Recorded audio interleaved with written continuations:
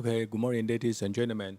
I'm Tse-Min from Taipei Veteran General Hospital, and welcome to join us. This is Taiwan ROVUS Lab, the third time. I think it's my honor to make a very brief opening remark here. And in previous two times, we already do some very excellent lab demonstration, and for the very complex PCI, especially for the CTO, calcified lesion, and bifurcation lesion. And of course, we focus on the use of the ROTA and the IVUS.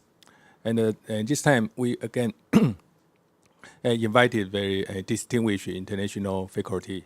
This time, we invite the Japan expert, Kuramitsu Sensei, from the Sapporo Center, and Professor Len Ho from Hong Kong.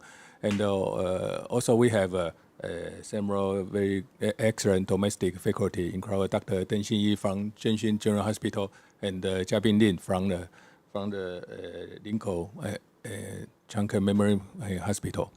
And again, we arranged similar case of the complex PCI, including the CTO and the calcified lesion today. And I think we will have a very excellent case demonstration and the hard discussion here. So now can we move to the room one? Room one. The operator is Dr.黄少嵩. So Shao-Sung, can you hear me? Yes, I can hear. Yeah, good morning. And can you introduce your case? Okay. Before I show our case, the angiography of our case, my team member Dr. Guo will introduce today's case. Okay. Good morning. I'm Dr. Guo, and I will introduce our first case for Dr. Huang. This is a 45-year-old male, and actually he had experienced chest tightness and dystonia about 1 month ago. And non-steaming was diagnosed at that time, and he visited our hospital. So at that time, we performed the first stage of the PCI on this February. And also we noted he has a dyslipidemia, and also he was a little bit obese. Okay, please, next slide. Okay, so this is an angiography doing 2 months ago, and we can see RCA middle has a CTO with auto bridging collateral. Next slide. And the cranial view, we can also see the characteristic of the CTO, a lot of auto collateral, and also at the distal part collateral to the distal. Okay, next slide. Okay.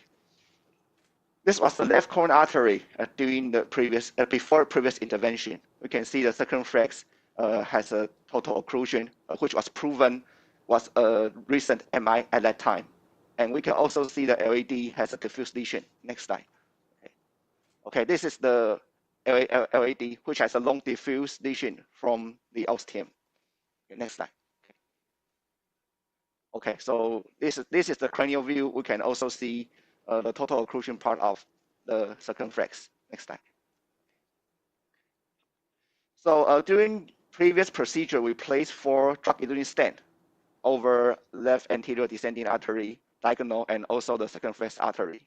So this was the final image of previous PCI. We can also see there are some septal collateral to the RCA PDA.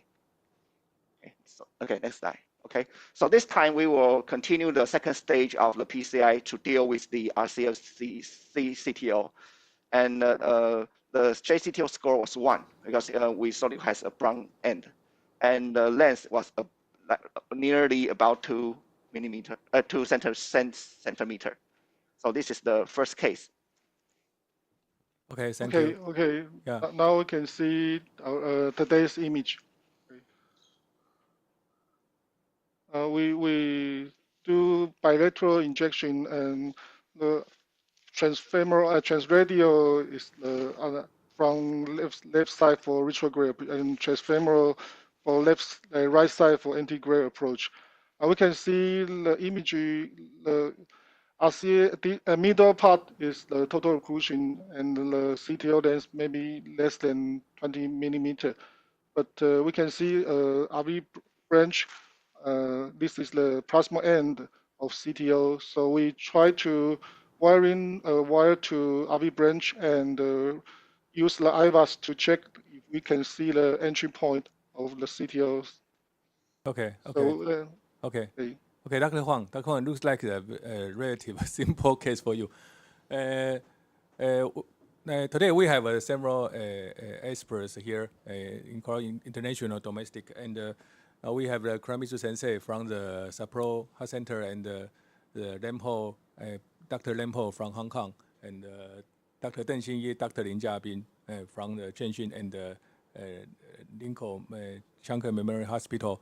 So maybe we can ask for the comment about our faculty. Kuramitsu Sensei, would you make some comment for these cases about the strategy? Okay, thank you, Dr. Wu. Actually, this case already fixed the area and the circumference.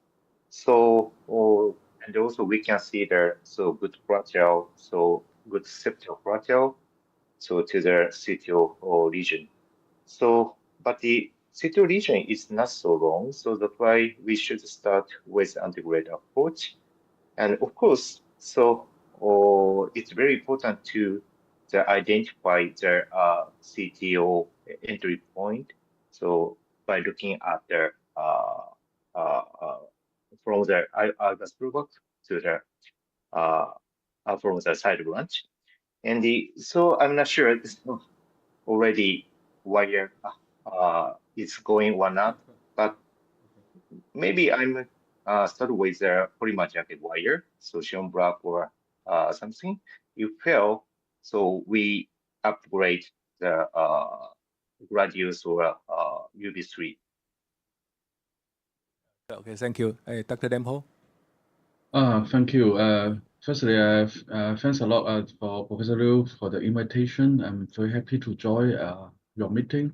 And for this case, I think, I absolutely agree. It's relatively easy for Shao-Sung because I've seen his case before.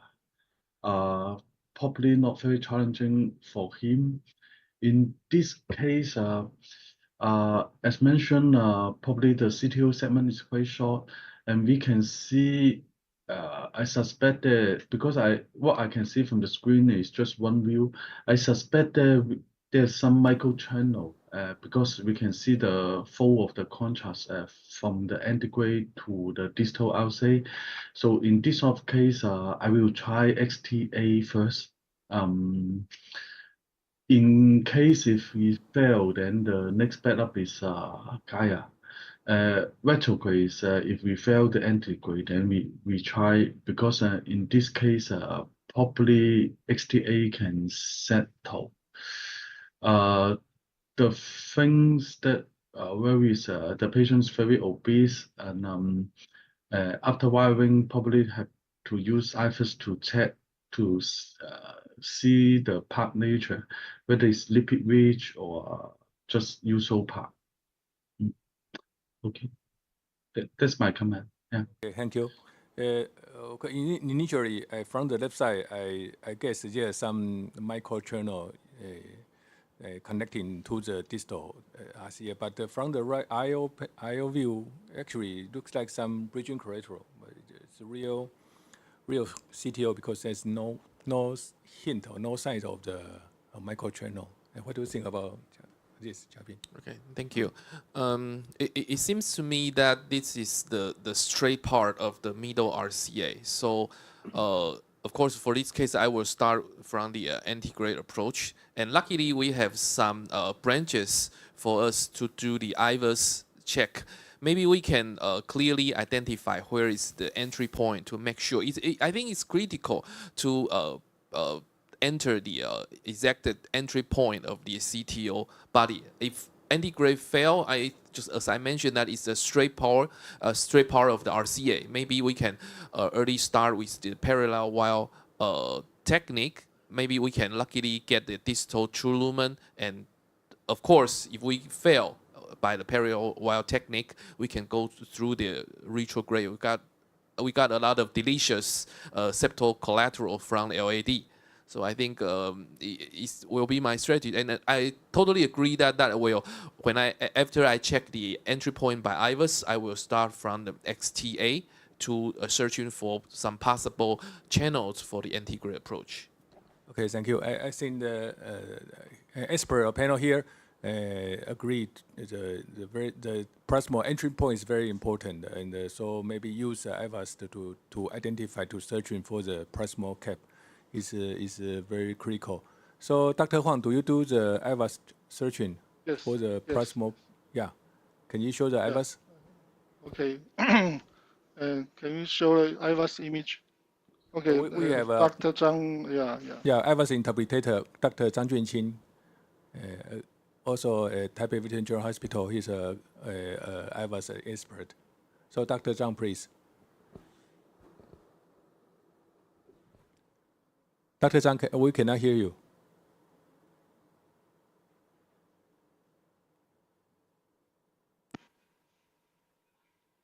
Okay, can you hear me? Oh, yeah, very clear. Okay. Yeah, okay. This is the IVUS pullback from the RV branch, and okay, this is around 20 millimeter in size of the RV branch, and it's around here. You will find the vessel become bigger. Okay, maybe I show you the image. Yeah, and I think we enter into the main vessel of the RCA. And the proximal part of the RCA is quite big. It looks like 4O. Okay, and I moved to the junction between the RV branch and the main trunk, and it's around here. And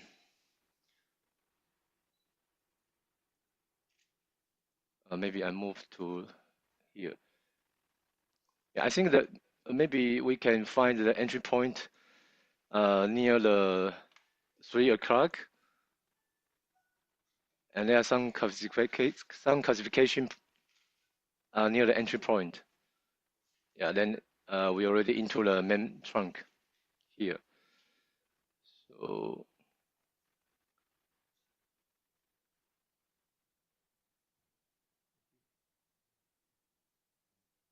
yeah, I think it's maybe the entry point maybe around the 3 o'clock. Yeah. So from the IVUS, probably there is some spot classification around the entry. So would you change your first choice of wire from this IVUS, Dr. Teng? Okay. From this IVUS image, we can see the CTO proximal cap at 3 o'clock, around 3 o'clock. So, and there is some classification. So, in my situation, I will start with the Gaia series with higher penetration power to approach the proximal cap and see a soft or hard plaque at the proximal CTO end. Yeah, I think again the similar question. Maybe I can ask Kuromitsu Sensei, because initially we all agree we will choose polymer jacket XTA wire like this to start the procedure. But after you see the IVUS finding, there it looks like some calcification. So probably maybe we may choose another more stiff wire like Gaia, like the Dr. Teng. So what's your opinion, Kuromitsu Sensei? Thank you. So actually looking at the IVUS image, we can see that some calcium as a CTO entry point. So that's why if polymer jacket fail to penetrate the lesion, so we should switch to the intermediate wire. So like Gaia second or something. But so And also, that is my opinion at this timing. Okay. It seems to me that maybe it's not so heavy calcified. It's a huge vessel, and you can appreciate that a lot of attenuated plaque. Maybe the attenuation is not because of heavy calcify. Maybe just because of the attenuated plaque. And for the attenuated plaque, it's not so stiff that you have to use Gaia second, Gaia third to penetrate the very stiff entry cap. So maybe in this case, I will still try to use the XTA. And of course, just as I mentioned, if I fail, I will use another stiffer wire like Gaia second to do the parallel wire technique. Maybe Dr. Zhang, can you increase the brightness of the IVUS? I'm not sure it's some air bubble inside the caster or some brightness issue. That can you increase the brightness from the left lower corner? How about the brightness? It's 5. Can you increase to? Yes, it will be more clear for us to identify where is the lumen, where is the plaque. Okay, I will show you can you the play it image again? Especially for the junction. Yeah, I think now it's more clear. From maybe 2 or 3 o'clock, the main branch join the RV branch. And of course, we can do the marking technique. Just we use the live IVUS and we park our probe just exactly at the entry of the CTO, then do the Hsin-I to confirm where is the marking of the entry by IVUS probe. And that's the target, because we are not doing the real-time IVUS guide puncture. So we can use the marking technique to help us to identify where is the entry we manipulate our first wire. Thanks, Javin. Very good the marker technique. But of course, this case is a relatively straightforward case. But in some cases, we can find some calcification of some sub-plaque. But especially most of the time, the sub-plaque is located at the carina side, between the side branch, the IVUS branch, and the main CTO. And again, in this case, we can find some calcification actually around the proximal CTO cap. So if we choose a very stiff wire, just like Jiabin said, maybe he can go into the another soft low attenuation part, go into the subintimal space. And if we use the marker technique, we can find the soft part, but actually most of the time this soft part is very close to the carina. If we would target at this exactly point, probably we may also go into the another side of subintimal space. So because the vessel, I think the vessel is larger than we initially think. Is proximal part is around 3.5, at least 3.5 millimeter. That is big. Actually, it's a big RCA. So I think the proximal entry point we have to evaluate very, very carefully. And I agree. We should try the same. The first wire should try the softer, very softer wire, and then maybe I will use the Gaia wire. We are very happy to have another commentator, Dr.Lin俊呈from Taichung Veteran General Hospital. So, what do you think about this case, Jiunn-Cherng? Actually, I agree with Dr. Lin, because I think software have its chance to close the lesion, but parallel wire is very helpful in this kind of situation, because if I will use a double run caster, one use a stiff wire, one is use the soft wire, when we can try alternatively and get some advancement to close the lesion. Thank you.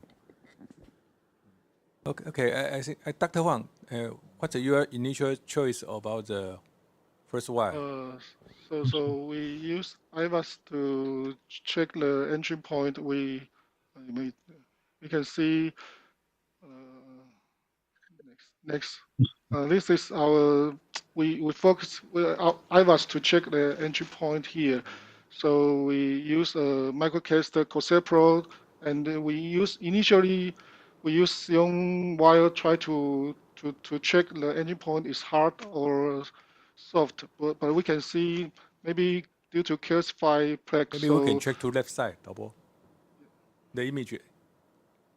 Okay, right. So this is the silicon wire. So we can see the entry point maybe not easy to pass. So we change to a Gaia second wire. This is the Gaia second wire. Next. You can see in initial we not sure the pathway of the wire is in the true lumen because some stiffness sensation. So next slide, we advance and we can see maybe the wire in the subintima space. So we withdraw the wire and try again.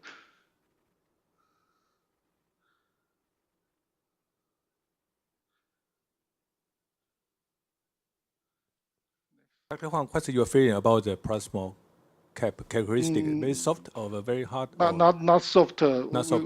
I feel stiffness. So the wire can go.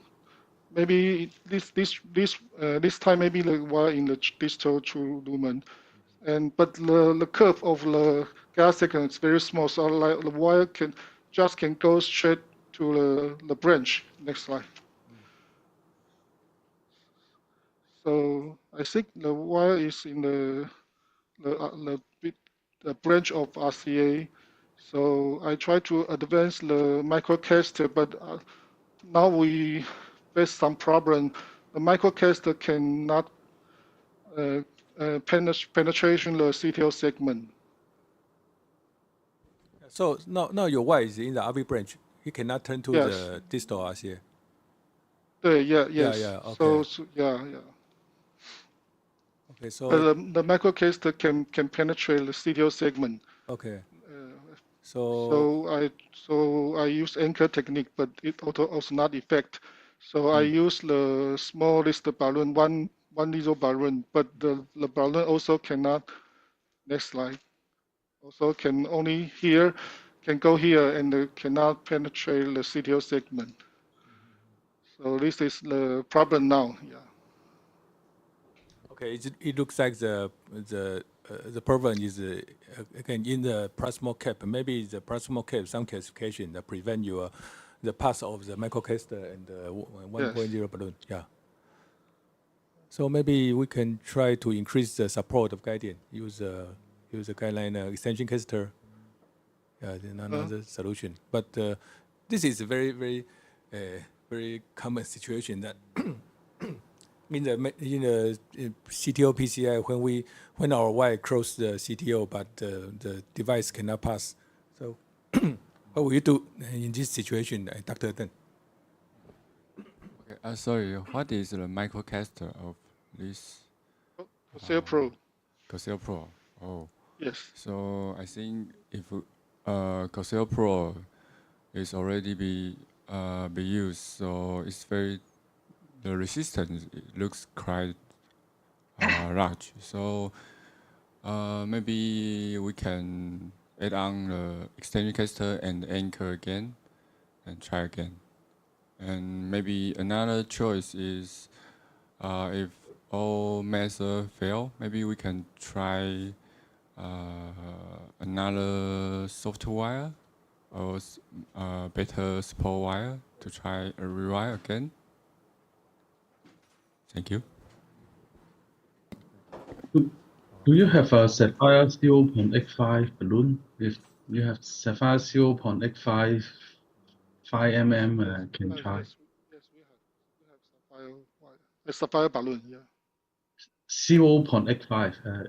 Sapphire 3 0.85. Sometimes if fail Corsair XS, I will try this balloon and it will. Sometimes.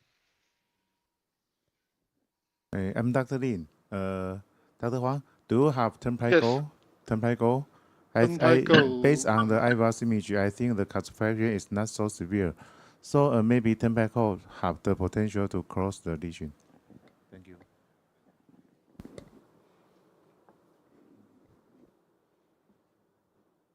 Well, in this case, maybe I agree. Maybe we can just firstly use the extension catheter, like a guideliner, to increase the support and try the 1.0 balloon again. Maybe under the better support of the child catheter, maybe we can have the potential to cross the 1.0 balloon. And I think it's the most easy way to cross the lesion. And maybe I don't know if you have ever tried to try to burst the 1.0 balloon, just like when you push the 1.0 balloon as far as possible, then just inflate maybe to 20 atmosphere to burst the 1.0 balloon to make a small explosion at the entry part to open sesame, the entry calcium. Open sesame technique, yeah. Of course, the final step is to use the rotor operation. Probably we can use the microcatheter to advance as far as you can, and then the bare rotor wiring and do the rotor. Okay, so Dr. Huang, okay, thank so you. you continue your very good work, and we will turn back. Thank you. Then we will move to the room 3. Okay, thank you for your comment. Thank you. 打样的角度，3块牛才。Dr. Tsai. Dr. Tsai. Hi. Hey, I'm Lu. Hi. Hey, Professor can you hear Lu. me? Yeah. Yeah. Good morning. Yes, I can hear you. Yeah. Good morning. Good morning. Yeah. Now you know you're on air. So would you introduce your case and your team? Okay. Good morning, every intervention cardiologist, every expert. I'm Dr. Tsai from Taipei Veteran General Hospital. Today, I will introduce my team. We will accomplish one heart rate patient with LAD CTO. And this is Dr. Song Wei-Chieh. And this is Dr. Lu Yuyong. And now I will invite Dr. Song to introduce our case. Good morning, everyone. And this is room 3. And today we're performing a case of LAD CTO. And this is a case of 71-year-old male. He presented to our hospital with exertional dyspnea for 2 months. And his personal past medical history included he has heart failure with reduced ejection fraction. His LVEF is around 38%. And he also had moderate ventricular hypertrophy. He also has hypertension. Personal risk factors including that he was a previous smoker and quit for 4 years, but he denied any associated family history of coronary artery disease. Next page, please. So let's look at his angiogram. Let's look at the RCA. We can see that there's a critical lesion at the proximal and middle part of the right coronary artery. Okay, next page. And from the cranial view, we can see there seems to be a collateral vessels from the RCA to the PDA branch to the LAD. And next page. Okay. So from the aerial caudal view, we can see there's critical lesion at the proximal and distal part of the left circumflex artery. And also we can see from the beginning of the LAD, there's a CTO and there's no. So we can see the next page. Okay, from the RAO cranial view, we can find that the LAD CTO started from the very proximal part. And there seems to be bridging collaterals from the proximal to middle part of the LAD. And there's also collaterals from other vessels, but let's see next page. We can see more clearly from this page that there's circumflex to diagonal collaterals from this is the ipsilateral collaterals. Okay, next page. So today our target is the LAD CTO, and the syntax score of this patient is 33.5, and JCTO score is 2, including calcification and the length. I think for this kind of ischemic heart failure, CABG is the golden standard treatment for this kind of patient. However, this patient reject open heart surgery directly without any doubt. He said he don't want to receive any open heart surgery. So we have to try percutaneous intervention and complete revascularization as we could because the ejection fraction is poor. So for this kind of patient, I would like to discuss with our expert how to treat this kind of patient, and please give me some advice. I think this is a tough case, and you just mentioned that CTO score is a 2, but I'm wondering if there are any stump, because it looks like it's blind end, the proximal cap. So probably maybe the CTO score is 3, and Okay. And first question is, this case is a patient with impaired LV function. So would you consider mechanical support first before you do so complex procedure? For this kind of issue, and I think the heart failure is stable now. And when we do the right heart catheter and the LV angiogram, the end diastolic pressure is just around 15 because I put him on adequate GDMT. So I think we don't need the mechanical support for this kind of stable ischemic heart failure. However, if there is any adverse event or complication happen, we may insert mechanical support as soon as possible. Yeah. So another question is, RCA proximal lesion is not treated yet. So should we treat the RCA first or attack the LDCTO first? Yes, I think this is also a question that I have to discuss with our experts. Okay. I think this is a relatively complex case, and maybe I may access the comments of Kuramizu Sensei. Would you try the antegrade or the directory retrograde? So actually, we start with the antegrade approach, but before tackling the LADC to P cell, we should fix right coronary artery and the circumflex lesion. So because this patient has a lower ejection fraction, so that's why. So considering the safety viewpoint, so we should fix the right coronary artery, and the circumflex region at first, and then try to treat the CTO lesion already. Agree, Dr. Lim-Ho, what do you think about this? Treat the right side first, or I absolutely agree that this is not JCTO score 2. I will say it's 3 or 4. The LDCTO is very complex. And the patient is also complex because of the low EF. It's lucky that we had checked the LVN diastolic, which is low. So I think we can proceed for procedure. I cannot say it's correct or not. Just say in my usual practice, I will do the RSA first in this case, and then I may not touch the LDCTO at this PCI. I will usually stage the LDCTO. After opening the RSA, I will keep for example, Entresto, SGLT2. 6 months later, when the patient further improve, then we proceed for PCI on the LAD.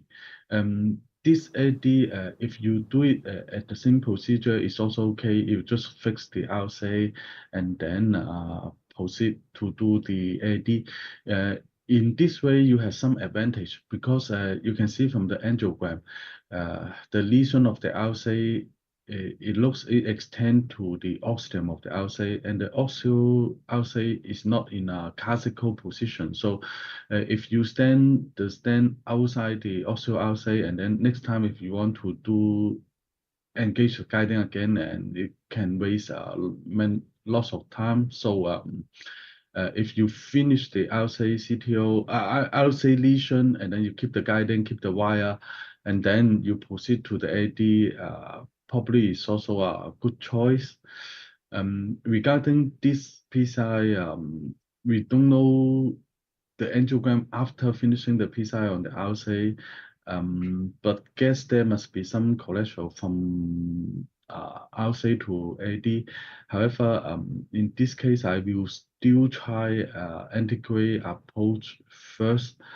But don't have a loss of expectation. Just try. If fail, probably you have to switch to retrograde in a very efficient manner to avoid the contrast or prolong the procedure. That's my comment.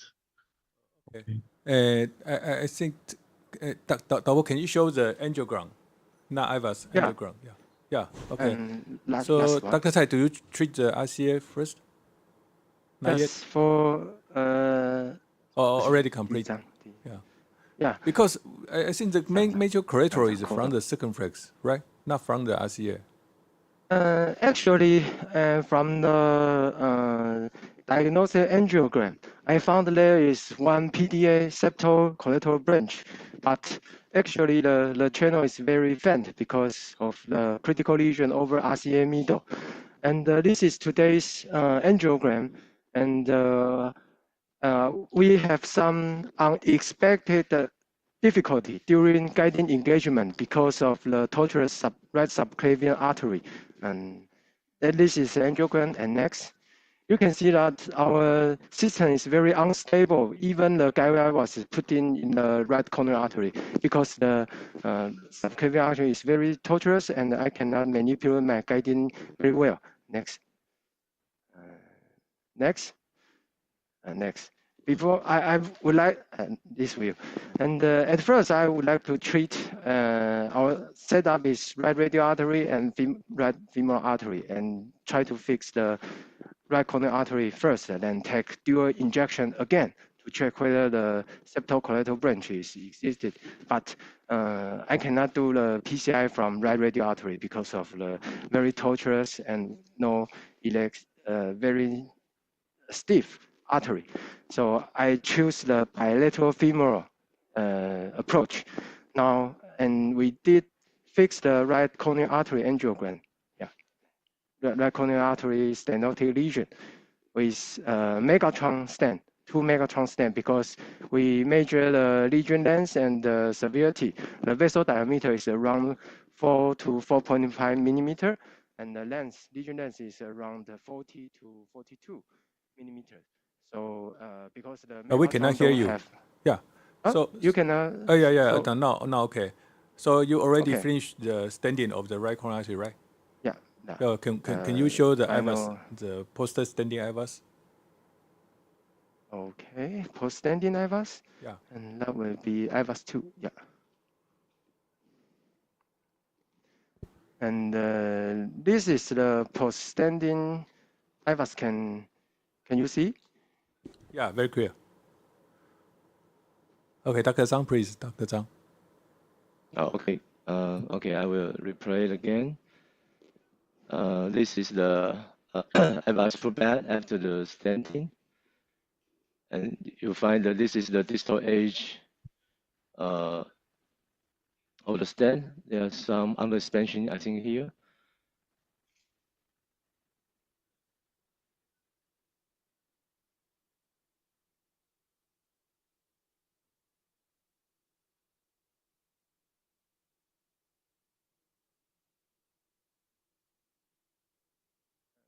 I would like to discuss with the experts that in this kind of lesion, that we can treat this kind it looks like the remaining part of the stent is expand well, but the point looks like some under expansion. Yeah. Is that a site of the acute angulation site? Yes, there's acute bending. So even we use the 4.0 NC predilatation, and the Megatron cannot expand very well. And so we use another 5.0 NC emerge to do the post-dilatation. And for this kind of lesion, can we just use synergy TADI to treat this kind of vessel? Because the vessel is quite large, and the plaque burden is very heavy. And my thinking process is that we use a strong stent to expand the lesion and to achieve better outcome. It's my plan, but is that reasonable? Yeah, we agree. Because of Megatron, very good. What's the size of the stent? The size, 3.5 or 4? 4 or 4.5? 4.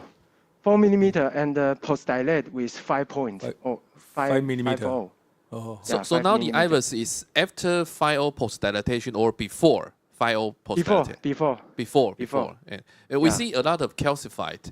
So I think Megatron should be the preferred stand for such good support and also for the relative calcified lesions.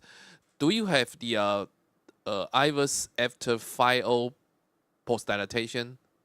No, Not we yet? just do the final angiogram. So if we can do it right now. Okay. Because I think for this LAD CTO, I think we got a very high chance to go retrograde. And after fix the RCA, maybe 3 or 6 months later, maybe we can have more collateral choice to go for the retrograde approach. So for the safety issue and also for the LAD successful issue, I agree that we should do RCA and circumflex first, then maybe 3-6 months later, and we can check the LAD and also for the collateral to do the LAD CTO approach at that time. And I also noticed that could you provide more detailed echo information, because I saw a very significant aortic regurgitation. You know, as a TAVI operator, sometimes you will notice the aortic regurgitation when you just do the coronary angio. And actually, I think the aortic regurgitation is caused by my guiding because I pushed very hard. The system is very unstable. Even I choose to engage my guiding from femoral, but the system is quite not stable. Okay. And also for this case, of course, we still have the diagonal and also for the septal to do the IVUS pullback to figure out where is the LAD entry point. But the difference from the previous RCA situation is that the angle of the diagonal and for the septal is quite large. So I'm just wondering if we just both pull back from septal and also for a diagonal, and we can identify the entry point or not. I really doubt. So for this case, of course, I will go for anti-grade first, but I think we got a very high chance to finish by the retrograde approach. Indeed. At first, we just before the transmission, we just finished the diagonal IVUS pullback, and I cannot identify the proximal cap very well. And later, probably I will pull back the IVUS from septal.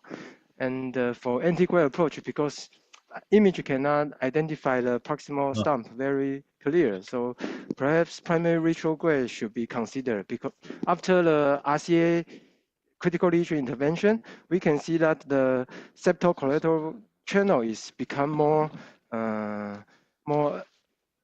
obvious and more looks like some promise in the septal collateral. So you prefer the primary retrograde, right? Or because I think just Jabin said maybe I think it may be very very difficult to see the proximal cap from the diagonal branch, but probably septal, even perpendicular in angle, sometimes we can find some plaque here there, and may help us to find the proximal CTO cap. So maybe I will try the pullback of IVUS from septal. What do you think, Jiunn-Cherng? I think. Okay. Dr. Tsai, do you have MDCT for this patient before the procedure, because we can identify the origin of the LD? Because of the economic issue. At first, I would like to, just like Dr. Lin said, if we treat RCA and CIRC before LAD CTO PCI, that would be more safe and benefit to the patient. However, because patient is relatively young and without adequate economic support, financial support, he's quite yeah, he cannot afford DS. So we put him on this live demo to treat RCA circ at the same time. Together, and yeah, we at don't the same have time. the, together. So we don't have the CTA. Yeah, finance is always an issue. So it looks like you put back your IVUS from the dyno. So what do you Yeah, think? we complete, and we can see the round 3. And can you see the IVUS image? Can you show us? Let's pull back from the diagonal. And actually, I cannot identify the proximal cap very well. Yeah, and this is the IVUS pullback from the diagonal branch. And yeah, just like Dr. Tsai say, we cannot really identify the entry site of the LED. And this is coming over the second press and to the left main. Maybe we can replay again. This is the diagonal.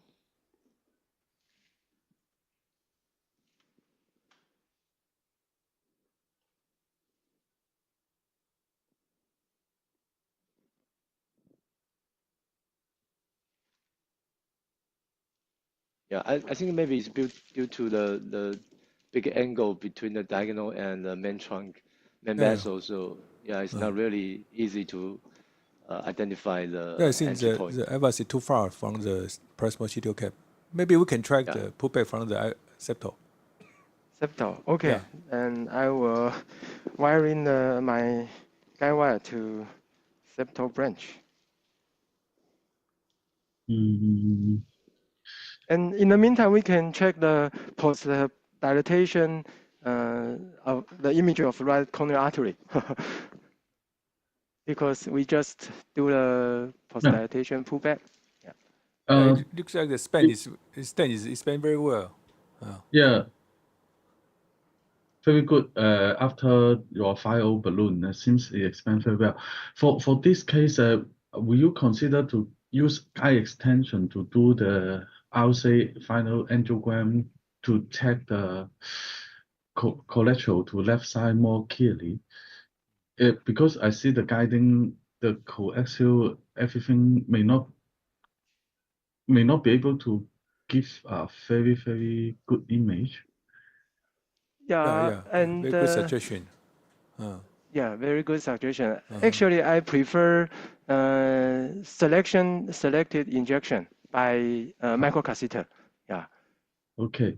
I think the extension catheter can increase the support because you have to advance your microcatheter very distally. So sometimes under the unstable support, maybe you need the extension catheter. Oh, then which kind of guiding extension catheter? Godzilla, 6 French? Godzilla is a good choice. Yeah. Okay. And now I'm trying to advance my image catheter into septal branch.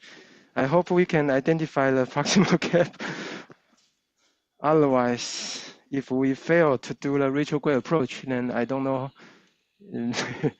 Yeah. What's our next? Okay. Yeah, we can start.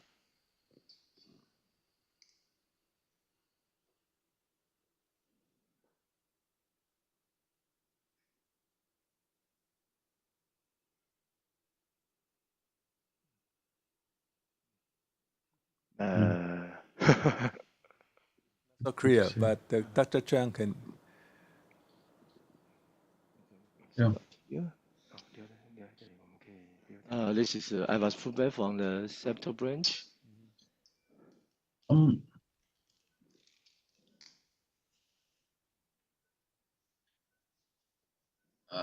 I think it's very challenging to identify the entrance in this case.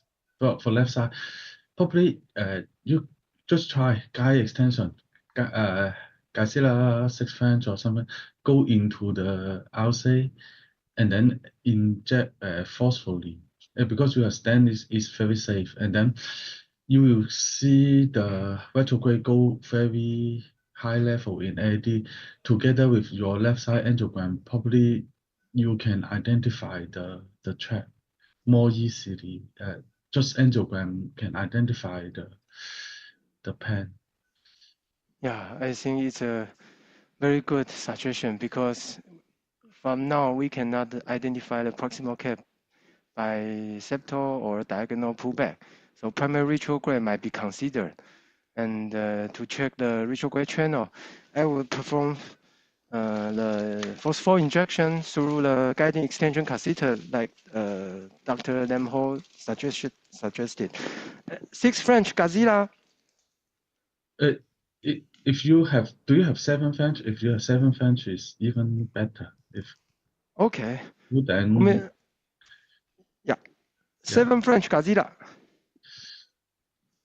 From the IVUS image, we cannot very clearly identify the proximal cap, but can you put the IVUS close to the suspected area and to continually observe? Because there is some, I think there's some noise. So probably we can, we can try again to try again. Yeah, okay. In the same time, please give us the 7 French the real-time Gazilla. image, yeah. 7 French Gazilla. And give high dose TNG before your phosphor injection. Okay. And help to open the channel sometimes. Yeah. Thank you. And we will do the septal IVUS pullback, real-time pullback first. Then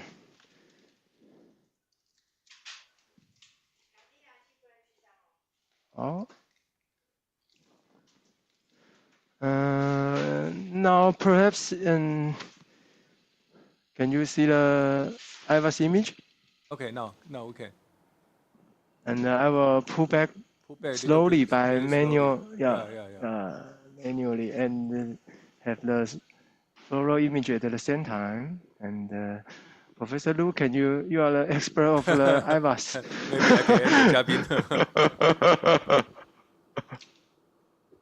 Can you advance a little bit? Advance, okay. Yeah.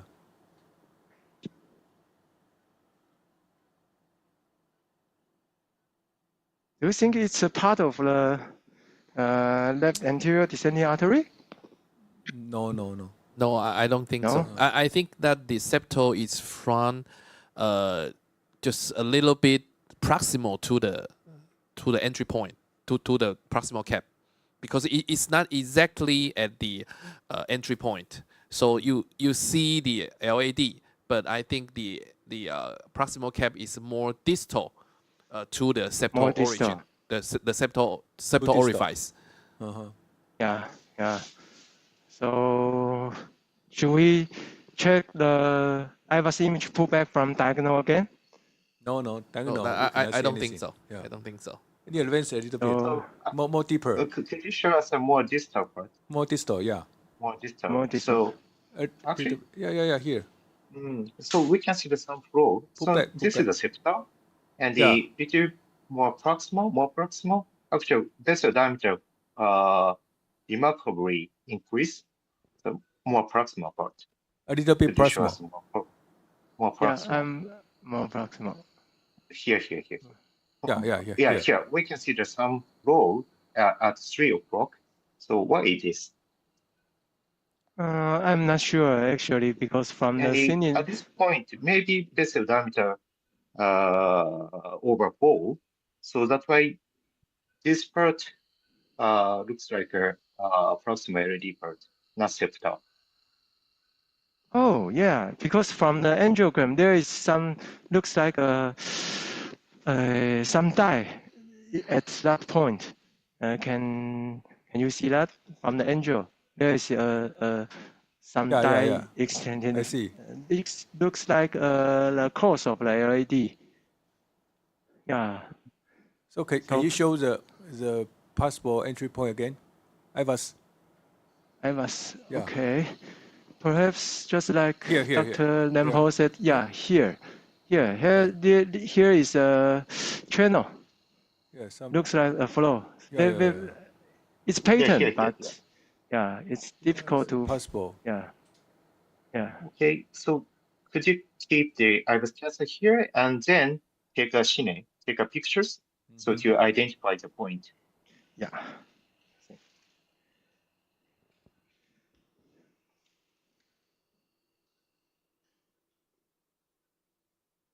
So probably it's that the dye flow into the. I think from that point, it's quite promising because it extended to a diagonal. Yeah, lateral there will be a diagonal flow. I think this part is approximately so proximal CTO body part. Yeah. So probably we can try. So diameter looks like over 4. Okay. So angiograph sometimes mimic us. Yeah. So it's possible CTO cap, but from the angiogram, it looks like some very small branch. I cannot sure is it really the proximal LED CTO cap? Yeah. Maybe you can use a double lumen caster. You use a very software try. Yeah. Okay. We can try very gently. Very gently. So of course, each impossible maybe the entry, but it's also possible for a small branch. Just try gently. Okay. So now, Cheng-Hsueh 跟插贴。And at this point, I would like to choose Cheng-Hsueh microcatheter and the XTA. Is there any suggestion or different kind of device that was suggested? So you already ordered the 7 French Godzilla to do the RCA. Will you do that first? It's okay. Okay, because I think we still can try and integrate because we can do the angiogram to test the distal cap through the Godzilla. So, okay. Okay. Dr. Tsai, you continue your job, and now we will have a special lecture. Special lecture. Okay. Okay, we will back to you, Miss later. Okay, now today we are very happy to have Dr. Kuramitsu Sensei. He will deliver a special lecture about the IVUS guide in complex PCI. And we know that Kuramitsu Sensei is a leading expert of the IVUS in Japan and very tremendous experience about the image and physiology.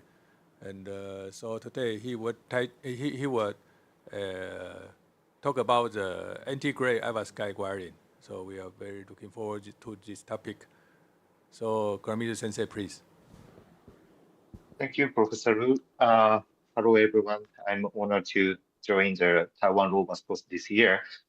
So, today I changed my title a little bit. So, I would like to talk about chip and tricks of chip detection area. So, here are my agendas. So, first, it's just introduction for you. It's time to reconsider integrated CTO PCI. So, over 40 years ago,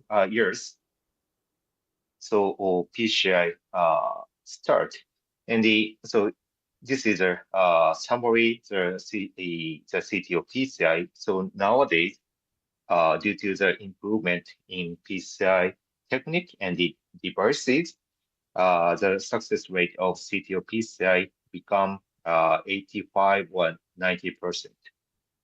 So, retrograde approach, was a breakthrough in CTO PCI. So clinical advantage of retrograde approach as shown here. So on the other hand, so retrograde approach has a high risk of complication. So this is a progress CTO population score. So as shown here, the retrograde approach was strongly associated with coronary population during the CTO PCI. So that's why, nowadays, we should consider the risk and the benefit retrograde CTO PCI.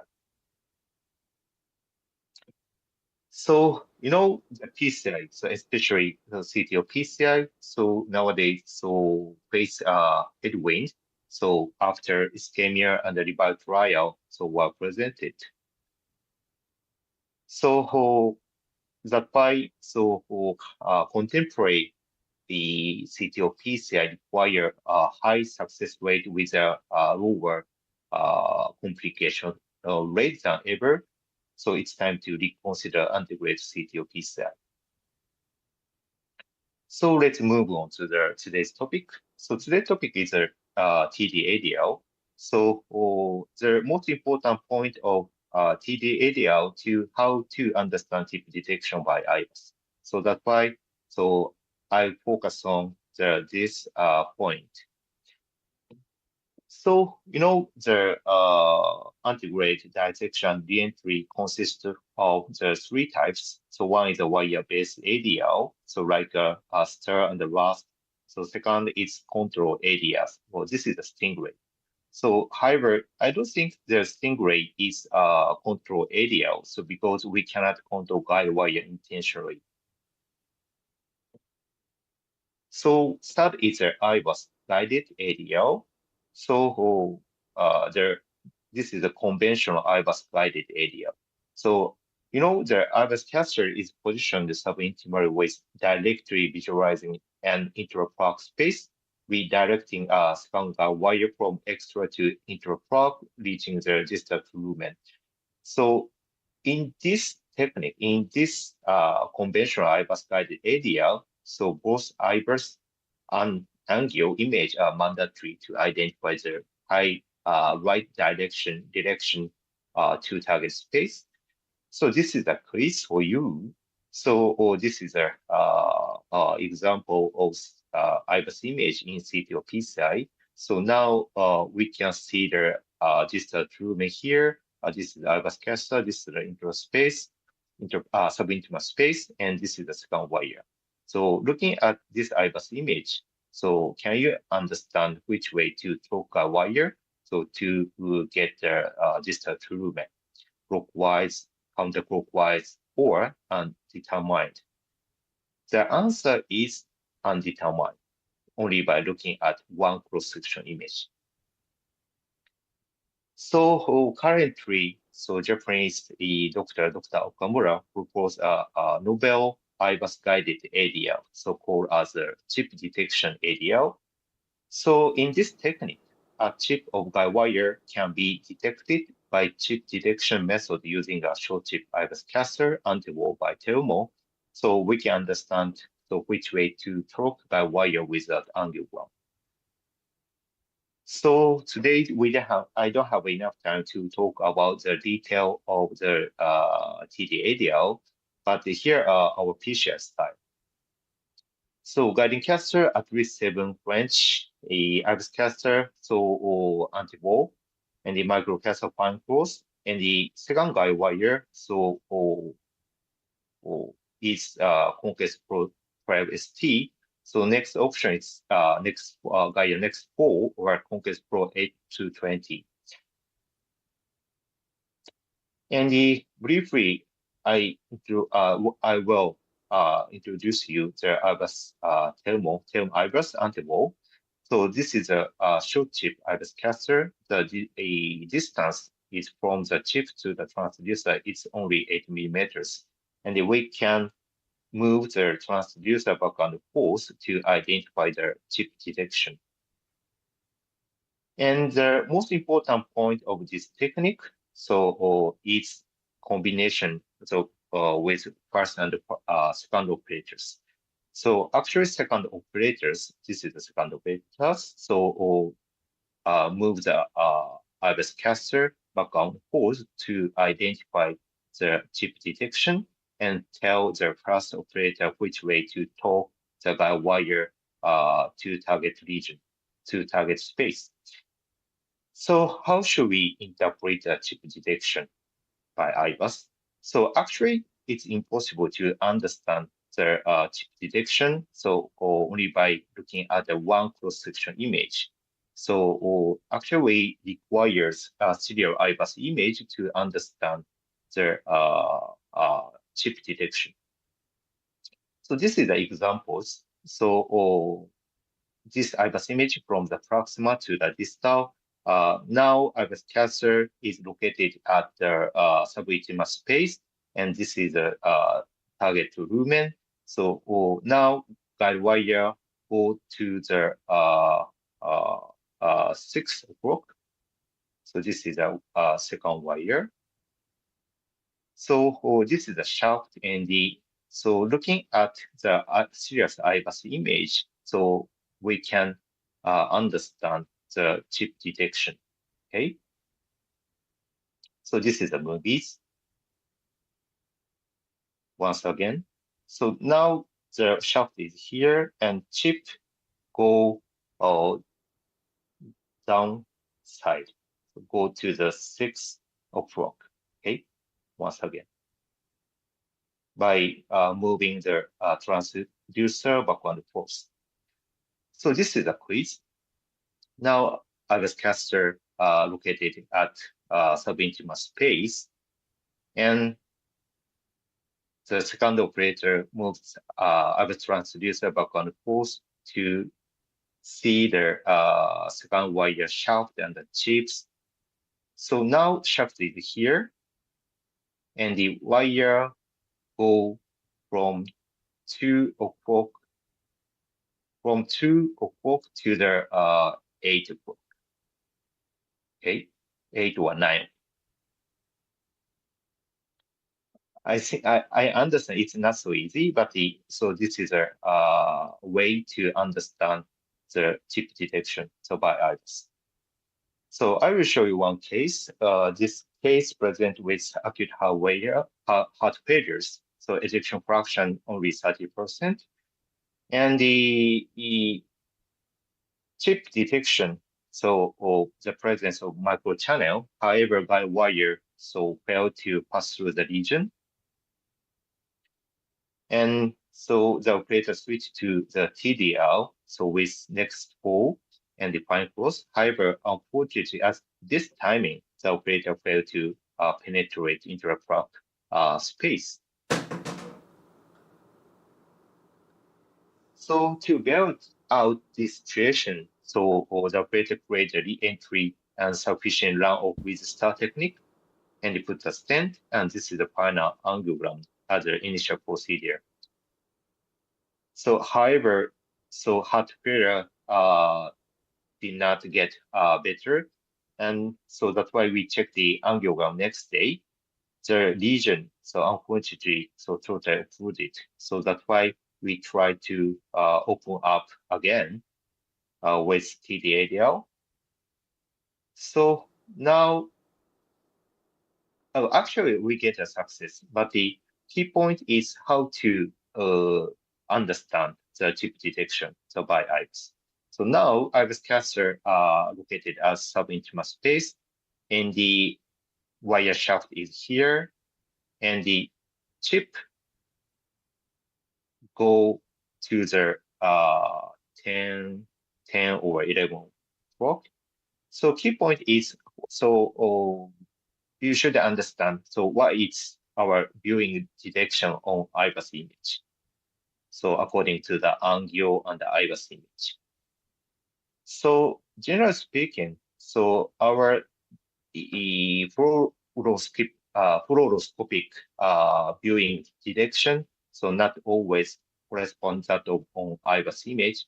So that's why, so we always try to integrate angio and the IVUS image. So there are 3 steps. So first step is to identify our viewing detection of IVUS. So the first key point is the positional relationship, so IVUS caster and pass-by wires. And so we classify into 2 patterns. So regarding the positional relationship between the IVUS and the pass-by wire. So one is the overlap position, the other is no-overlap position. So looking at this angiogram, so this is a RAO cranial view. So IVUS caster and pass-by wire looks overlap. So that's why looking at this IVUS, maybe so our viewing detection from around 3 or around 9 o'clock. So second step is to confirm our viewing detection. So based on second wire chip and the shaft location. Okay, and looking at this angiogram, so this is the second wire. second wire shaft is located on the right side of IVUS caster, and the tip is toward IVUS casters. Okay, so share IVUS cross-section image from proximal to the distal coronary artery. So considering these IVUS findings, so we can understand our viewing direction is from 8 o'clock.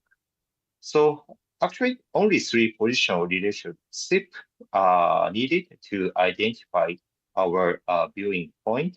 So one is the IVUS caster and the plus guide wire. Second is IVUS caster and second guide wire. And third is second guide wire chips under shaft location. And also, this is the final step. So rotate the IVUS image to align with fluoroscopic viewing direction. So in the mid LED, so I mean the cranial view. So our viewing direction, so it's defined as 6 o'clock. So now on IVUS image, our viewing point around 8 or 9 o'clock. So that's why we counterclockwise. So around 90 degrees. That's why so we align with the or the viewing point. So on the angle under IVUS image. So back to the case. So actually, we get a success. So we confirm that the second wire penetrate the distal lumen. So that's why I advanced microcasters.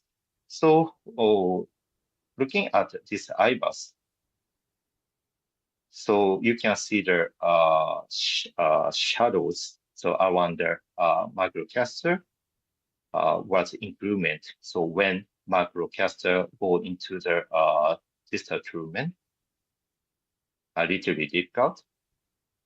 But anyway, so after advancing microcaster to distal lumen, so Onkes Pro 12 ST was swapped for Xenon block.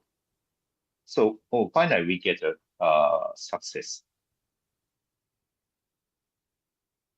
So the last topic. So what is the major limitation of TD-ADL? So recently, so Dr. Okamura group so reported a high success rate of TD-ADL compared with the Stingray ADL. So however, the major limitation of TDL is we need the thermal IVUS. So this is the major limitation. So that's why we recently try to the TD-ADL with Boston IVUS. So this is the first TD-ADL case with Boston IVUS. The region is a long right coronary CTO region. And we start with antegrade wire escalation strategy, Xenon block to the Gladius.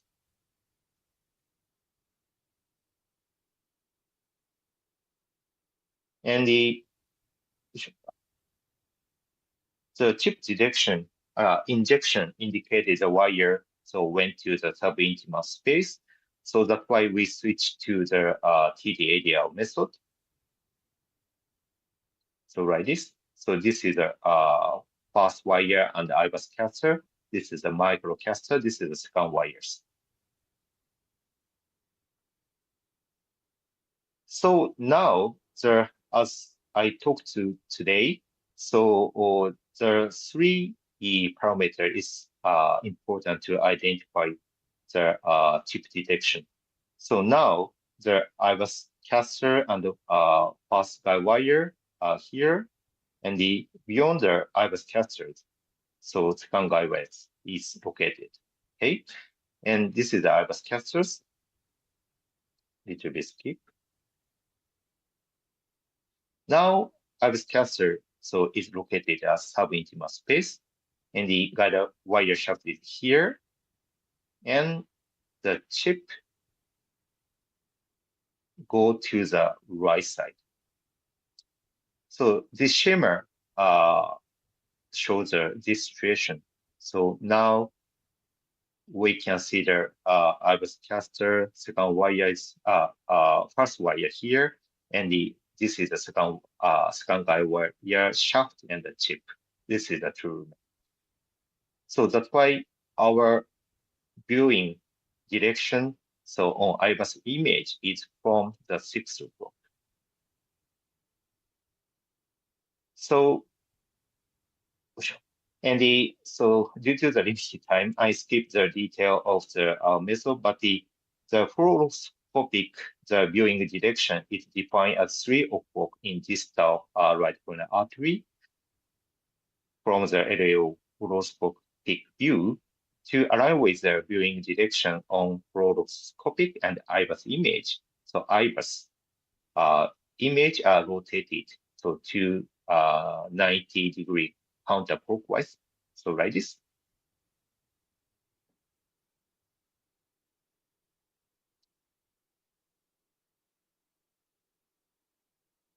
So with TD-ADL, so after advancing microcaster to distal lumen, so conquest Pro 12 ST was swapped for the Sion block. And finally, we put a 2-stent to from the mid to the distal RCA and with a good result, like this. Okay, so here are my take-home message today.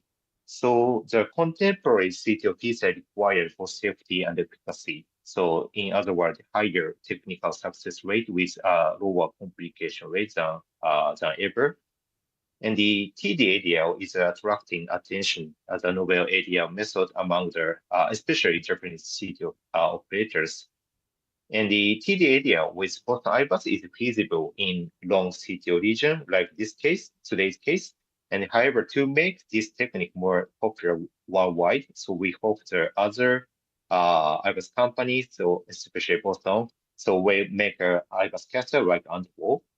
So of course, so further experience and clinical studies are mandatory to address the clinical implication of TD-ADL in CTO PCI. Thank you for your attention. Thank you very much for the, I think, a little bit difficult to understand the tip detection method. Actually, we do some case of IVUS guide wiring, but no, we just have the Boston IVUS, of course, and we always control the wire by the angiogram, not directly from the IVUS. I think from the IVUS, by IVUS to control your wire, I think it's a little bit difficult. So we use a similar method to observe the relative position of the first wire and the IVUS catheter to find the optimal X-ray tube direction and to try to find the Truman direction, incorporate into the angiogram. So we control our wire by angiogram. But I think Kuramitsu Sensei's method, I think maybe we can try later. But I have one question. If you can control your wire by real time to puncture back to the Truman, why do you try to puncture earlier? I mean that to shorten the subintimal space to find the very prosmally. Try to puncture back to the Truman, shorten your subintimal space, not just using the concept of the TDR. Yeah, so actually very important point. So for TD-ADL, so however actually it's sometimes difficult to puncture the proximal part even using the TD-ADL. So especially when the lesion include a calcification. So this is unsolved issue in TD-ADL. However, in other words, so it's most important point to identify the best stick point. So by IVUS findings. But most of the time, of course, our wire going to a subintimal space is because of the calcification. But our concept is to find the entry point, the very early entry point of the wire going from true to false. So if we can identify the entry point, we can try you do the real time or IVUS guide, try to attack at that point. Maybe you can keep the subintima very short. This is our goal. But I think we have to polish our method. Jiabin, do you any comment? Well, I think it's a very good concept to do the re-entry. But of course, just as we mentioned, that if we still have very calcified lesion, we got a lot of rock on the road, so you just cannot all the way in the intraplaque to go to the distal true lumen. I think it's a very good way to do the re-entry. Although we have some rock on the road, but we go subintimal to bypass the rock and then just go back to the distal true lumen. I think it's a very good concept, but of course, I think we need some experience and also have some more useful gears, just like the Terumo IVUS. And of course, the tip of the Boston IVUS is too long for this kind of method, because we have to create a subintimal space all the way beyond the distal cap and to do the IVUS. And of course, we can sometimes we can cut the tip of the Boston IVUS catheter, but it's not officially recommended. And I did that before, and sometimes it's not easy to push, and sometimes it's not easy to retrieve because the monorail is too short, and you cannot just pull back the IVUS. You have to pull out everything, includes your IVUS and also your wired. So that's the problem for the long tip IVUS catheter. And we are looking forward for another short tip IVUS, maybe from Boston, maybe from another company. Okay, thank you. Do you have any question? Dr. Teng. Okay, I'm Dr. Teng from Zhenxin General Hospital. Kuramitsuru is a very impressive IVUS lecture, and I also got a lot. Actually, I tried a similar method before, but there's a difficulty I met before, because I think the key point is how to decide the secondary curve of the second wire, because in my situation I puncture a re-entry into the true lumen. However, after that, if secondary curve is too big, it is very difficult to wire into distal. I mean, I can use a big secondary curve to puncture into the true lumen at the entry side level, but after that, I still want to puncture in, and I want to go to distal true lumen. However, at this moment, when I rotate my wire, and then it is very easy to go to subintima again. So, what is your opinion about how to do the secondary curve? Thank you. Okay, so that is a great question. So actually, original method is second curve is not necessary.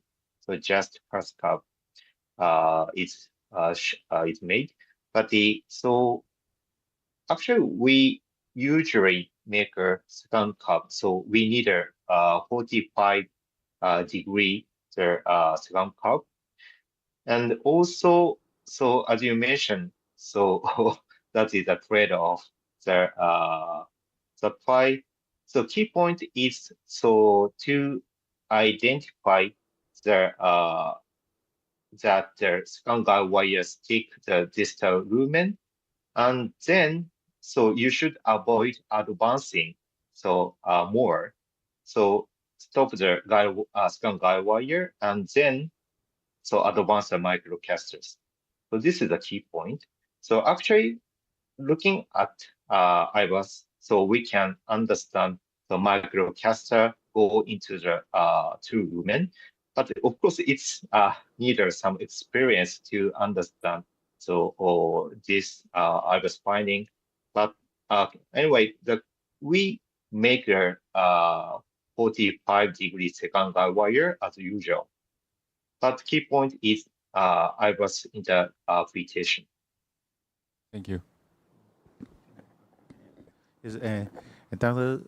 Sensei, your lecture is very excellent, and we all learned a lot of from it. And I have a question: is that because we know the echo signal is difficult to pass the calcify, so in the most CTO cases, the calcify is very severe. And in your case, the calcification is not so severe. So in most CTO cases, do you think the TDADR is also a vicious efficacy for the most CTO case? Thank you very much. So as you mentioned, the calcification is still the problem. So even in the TD-ADL. However, if so, when we puncture, we stick the distal to lumen. So it may be good news for interventionists. So as Chapin already mentioned, so I can skip the severe calcification, so making our procedure more easy. So, however, we sometimes encounter the difficult case to stick the true lumen due to the severe calcification. So that's why severe calcification is still unsolved issue. So in TD area. Yeah, I think the chromatic sensei lecture is very inspiring. Maybe we can try this method in our cases later. Please okay, try. okay, thank you very much. Thank you. And thank you very much. Yeah, and then we can turn to room 1 to see the Dr. Huang's case. Okay. Dr. Huang, we come back. Yes. Yeah. Okay. Can you show the image? We can see. Thank you, Dr. Len Ho's suggestion and Dr.Lin佳濱's suggestion. So we use the sapphire balloon and try to burst out the balloon, let the balloon rupture to see if any effect to open the CTO segment. So, so we can see the balloon rupture. The balloon can go and can penetrate, can cross the CTO segment.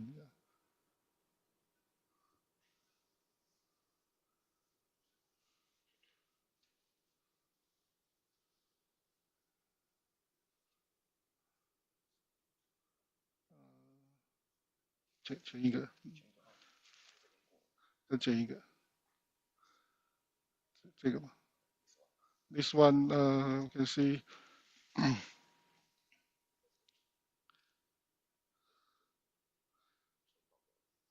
This is another after balloon rupture. This is another one little balloon to open the CTO segment again, and we can advance the microcaster Corsair Pro to the RV branch. This is the initial balloon rupture here.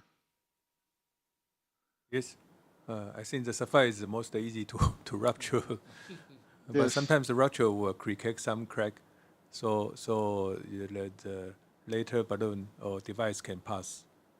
But I'm just wondering, do you do the IVUS to check after the wire crossing the rupture side? Yes, yes, we can see the image, the IVUS image.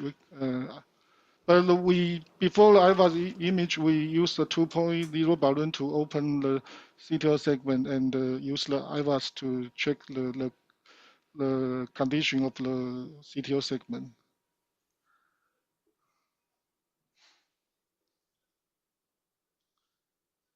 And can you show the IVUS image? Yes, yeah, yes. Okay. This is the IVUS pullback, and after the 2.0 predilatation and pullback from the RCA distal RCA. Yeah, it's, okay. It's from the PDA pullback to the proximal. As you can see, there are some diffuse fibrous plaque from the PDA.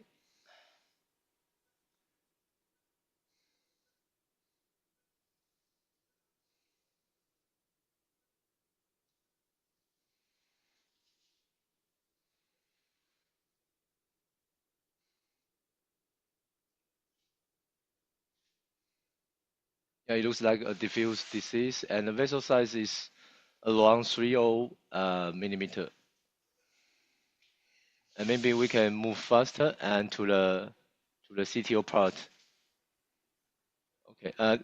Yeah. Now you can see the wire from 1 o'clock in the RV branch joined to the main vessel of the RCA, and this location is nearly the distal cap of the CTO. And then now we are enter the CTO body. As you could see, the I think the Y is in the vessel structure. And this is the second RB branch join the main vessel. And this is near the entry point of the CTO. Okay, maybe we can replay again.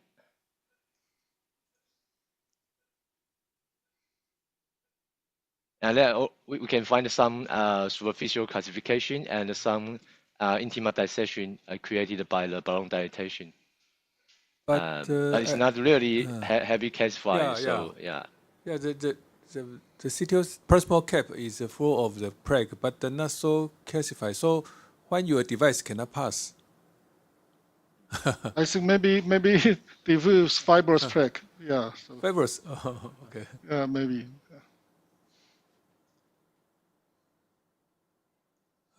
So it just looks like the attenuate plaque, right? So I'm still, I'm also wondering, so how it's so difficult to pass the Corsair. So Dr. Huang, have you ever tried the child caster to facilitate the passage of balloon or child caster, or the microcaster? Yeah, I think if the balloon cannot penetrate the CTO, I will try the child caster, but the balloon can pass, so I don't use child caster in this case. Dr. Teng. How can you see the IVUS again from the distal CTO, distal part of CTO? Because according to my interpretation, some maybe thick calcium at distal part like here, 6 o'clock. So maybe at this part, because there's some artifact, so it's very difficult to identify the calcium. However, because in this kind of CTO plaque, maybe some attenuated plaque mix with the calcification. So sometimes a deep calcium, maybe it is difficult to find from the IVUS if there's some lipid mix on the top of the calcium. But maybe a little distal? A little distal? Yeah, 6 o'clock. Yeah. Yeah, because you can see 6 o'clock. It looks like an eccentric nodular calcium. And because of this calcium, so after 1 hour balloon dilatation, we can see dissection dissected from the lumen along the border between the calcium and the fibrous plaque into dissected into the space behind the nodular calcium at 6 o'clock. We do check some superficial calcium, and this is the reason why the device cannot pass. Okay. According to the IVUS finding, what the stent size and where is the landing zone would you suggest, Dr. Zhang?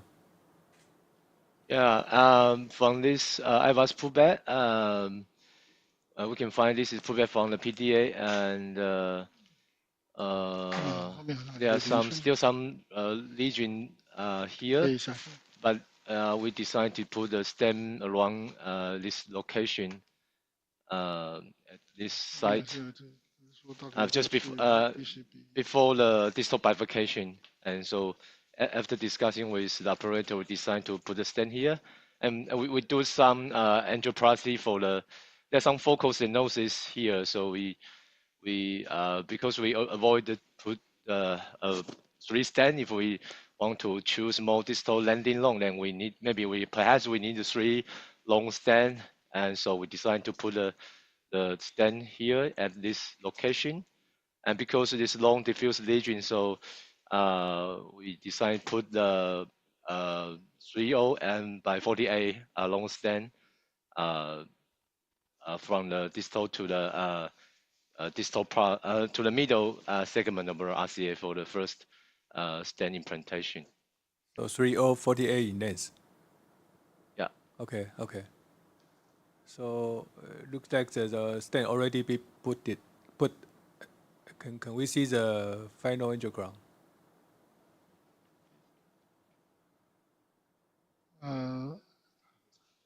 Final. Okay.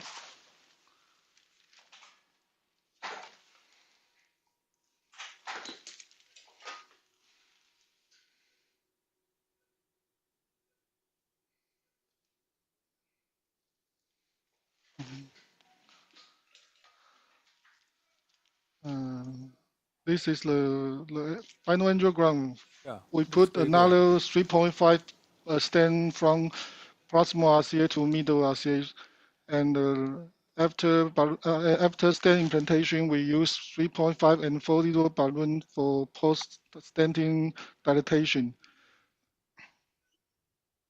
After post-dilation, we want to check IVUS, but the IVUS cannot see because we do now. Yeah. Okay, since the distal flow is very good. Yeah. So I think the Dr. Huang already do a very good job, and congratulations for the success. Yes. Okay. Thank you. Very good result. Yeah. I think this is a relatively straightforward, simple cases, but I think IVUS is still plays some important role for the identification of the proximal CTO cap and the evaluation of the CTO segment, and choose a very correct stent size and the length. Okay, and the final result is pretty good. Thanks Dr. Huang's very excellent demonstration. Okay, thank you. Thank you, you. your team. Thank you. Okay. Thank you. Maybe we can turn to room 3. Dr. Tsai, do you have any progress? Dr. Tsai. Oh yeah, Professor Lu.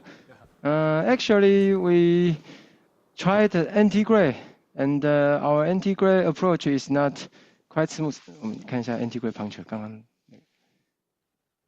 So you use software to search in the proximal cap from the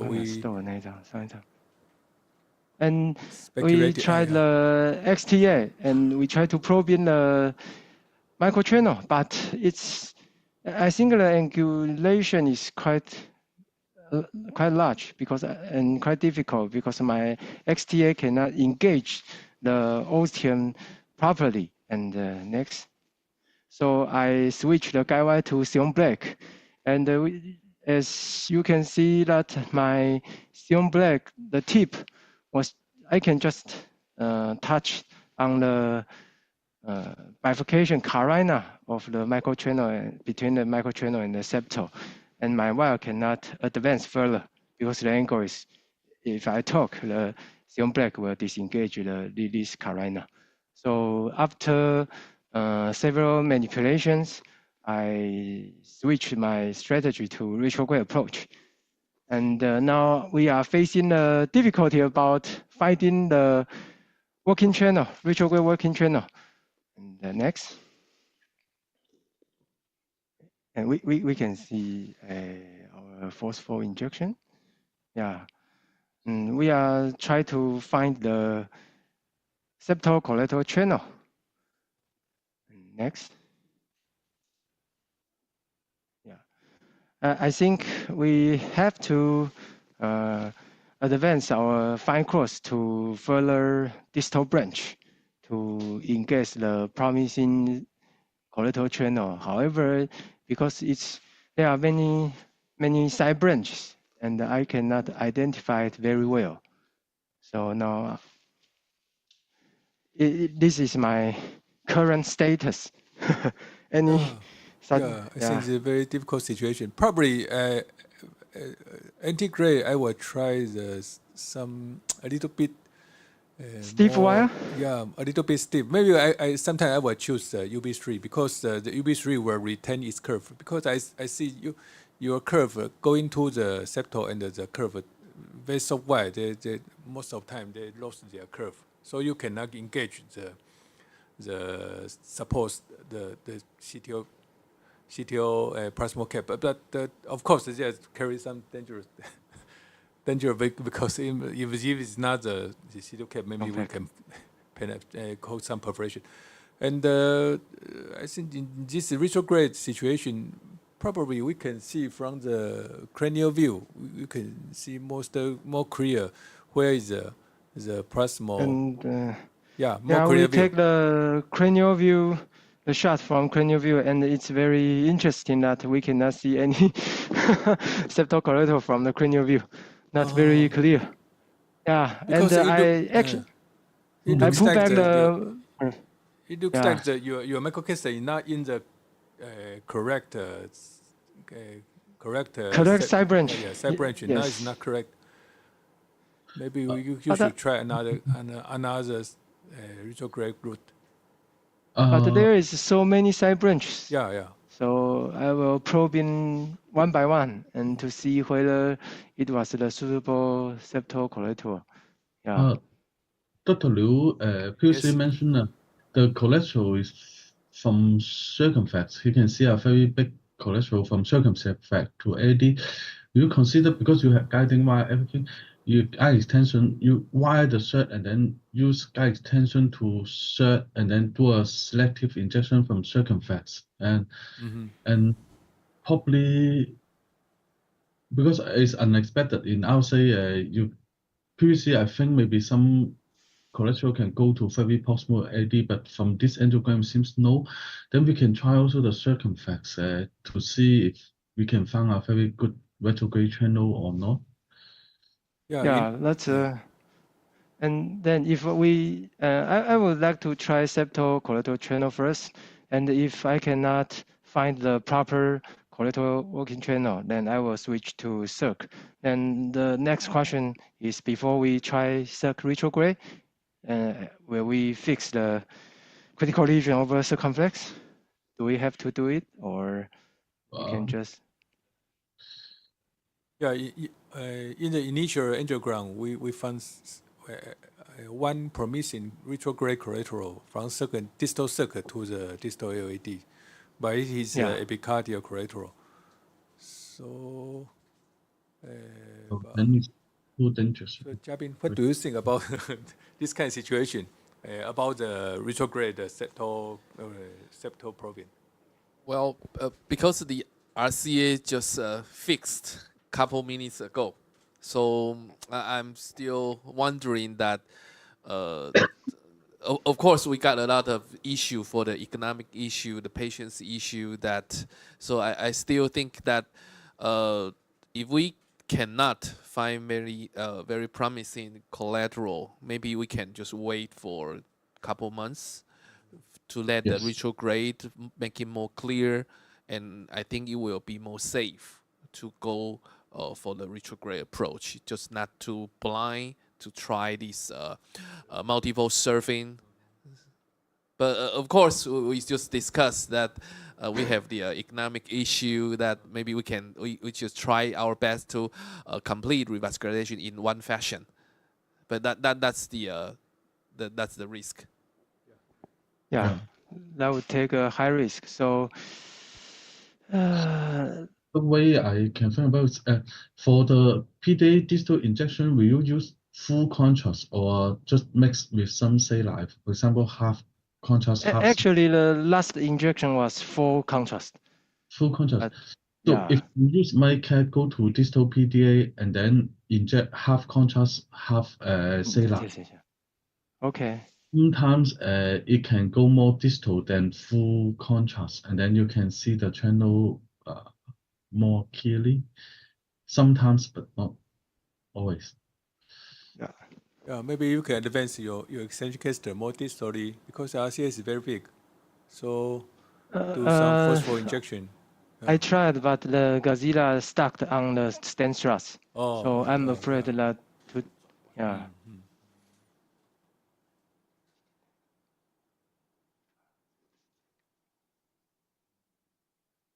Of course, you don't forcefully push your Godzilla too much, because it's the newly implanted stent. You will make a longitudinal stent deformation. Yeah. Especially at the curve. segment 1 to segment 2. Yeah, so I can just put at the beginning side, just the proximal side of the RCA. And, in this sort of situation, if you can't see very good vertebrate collateral,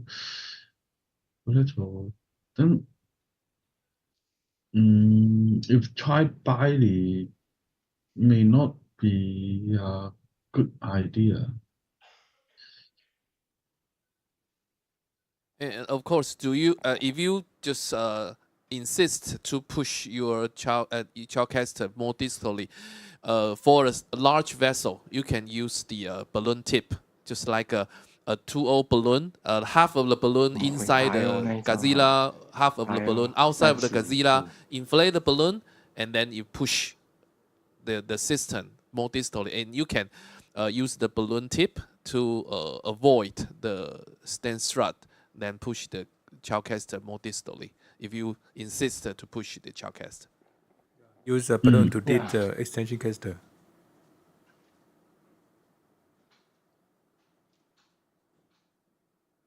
And so what? Sorry, I'm focused on the wiring of the septal. So what's the latest suggestion? Use a balloon to dip the extension catheter advance to more distally. Avoid to destruct the straw. So yeah, maybe you can use a balloon and dilate and then advance your extension catheter more slowly, step by step, and okay. But currently my system is already in the septal, so please let me try. Okay. Let me struggle. And because of I think time issue is also if the procedure time is too prolonged. Oh yeah, we have plenty of time. No, don't worry. Really, but I think for in this situation, sometimes if I am the operator, sometimes I will stop and then look back the angiogram very carefully, read the frame by frame to find the possible connection and possible collateral. Yeah. So at first, most important, take a very clear picture and then read the angiogram very carefully. But so the clear image should, and I cannot obtain the clear image. So the suggestion was use the balloon dilatation stent again, or because I missed the suggestion just now. Use a balloon 2.5 over 3 volt balloon. Put it in the tip of the extension catheter and I understand. Low bar dilatation, and then advance your extension catheter step by step and move the extension catheter forward. Okay. Yeah, this is a method to advance the extension catheter. Yeah, I understand. Jiunn-Cherng, do you have any suggestion? Yes. 3.020的 emerge. Yes, I totally agree with Dr. Lu's opinion. The CTO segment of the LD is very proximal, and the supply territory is very large. So the correlator is so small. That's unusual.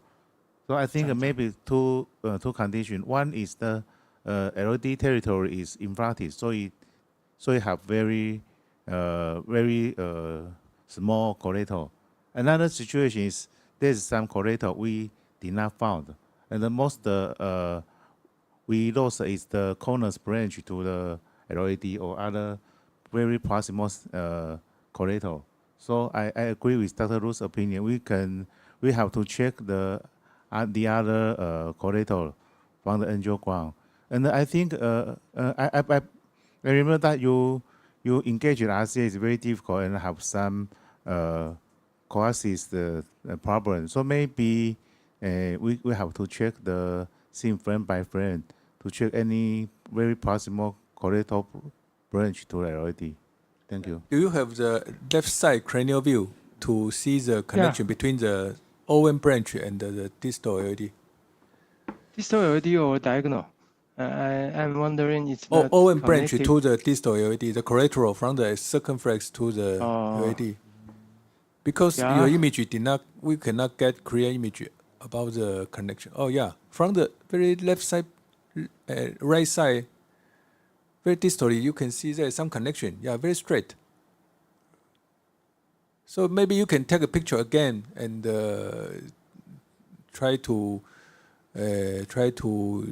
cross the retrograde from the epicardial collateral. Yeah. cranial view. LA 一点点。康超再给我们哦。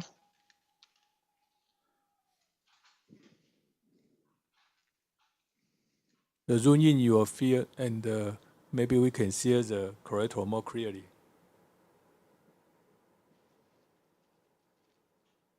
Yeah.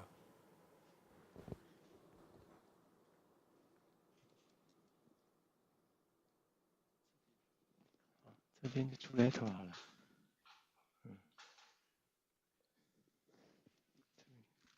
Very good.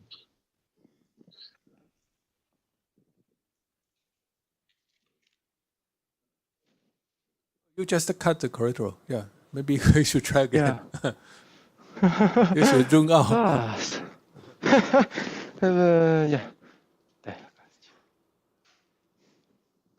Will you inject the RC first and then, I mean bilateral, will you do the dual injection? Okay. dual injection? Do the RC injection first and then.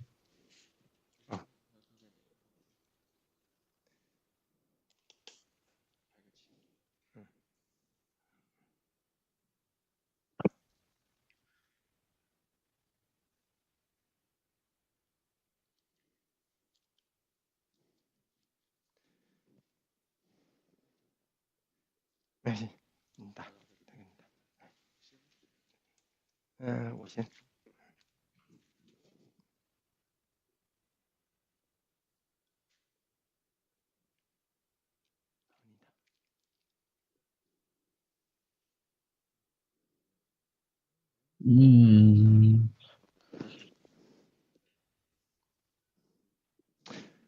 I think there is a high OM branch to diagonal collateral channel. There is one, but it's very difficult to trace it. Looks not so straight. Very difficult. Yeah.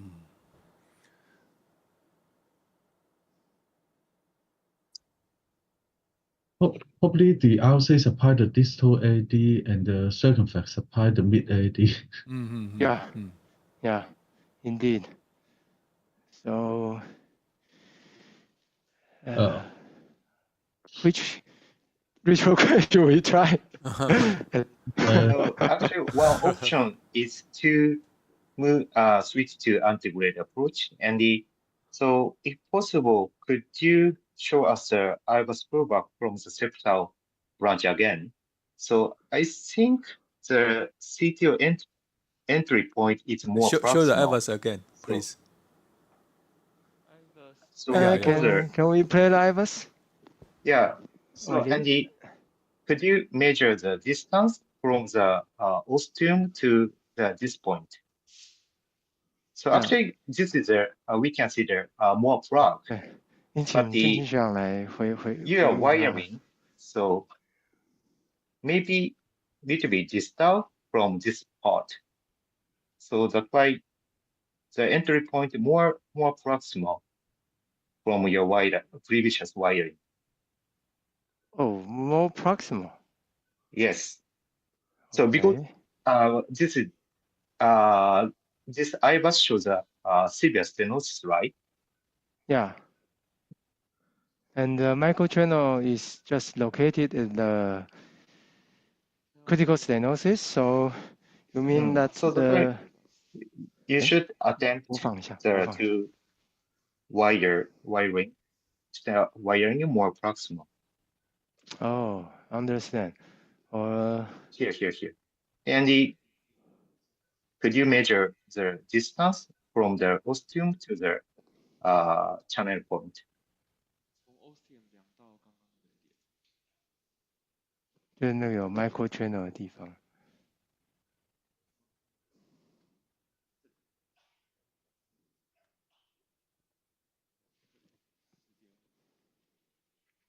From here to the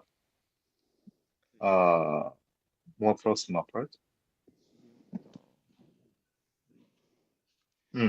So what is the distance from here from little back?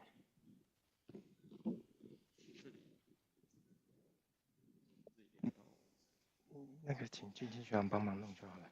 我们 So of course, IVUS marking can help to identify the CTO entrance. So somebody have to control the IVUS. 威林，请俊清学长他们帮忙，可以吗？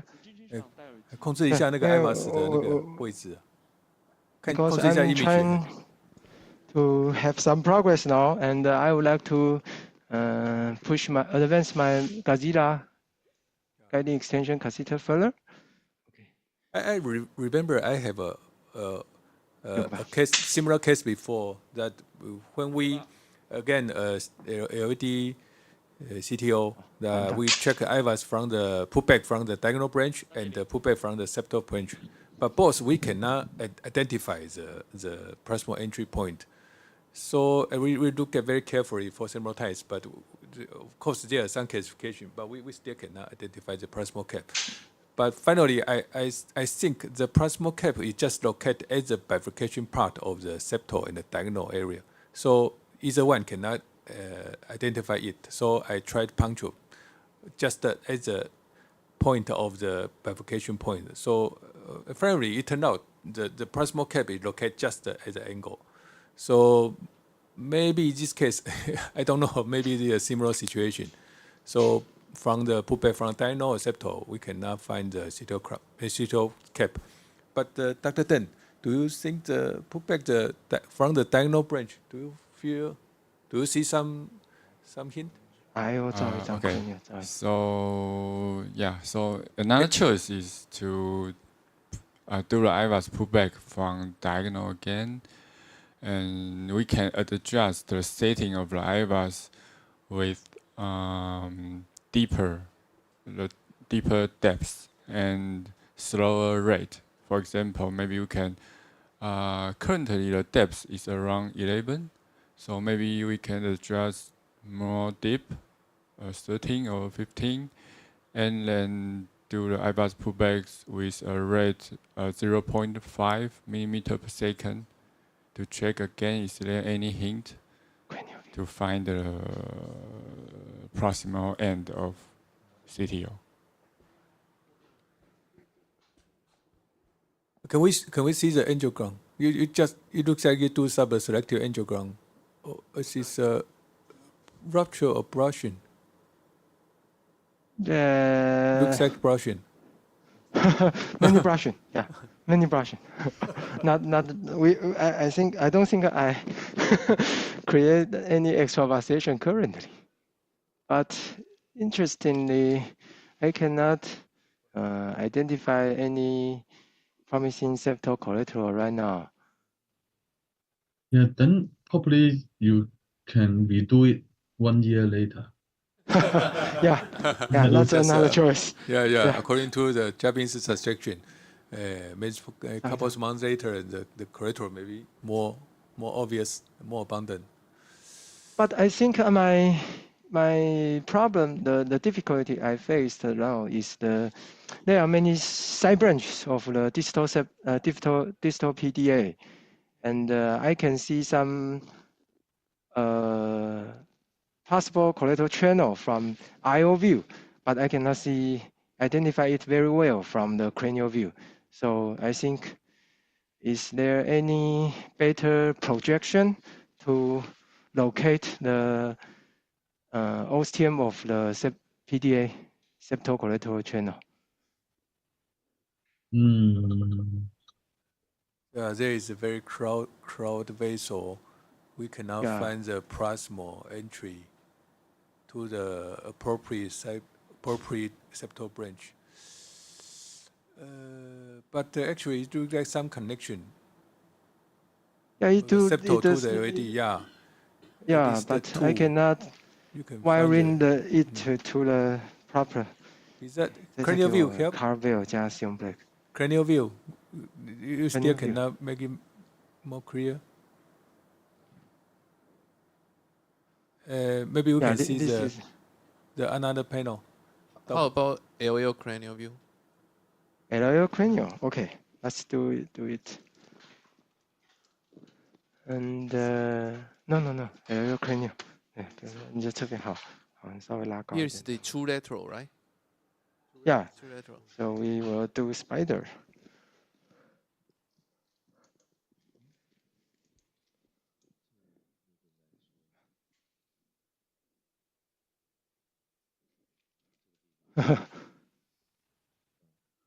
So can we see another view?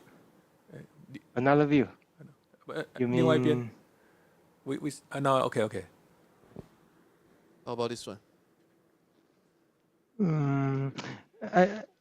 First, I think the PDA is the lowest, lowest one, right? And the opening of the septal-collateral channel, and there is 3 side branches at the end of the PDA. Now I'm wondering which one is the proper side branch that we have to go. 给我 Carvel 加 black. 我们去下面最下面那只谈谈看。Maybe you can advance your microcatheter to the first PDA, distal first PDA, and do some forceful injection there. Yeah, I agree. Go to the first PDA. Don't inject full contrast. Mix contrast with some saline. With some saline, okay. Yeah. Just make it don't go too deep. Just at the possible 1/3 of the first PDA. Okay. Which view you will use, Dr. Lu?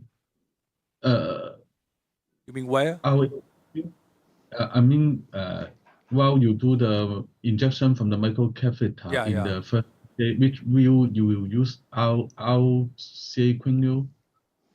Why? I guess it depends on the image.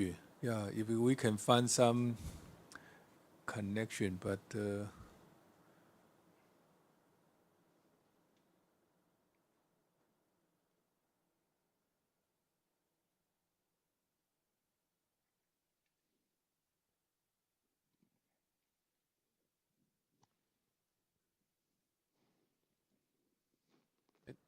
Dr. Lam, what's your reason that just try the injection, not pure contrast but half contrast?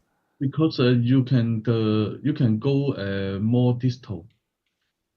You can try one with full contrast, one with half saline, half contrast, and then see the difference. 这个是我们现在的角度嘛，角度有一样。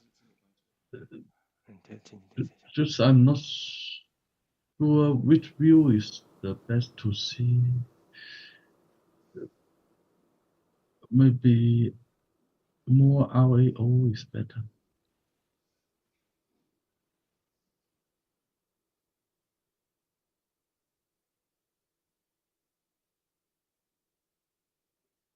So the microcatheter is conceptual, right? No, Carvel. But then here is enough. No need to go too deep, and then just inject. Okay, let's have yeah, I think because you inject from the microcatheter, if you use full contrast, maybe it could too dense. Yeah, you can not inject a too large amount. Maybe you can inject more easily and create inject more contrast.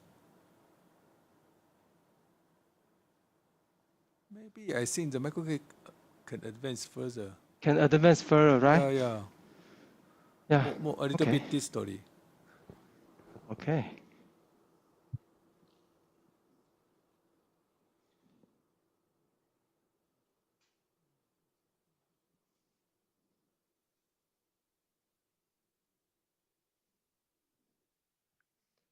There is several side branches. So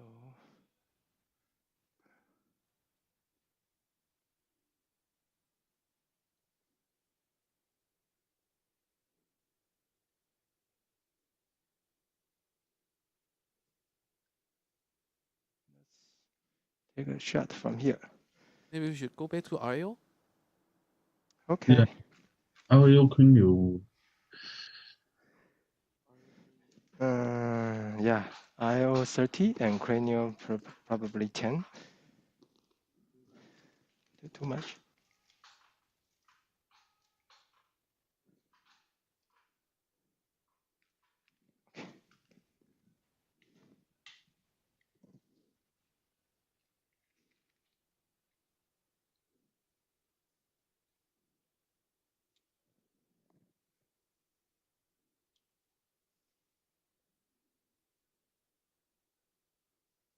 Okay. Okay. It looks like the second one has some possible connection. Yep. The second one. The second one, right? Yeah. Do you try the second one before? Not yet? Or not yet. Not yet. Okay. We tried the first one. Yeah, okay. We tried the first one. But okay, let's start to probe in the second branch of PDA. I think this is a very, very difficult situation, because this time we invited several operators in our hospital to do the demonstration, including Dr. Tsai, Dr. Huang. Actually, they are more younger, and but although they are young, but they are very enthusiastic for the complex CTO case, calcified CTO. So, and actually, I think they already do many good cases and many experience in handling the complex case. Perhaps this case is suitable for Professor Lu. So Dr. Tsai, continue your work, and now we will have a lecture. Thank you. Okay. So I think the time for 11 o'clock, so we can invite our good friend Dr. Len Ho from Hong Kong to have a special lecture for the management of calcified coronary lesion. Dr. Len Ho is our good friend, and we always invite him to have in the live demonstration course to give us some very valuable advice and suggestion.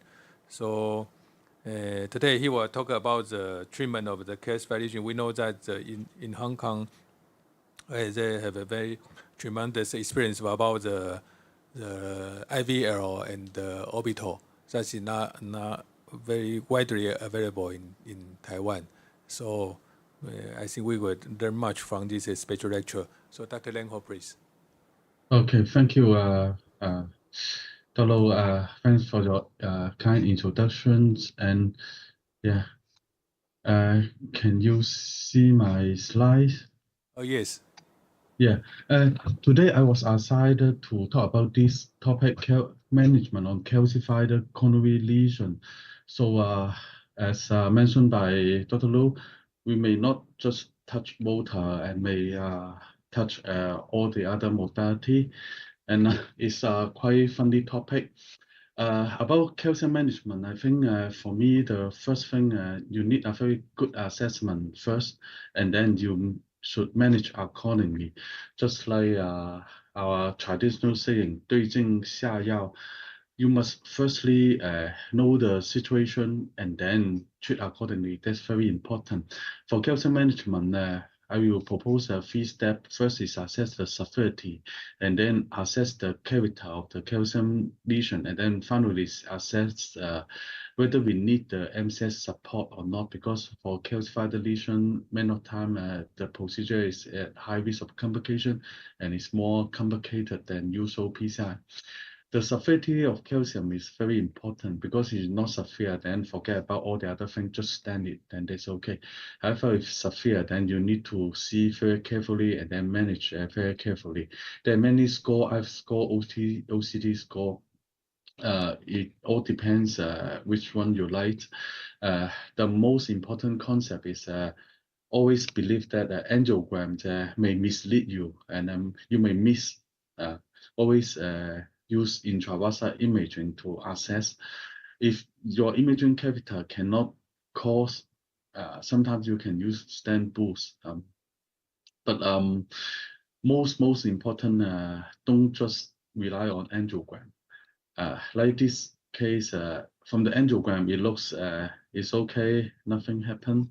But if you see the IVUS, actually there's circumferential calcium, and it's quite severe. So don't just rely on angiogram. So, and then is to assess the characteristic of the calcified lesion. Many times it's easy to forget, but you can just imagine in the clinical picture. You first to see what is the patient, any comorbidity, for example, cancer patient, then another story, or pending operation, then it's another story, the patient, and then the heart, and the EF or any valvular heart disease, and then is the vessel, where is the location of the calcified lesion, is in left main or in the outside, is very different. And also the tortuosity and also the movement of the lesion. And then finally the lesion, whether it's eccentric, concentric, and then also see the intravascular imaging finding to see whether there's any the wire, see the wire bias, everything. Then you have a full assessment. Finally, is the need for MCS. After that, there's something funny. In the last two years, I think for the management of calcium, probably there are 5 most important elements that can help us. These are the 5 important elements: CSI, IVL, motivation, cover stand, and megatron. If we want to have a successful management, complicated and advanced calcium management, then these 5 elements are very important. Among all this, motivation is probably just like Jiunn. Actually, it fit for all the situation, and almost in all the situation, you can do it with the motivation. If you can have just one equipment in your lab for calcium management, probably motivation is the first. For cover stand, it's easy to understand, because in terms of calcium management, always prepare for the worst. Many time can have rupture, and if you don't have cover stand, it could be a problem. For megatron, I have presented in TDT. Surprisingly, recently we found that megatron is also very important in calcium management. Just like today's live case, if it's not megatron, then even you use 50 NC high pressure, sometimes it will just recoil. So a strong stand can also be helpful. And why I talk about these things is this. These 5 general, actually, they are not enemy. They are good friends. They can work together in case if the battle is really difficult, serious. Probably sometimes you need to 3 or 4. Today I will try to solve a case just done recently. Actually, we use 4 tools to settle. And so this is the case. We see a very big calcified nodule in outside. Initially, I think it's easy. Very big. It's around 5 mm calcified nodule. Initially, I think it's very easy. I just try and do, and I found it's very difficult. I cannot pass the OCT catheter. Imaging catheter cannot cause. And then whole RSA is the calcified nodule, so it's around 5 mm. Probably is the largest calcified nodule I have never seen. And then I try a small balloon. The balloon just cannot fully cause, but I inflate at 8 atm, it already ruptured. So I have to discuss with the patient very carefully, and then whether they go for CBG or Psi. Finally, the patient choose Psi because RSA is very, very big. In case of rupture or any problem, patient likely will go into very severe cardiogenic shock. So this case, I use SAL 7 French guiding and also prepare the left side femoral access just in case if short may go for ECMO, IBP, and then proceed to do this large calcified nodule. And the microcatheter can cause, but very, very difficult to cause. At least the fellow cannot cause. I have to use a very, very strong force to cause the microcatheter. So in this scenario, if the microcatheter is very difficult to cause, don't try CSI. It's not possible. Always start with water ablation. So I try with 1.5 Ber first. This was the angiogram after 1.5 Ber. You can see the calcium nodule still here. And is in the is over the inner curve of the RSA. Very big calcium nodule still here after the 1.5 Ber. Yeah. I should choose bigger Ber, but because it's very difficult to pass anything, so I try 1.5 first. So, and then of course it's not enough. It cannot damage the calcified nodule. So I try 1.75 Ber. I use 7 French, so I cannot use 2 Ber, just 1.75 Ber. And then do the OCT. This time OCT you can see, I particularly select this is to avoid argument. Later you will see. And then we see the OCT after the 1.75 Ber. This is the OCT after 1.75 Ber. So you see it's very, very big calcified nodule circumferential. It's very lucky that from the OCT I see very clearly this is eruptive calcified nodule surface. So still got some chance we can open it. If it's non-eruptive, then probably really don't know what can we do. So this is, you see the angiogram, you see the OCT after 1.75 Ber. So what will you do next? Still have loss of calcium. And maybe we can ask the panelists in Taiwan, will you put the stent now or will you do anything more? It looks like eruptive the calcium nodule. Sometimes eruptive calcium nodule can be the stent can open relatively well, but because the recurrence rate is very high. So if I am the operator, I would choose to do the more debugging, because I think it's in the calcium nodule is located at the inner side. So probably I will use extra support rotor wire and do larger bird ablation. Yeah, I absolutely agree. In the old day, I will use extra support wire and then maybe further step up the bird and then do more debulking, because from angiogram and also from the OCT, there's still lots of content inside the, I'll say probably it's not a good time to put the stent now. So we are lucky. Why is diamond level is because it's very expensive. This patient had no money concern, so we try CSI.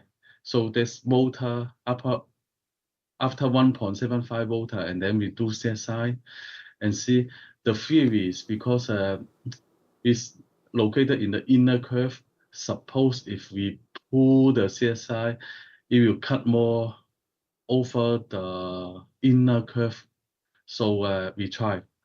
So we first use sky assist mode past the CSI, and then pull at low speed and then high speed to see if we can have a better destruction of the calcified lesions in this way. Let's see, we did do sample 1, and then this was the angiogram after the CSI. You can still see a very big calcified nodule over the inner curve. It's very rare to have this situation. You do Volta and then CSI, so a very valuable case, and I try to share. That's the real situation after CSI. You can still see this big nodule.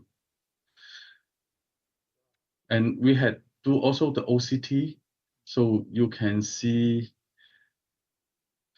clearly the effect of so-called Volta plus CSI combination.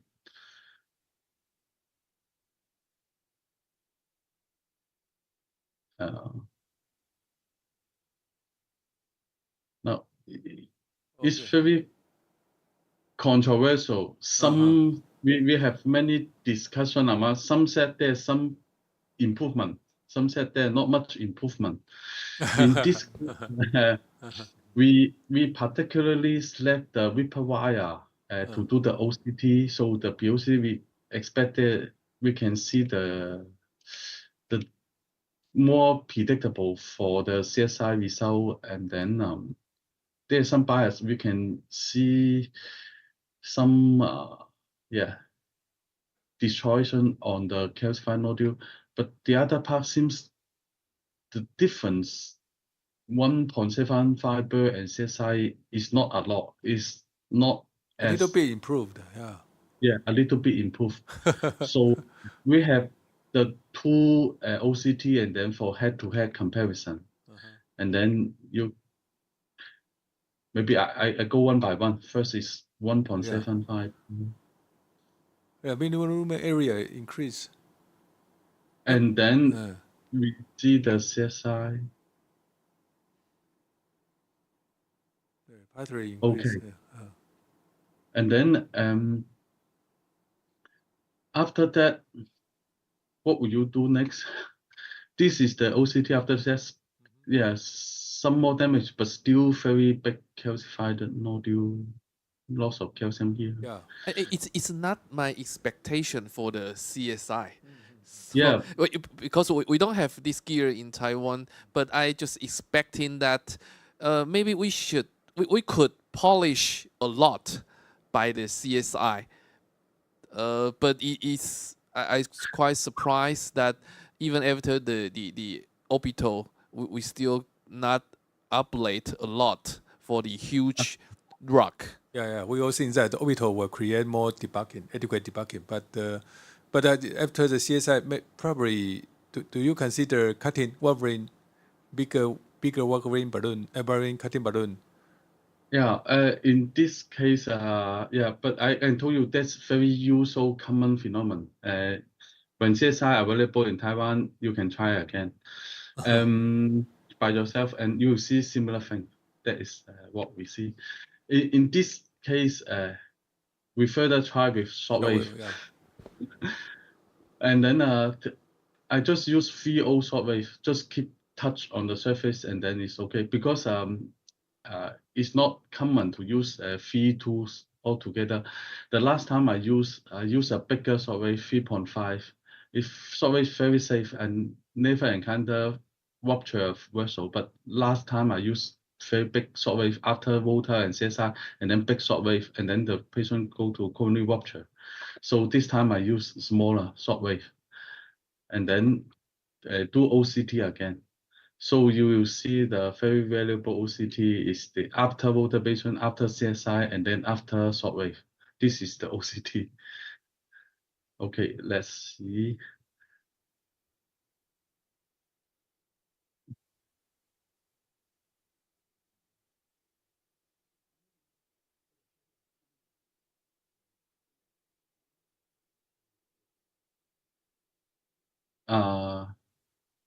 the lumen improve and there's more crack.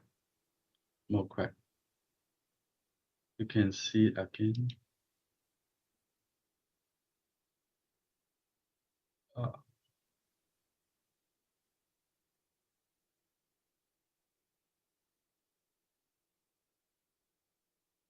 Yes.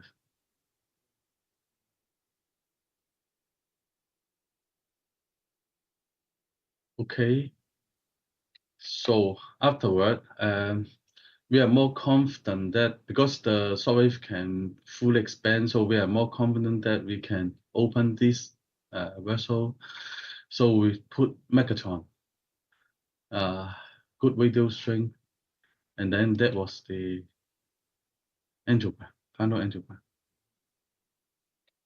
and that was the OCT.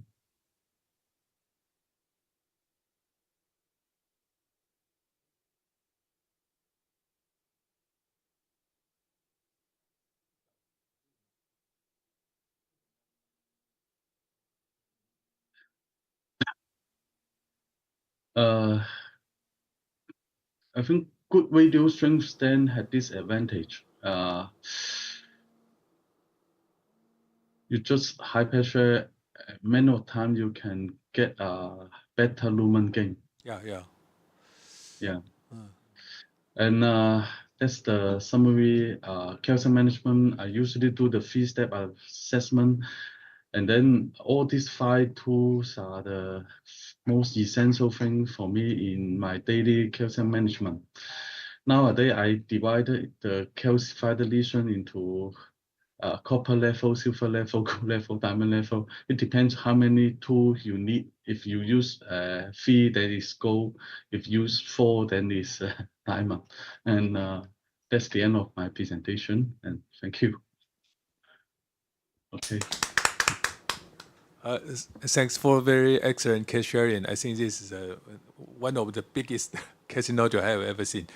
And of course, I think Dr. Lim Ho do a very good job, take advantage of the very good radio force of Megatron to cover the eruptive calcium nodule. But I think calcium nodule is relatively soft compared to the nodule calcification. But I just mentioned, talk about with Jiabin, we are curious about why after the CSI did not do the adequate debugging. But if in our practice, maybe we will try the bigger Wolverine cutting balloon, maybe 3.5 or even 4 Wolverine. Maybe you can create some crack, some crack and let the expand well. Yeah, what do you think about this case, Dr. Jiunn-Cherng? It's also thing because there's we use all available tools to solve the calcium nodule, and the only one we do not use is the cutting balloon. And I'm very wondering about the cutting balloon in such kind of case, because the calcium nodule is eccentric, but the cutting balloon is it has symmetric braid distribution.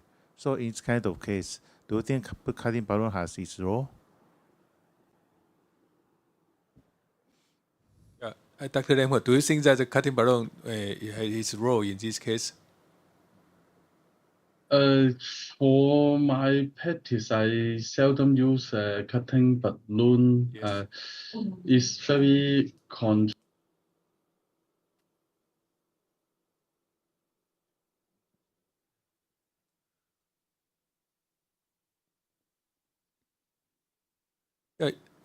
in our experience, but sometimes we can hear you, Lemho. Sorry. No, it's okay. Sorry. I think the cutting balloon is difficult to say because I can just say I seldom use because recently the study are also negative. I few 2 days later I listened the lecture from Sensei. He he had mentioned about the water cut this strategy.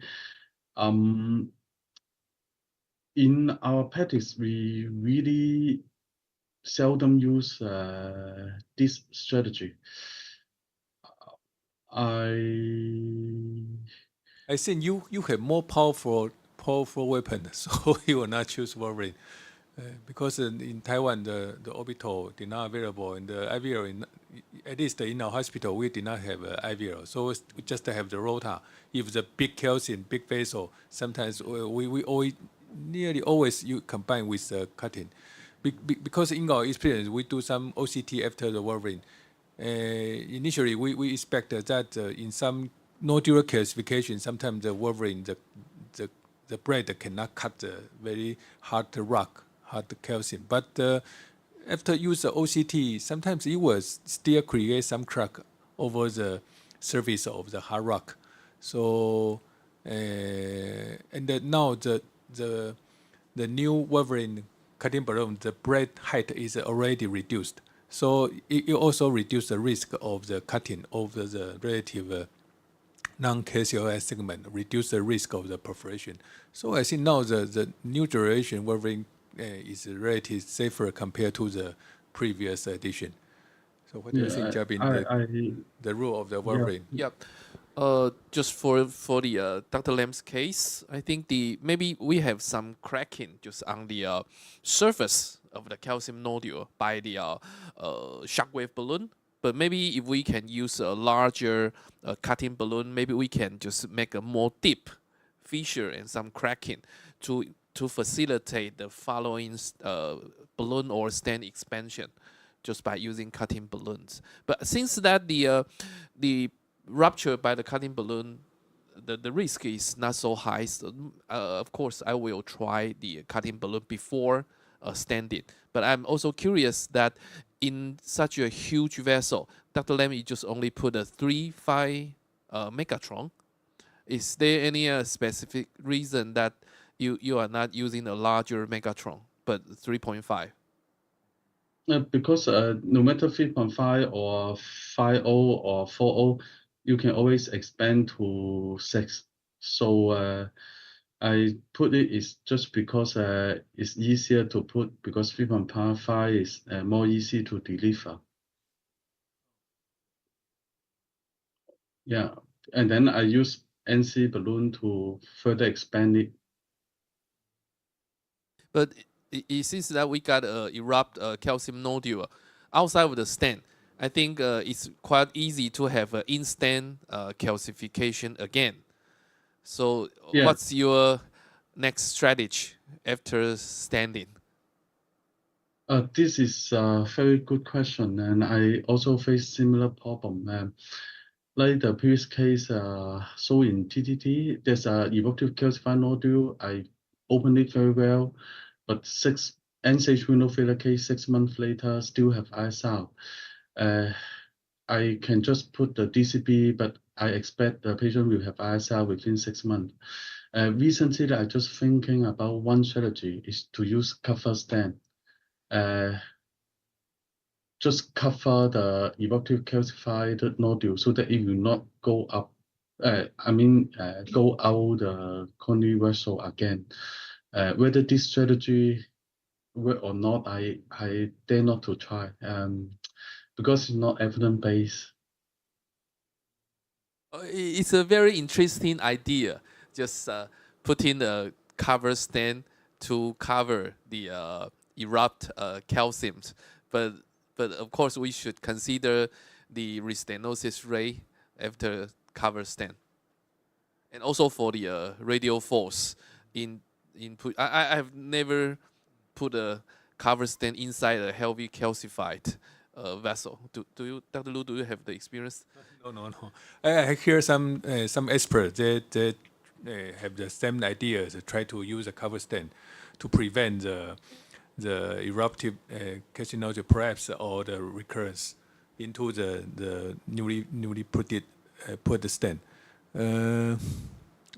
I previously tried to do the after put the stent, if the eruptive calcium nodule regrows, I always try to do more adequate debugging.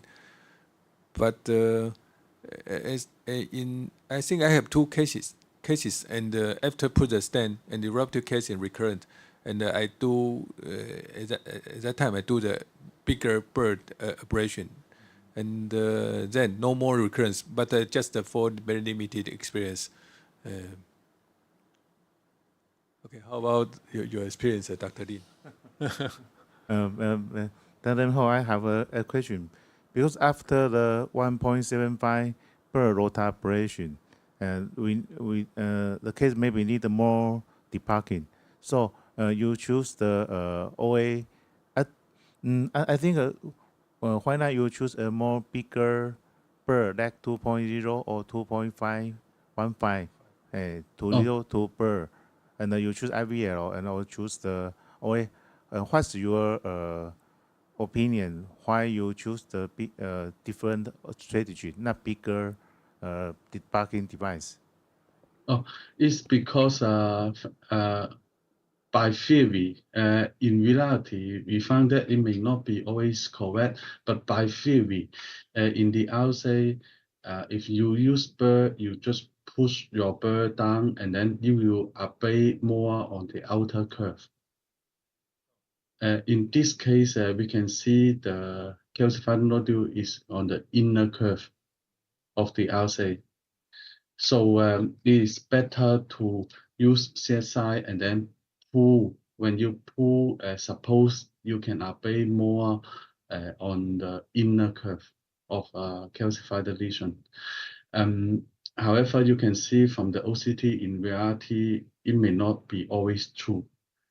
Like this case, even we did more than 5 CSI1, there are not much difference with 1.75 per.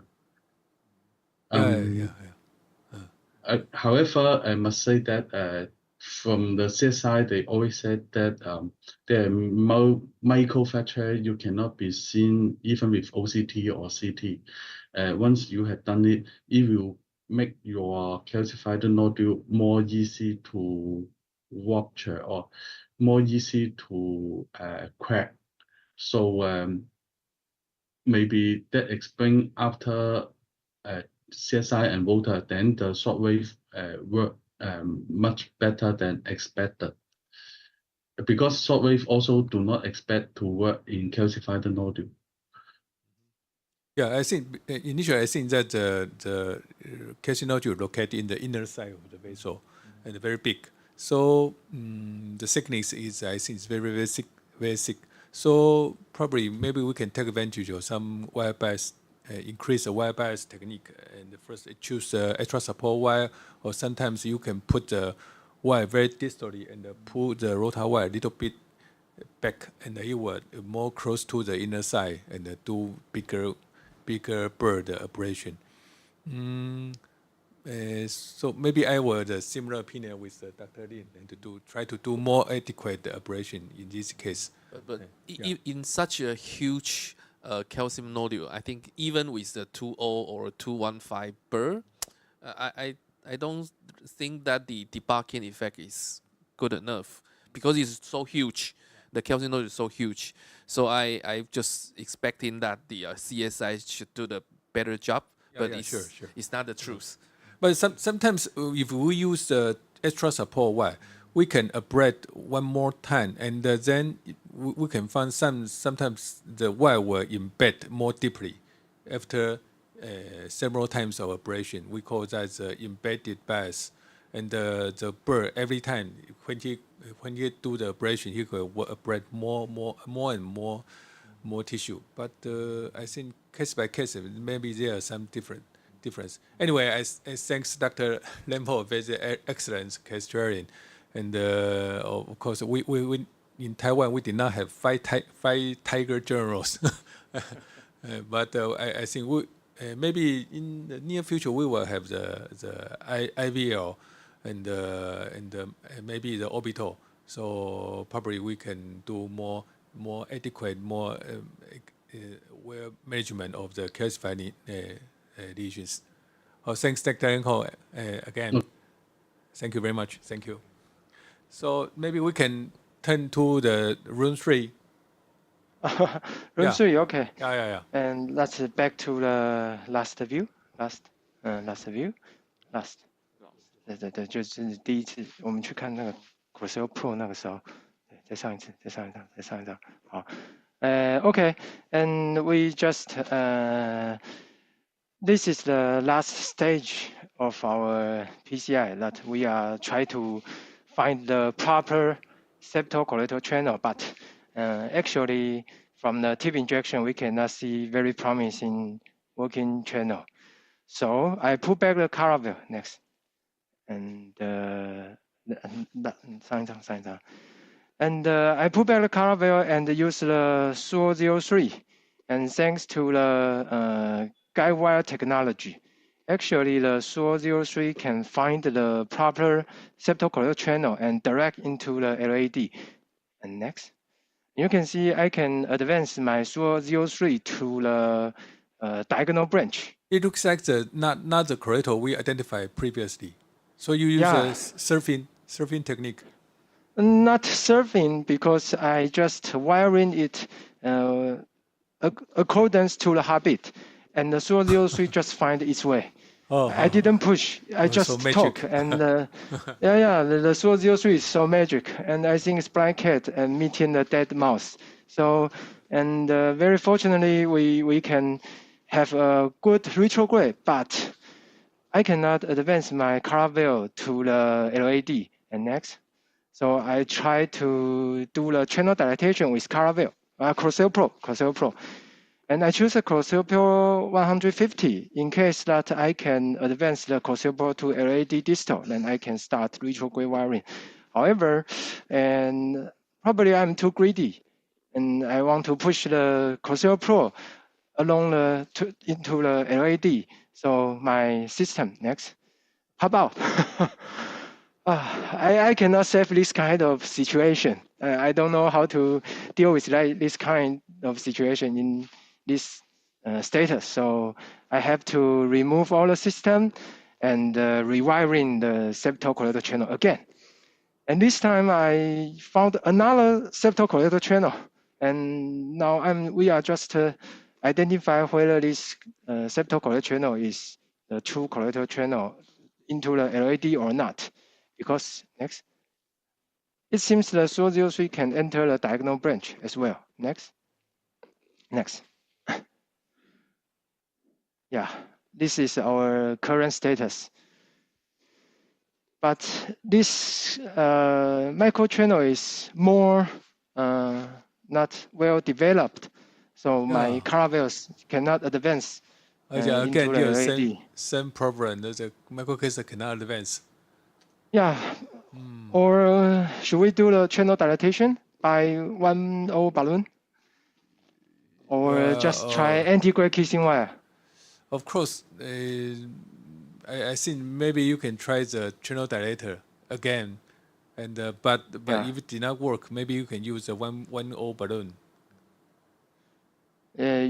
Professor Lu, you mean that I try the channel dilatation by Corsair Pro? Yeah, Corsair Pro first, and then maybe you can choose 1O balloon. But I think this is Corsair channel is more proximally. So yeah, more proximal. The attack angle is not quite good. Yeah, the angle is not so good. So can you wire now? Your wire is in the diagonal branch, right? Yep. Yeah, in the diagonal branch. So can you let your wire go backward to the proximal? Is there space for you to attack? Oh, okay.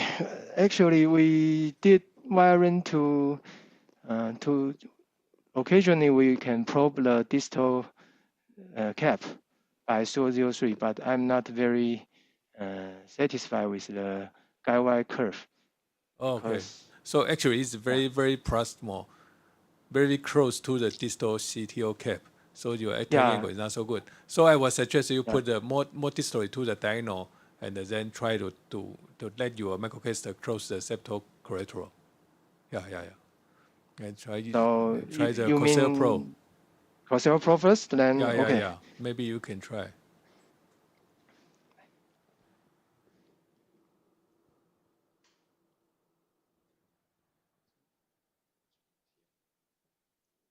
2.0的把论呢，我们把它加出来。像其实应该是不用。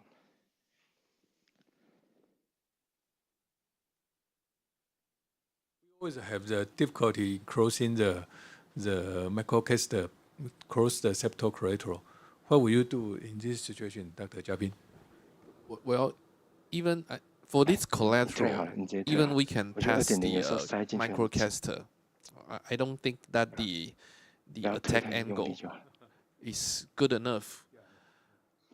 Well, maybe if I still cannot deliver the caravelle through this immature collateral, maybe I will try another one.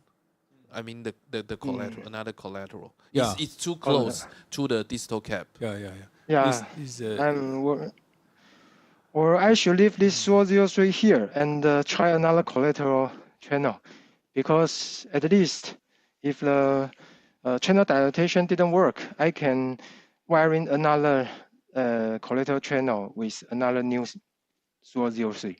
And maybe we can try the Cosell, because your Cosell is 150, right? Yeah. So maybe if fortunately the Cosell cross the septal and if it very close to the LAD, maybe you can do some injection and to see what the anatomy really is, because I think the first collateral is very, very tiny, so microcaster cannot pass. So another option is you recross the first collateral back to the LAD, and but I think if the microcaster still cannot pass, maybe you can just do the kissing wire or use because knuckle is not possible. I think knuckle we might lose the diagonal branch too many. So I'm not considering knuckle. If we cannot succeed kissing wire, I will choose stage LAD CTO PCI for after 3 or 6 months. Yeah.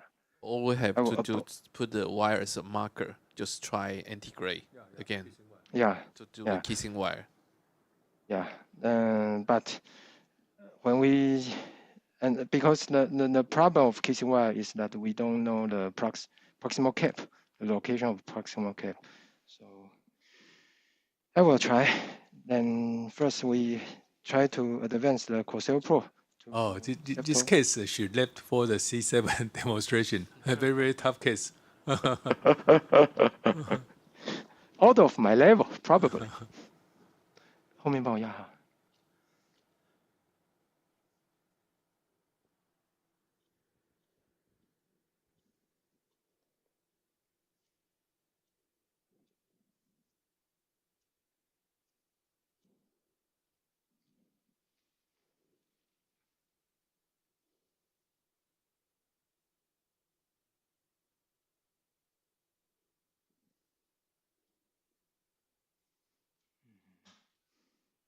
拉回来一点，再拉一点，OK。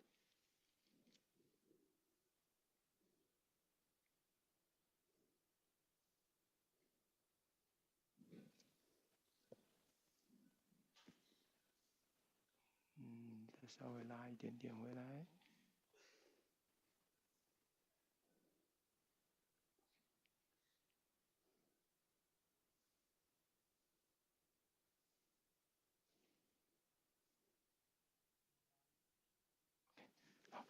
Japin, do you have the XX in your hospital? No. Cosell SS. Oh. No, not available. Not at Taichung VHH. Yes. You SS. You have SS.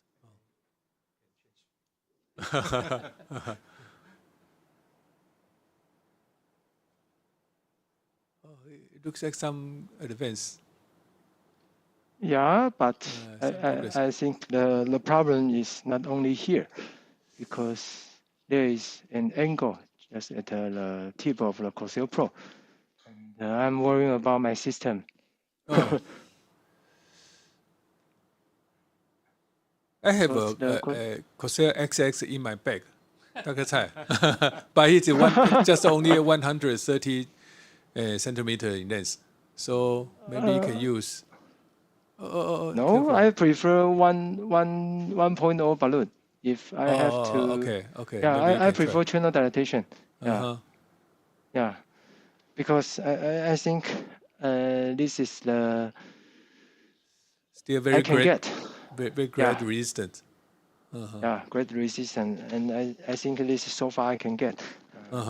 那个 extension Y 我把它推出来了。Okay. You would like to try 1.0 balloon? Oh, channel dilatation, and after the channel dilatation, should we change the microcatheter to fine cross or APT? We always try the 1.0 balloon first, and either dilate or not dilate, and sometimes maybe we can shift back to the Caravelle. Caravelle. Okay. Or you would like to try to 1.7 French APT? Yeah, I'm thinking about. Yeah, it's another choice. I think probably it will work.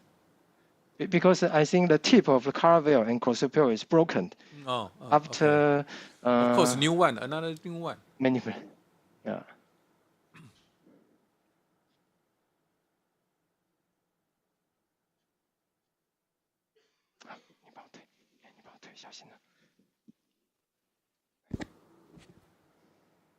So now the why is so if you do too extensive the counterclockwise rotation, or especially for the corsair or XS, sometimes you will broken the wire. You have to be very careful. Too much manipulation, sometimes the wire will broken in the collateral. Good point. Thank you, Professor Lu. So that's I'm afraid of. Yes. 1.0的伊卡祖曲黄色那个还没，等一下，再来。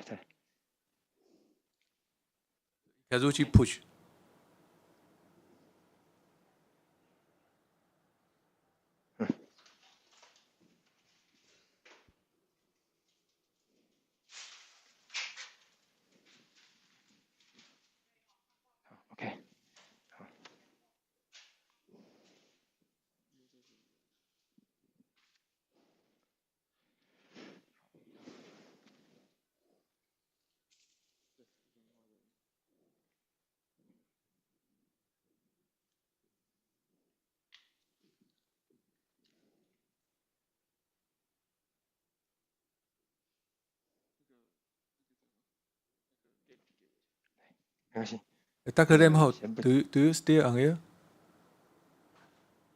Okay.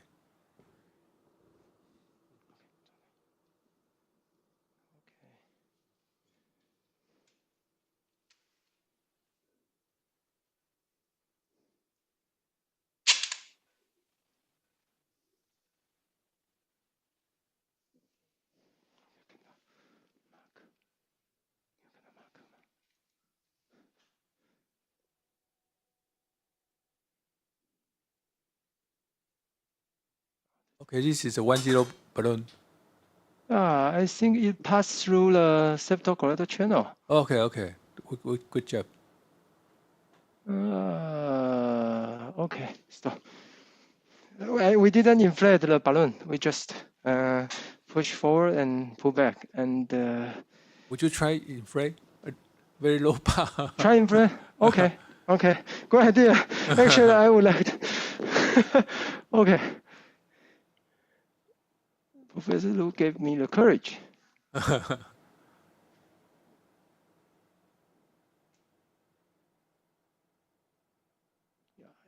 Here is so much resistance. Okay, 4. 2 to 4, yeah. 4. Okay. Can you move forward? Upward. Move forward. The system had great resistance. Yeah. Okay, I see. 4. Again.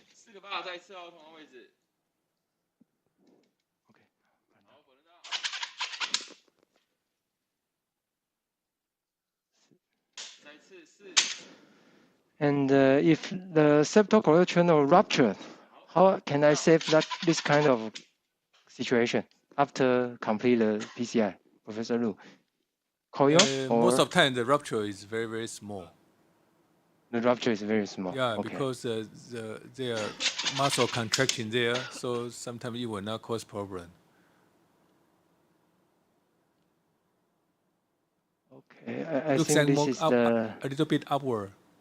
yeah, and I cannot advance more. Okay, maybe you can try back to the 1.7 French OK， APT. 对，1.7 APT 哦，长的哦。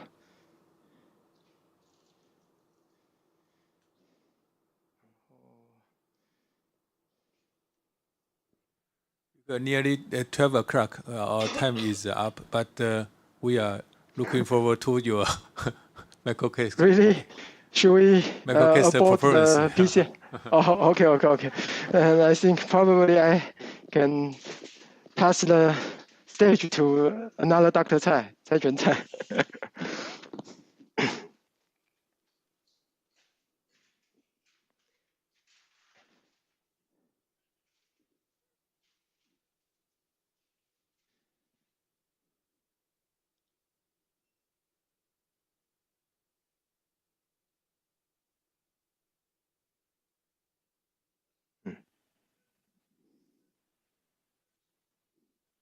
它 extension 外也要。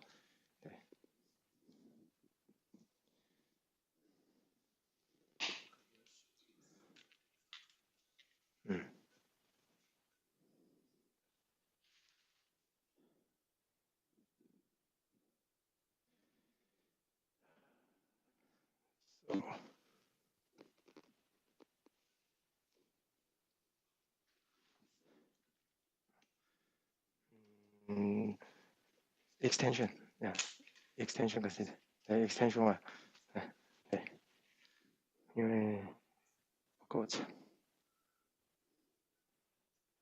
对，用 In 原 last 来 case, 最长 just the LEMPO presented, I think the LEMPO just use the 3.0 IVL balloon. It looks like a little bit smaller.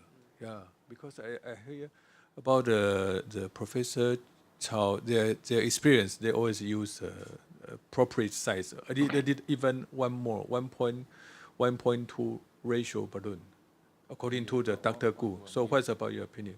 Yeah. And actually, that's maybe my last question to ask Lenho. Yeah. I think because after the IVL, after the OA, the lumen size is not more than 2.0. So I very doubt. I'm very wonder what the size he choose the IVL balloon. I actually may use 2.5 because I know the noise profile of the IVL maybe 2.5.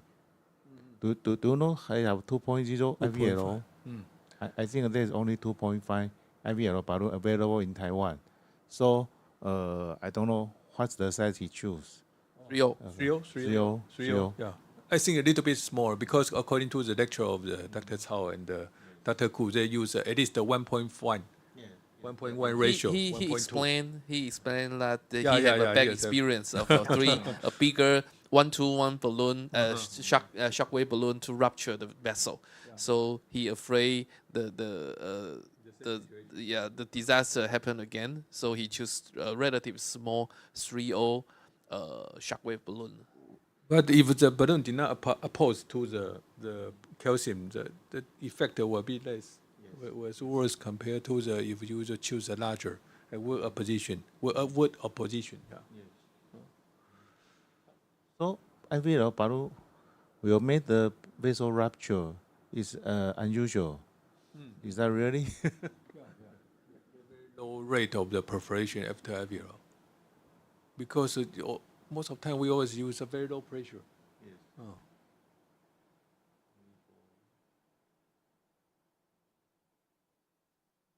Yeah, it comes at 1.7 French egg. Yeah, still some resistance. Yeah, 1.7 APT can advance more than Corsair Pro and Caravelle. Yeah. But yeah, still I encounter a great resistance at this point. So perhaps just like Dr. Lin said, the channel is not You well want developed. to give up? No, I will try kissing wire. Yeah, Oh, at kissing this wire, point, kissing I wire. think kissing wire technique. Yeah, Okay. yeah, Crusade. We have to take a shot. Yeah. Okay, Dr. Tsai, you continue your good job, and I think it's a very tough case, and we appreciate your very good performance about the work about for this case. And this morning, I think in our ROVUS we have a very also straightforward case, but the Dr. Huang do a very good demonstration to look carefully for the proximal CTO cap, and this is the second tough case of the Dr. Tsai's very difficult case, very poor collateral, and nearly no proximal cap can be identified by the IVUS, and now it's still working. And we have a very good two special lecture from the Professor Dr. Kuramitsu Sensei. He give up a talk about the TD tip detection method for the TD ADR. And Dr. Lemho also share a very good case about the very classified nodule case. Took very good job using the IVL, ROTA IVL, and the CSI, and then use Megatron to do the very good final result, to obtain very good final result. I think everybody should have learned much from this good speech and the good live demonstration. I think we still have another section start from the 1 p.m. in the afternoon. So maybe we have to go to the lunch. Okay. Thanks for our panel, and thanks for the operator. Thanks you for your attention. Thanks.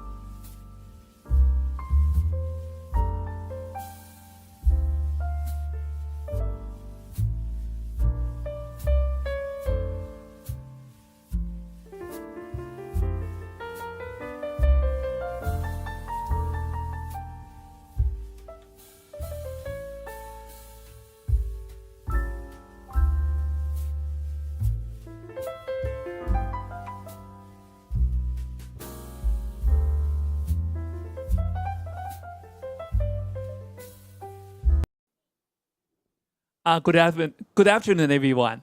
I'm so happy to have the chance to have us together to be part of this ROVUS live program.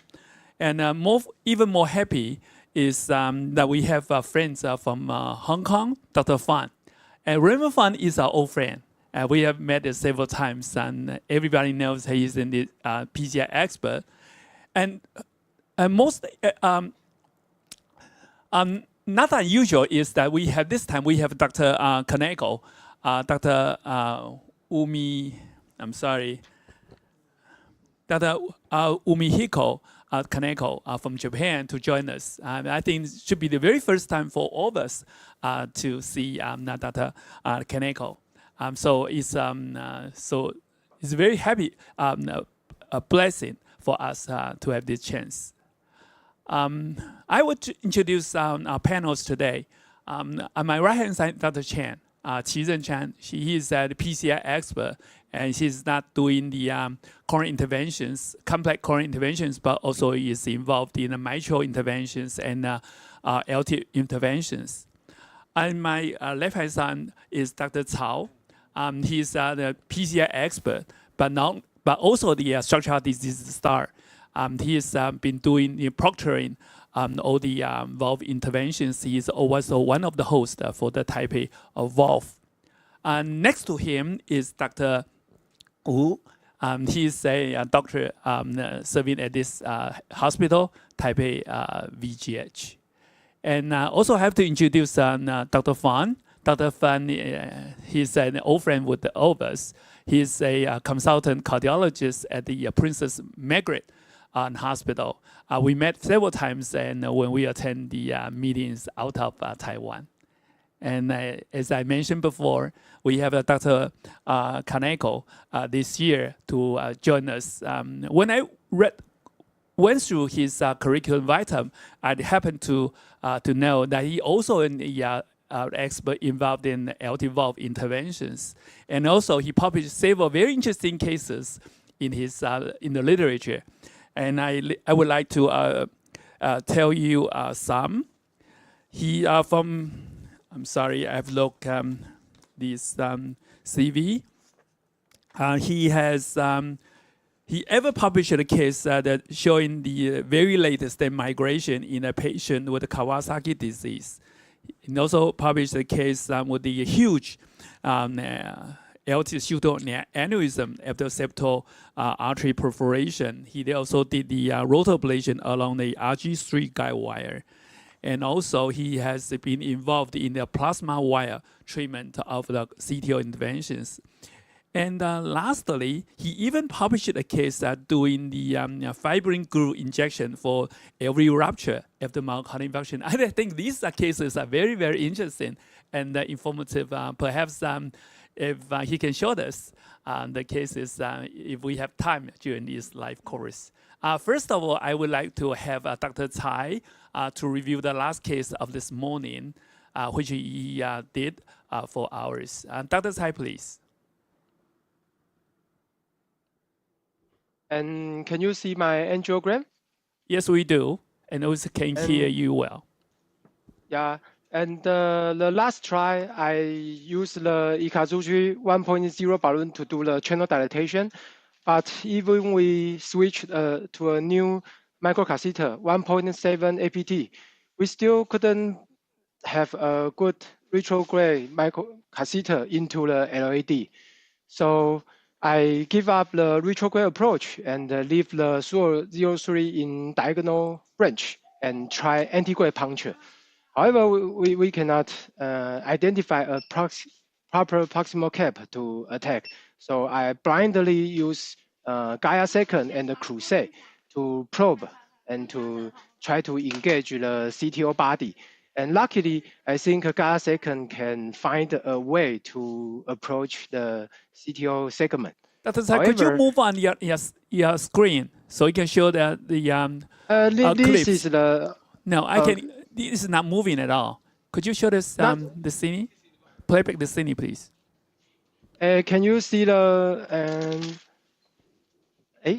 不好意思，它转播是从哪里转？ Okay, now it's moving. OK。那这个 series。Okay, there we go. 它转播这个也可以转上去吗？还是要在里面？可能需要在里面哦。在里面。在里面哦。要动的都要在里面。Can you see my image here? Yes, we do. Perhaps this image is from the X-ray machine. Perhaps you have to go to the control panel. Okay, good. Now we can see both the frontal and lateral.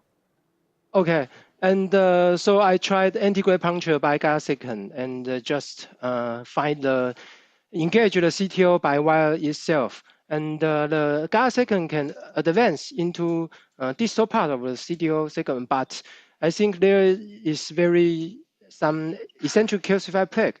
So my Gaia-second deviated obviously. So I escalated the wire to Gaia third, and the deviation become much more. So the last try, I use Conquest Pro 12 and try to puncture the distal cap. And after several manipulation, it seems the Conquest Pro 12 can enter the distal true lumen. The wire is quite free. However, the angiogram tells us that we are not in the true lumen because from the true lateral view, I think the guide wire is obviously at the upper side of the vessel. So after several attempts, the guide wire cannot enter the true lumen smoothly. So I abort the LAD CTO PCI and switch to circumflex. Then my plan is to treat RCA and circumflex critical lesion, then stage CTO PCI probably 3 or 6 months later. And I put a Synergy 3.048 stent, and this is the final angiogram of the circumflex and the LAD. This is the cranial view. Yeah, this is our final angiogram, and I stop at here.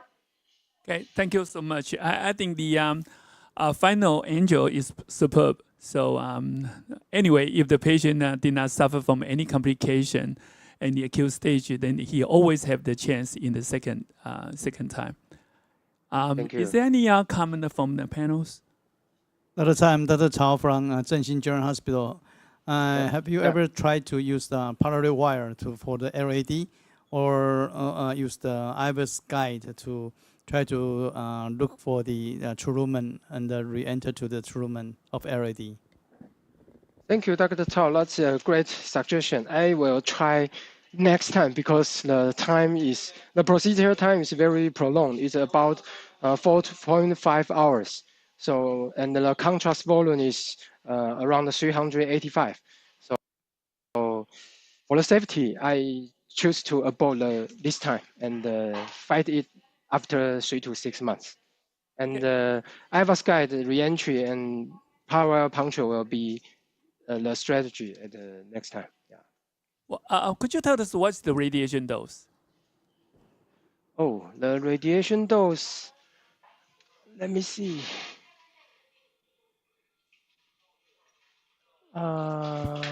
Perhaps it's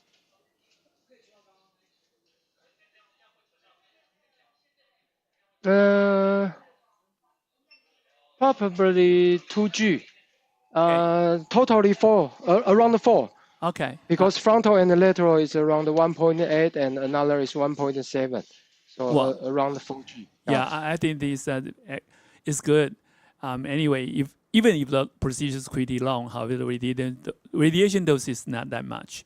And I think a second point that we have to raise is that when you are doing the antegrade approach for the CTO lesions, you better not to damage the first diagonal branch, which is huge and important for the case. And apparently that you well preserve it and did not injure it at all. So I would praise that.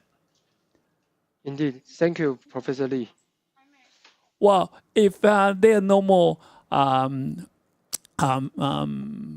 information from you, then we are going to move on to our first case of this afternoon.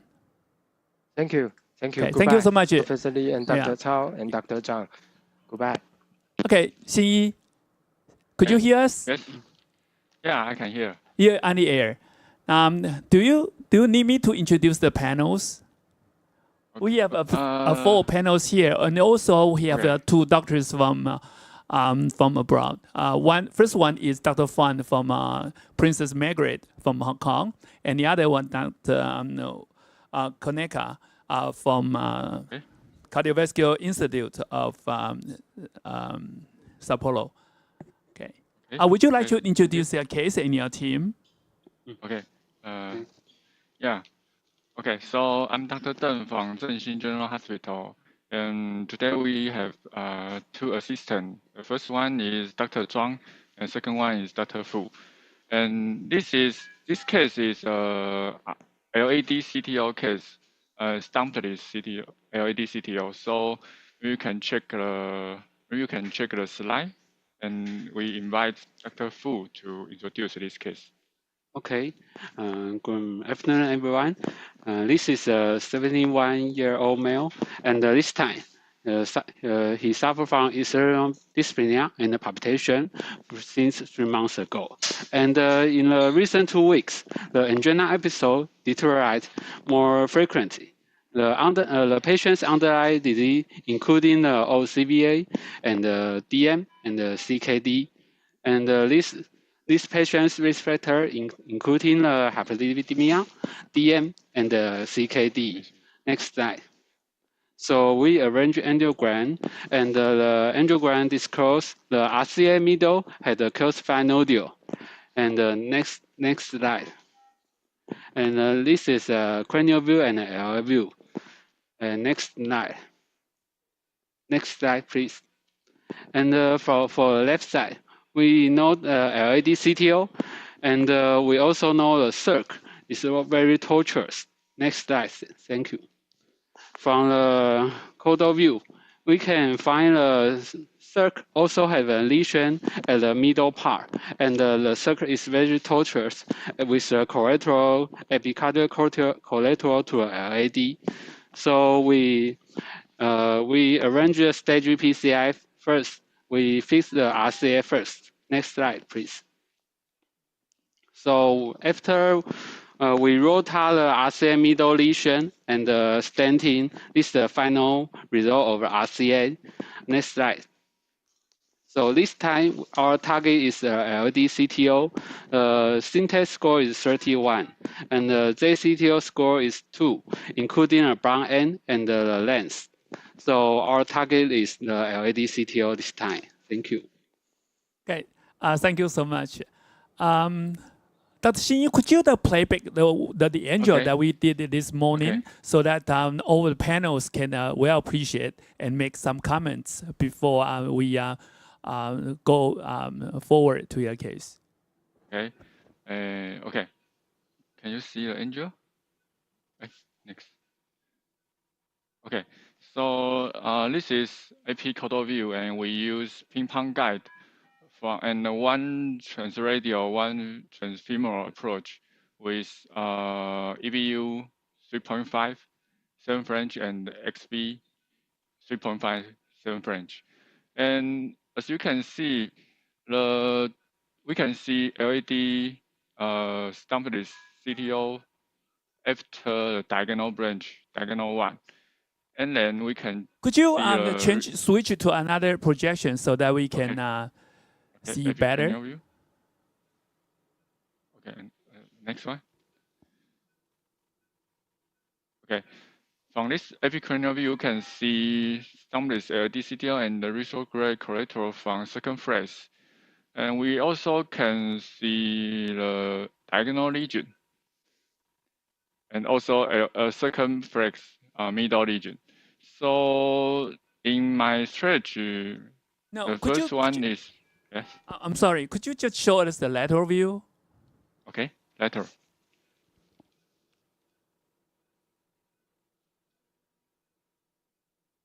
Lateral. This one? Next, previous one.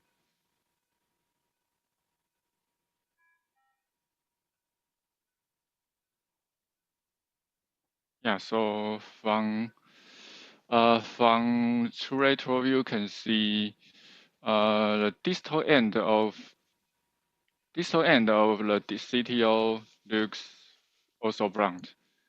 So, and the CTO, there's some calcification along the CTO body, and we cannot find the proximal end of CTO.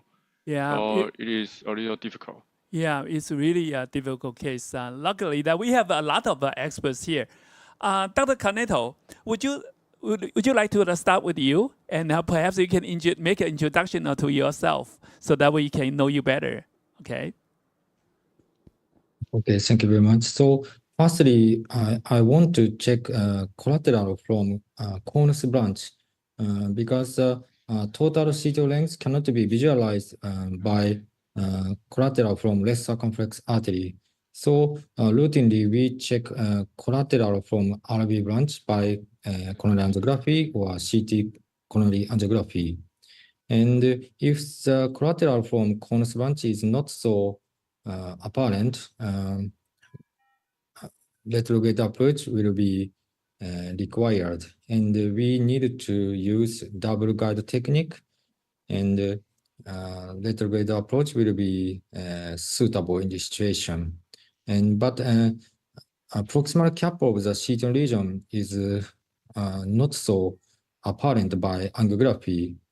So after retrograde guide wire passing, of course, we need to perform IVUS assessment from antegrade. And we needed to check the entry point or proximal cap by IVUS. So firstly, we needed to check collateral from conus branch by coronary angiography or CT coronary angiography. And if the collateral from conus branch is not apparent, we try to use double guide catheter insertion and assessment of the proximal cap by IVUS. And if antegrade approach fail, we need to move on a switch to retrograde approach. Thank you very much. Thank you. How about you, Dr. Fan? This looks not a fun case. Well, this is a really difficult case. To be honest, I think my approach is similar to Dr. Kaneko. If we can have some retrograde collateral from the RCA part, is fantastic. But doesn't look like there's any obvious septal channel from the RCA. Then when we're left up with some epicardial channel, it will be more risky if we use. So I think I will try, if I can, we'll try antegrade approach first, if we can. Also, if you have a CT coronary angiogram, we can have a look, give you some clue what happened in the LAD-CTO. And then if not, then I think IVUS guide proximal cap identification may be one way to go. I think it's important for us to have a look at the proximal cap of the CTO before deciding what to do, because it can be quite calcified. It looks like even in the angiogram, the vessel is quite calcified, so maybe a bit difficult. Yeah. And then if, of course, if that's right, then I would go to the circumflex for the retrograde. Thank you. It looks like definitely a very difficult case. Why not to say something, Dr. Chen, please?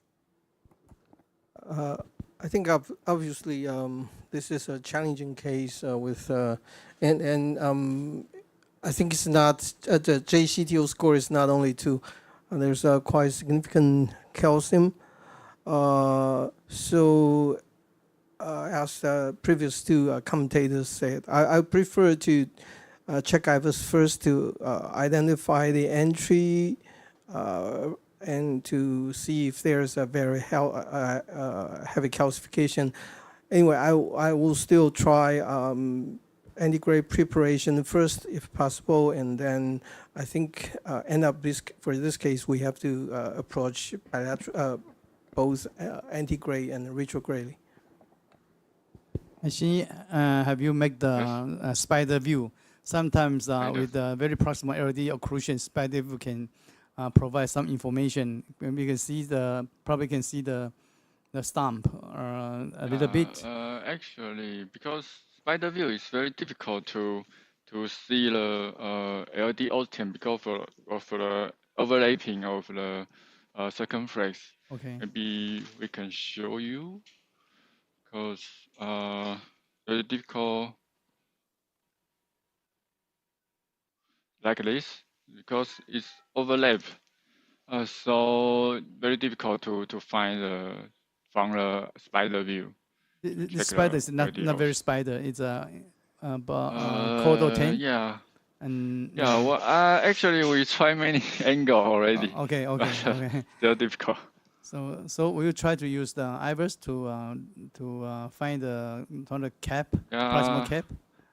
Yeah. Thank you. So, as all panelists' suggestion, initially, I tried to do the anti-gray prepare when we put the one wire in diagonal branch and another wire in septal branch. So, and then we try to advance our IVUS catheter like this.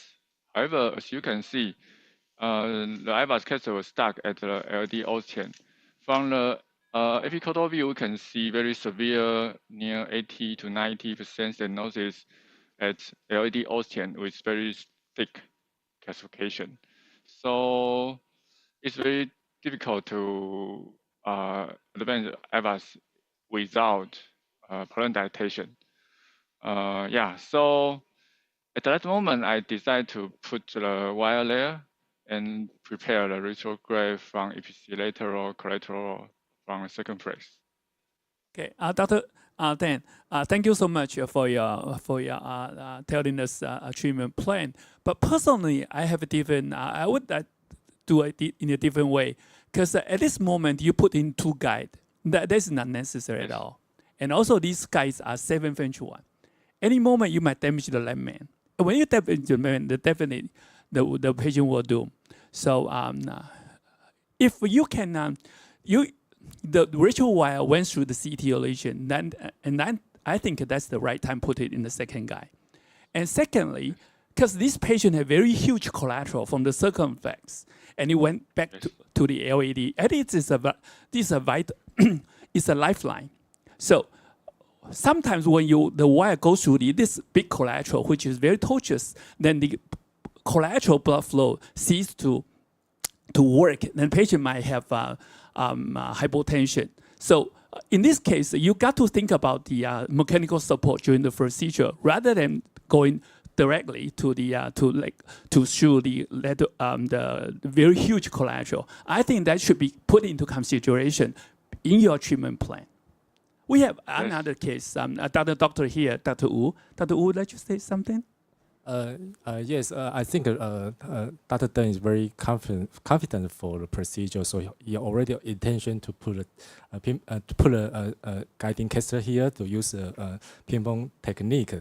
So I think maybe he already intention to perform the retrograde approach, but I think the case is a very tough case. It's not only a CTO case; it's also a layman bifurcation with very calcification bifurcation lesions. So the plan is very important. So actually, I agree that Dr. Teng current plan, because he find the advance of the IVUS into the LAD is very difficult. So he shift to retrograde very quickly. Because I think the retrograde, although it's the epicardial collateral, however, the epicardial collateral is very large. So to apply the retrograde approach, I think it's not so very difficult. So to avoid the injury the LAD proximal, so I also will apply the primary retrograde approach for this case. Yes, thank you. Also, actually, I also worry about the huge retrograde. If I put the microcatheter, maybe flow become worse. However, in my strategy, my plan is to try the kissing wire technique. So I need one wire from retrograde to guide my anti-gray puncture. So actually I try to put a wire there, and then I'm retrograde microcatheter maybe can be withdrawn if there is any symptom or hemodynamic change. However, there's still one difficulty because even we do the anti-gray preparation, there's huge calcium at the lemon application site. So because if we have to open the lemon application region first and put in the IVUS, that may damage the lemon. So at that moment, I decided to postpone the anti-gray preparation and do the retrograde first. Okay, can I go? Sure, next? sure. I think the treatment is okay because this patient actually have no CTO stump. So and that the only way I think the most possible way is to go in retrogradely. But before you doing that, you have got to have a safety plan, safety net. So that you won't have patient don't have to suffer from any complication during the procedure. Could you show us what you have done here? Okay, thank you. Thank you for all the situations. And actually, as you can see, there is one tight region at circumflex middle part. In the beginning, I think it is maybe type A lesion. However, the plaque is quite tight stenosis and some calcification from this view, every current view. So in the beginning, maybe it is simple, maybe finish in 30 minutes. But actually, next, after wire passing, we try to insert the balloon, 2O balloon, but it cannot like this. Very difficult to advance. So then we change to 1.5 and 1.2. However, actually, the balloon cannot pass the whole region, only stuck at the middle. So we inflate first, and then, so even we use 1.10 balloon and then can pass the region finally. So we do the balloon inflation from 10, 12, 15, and 20. However, there's some dissection.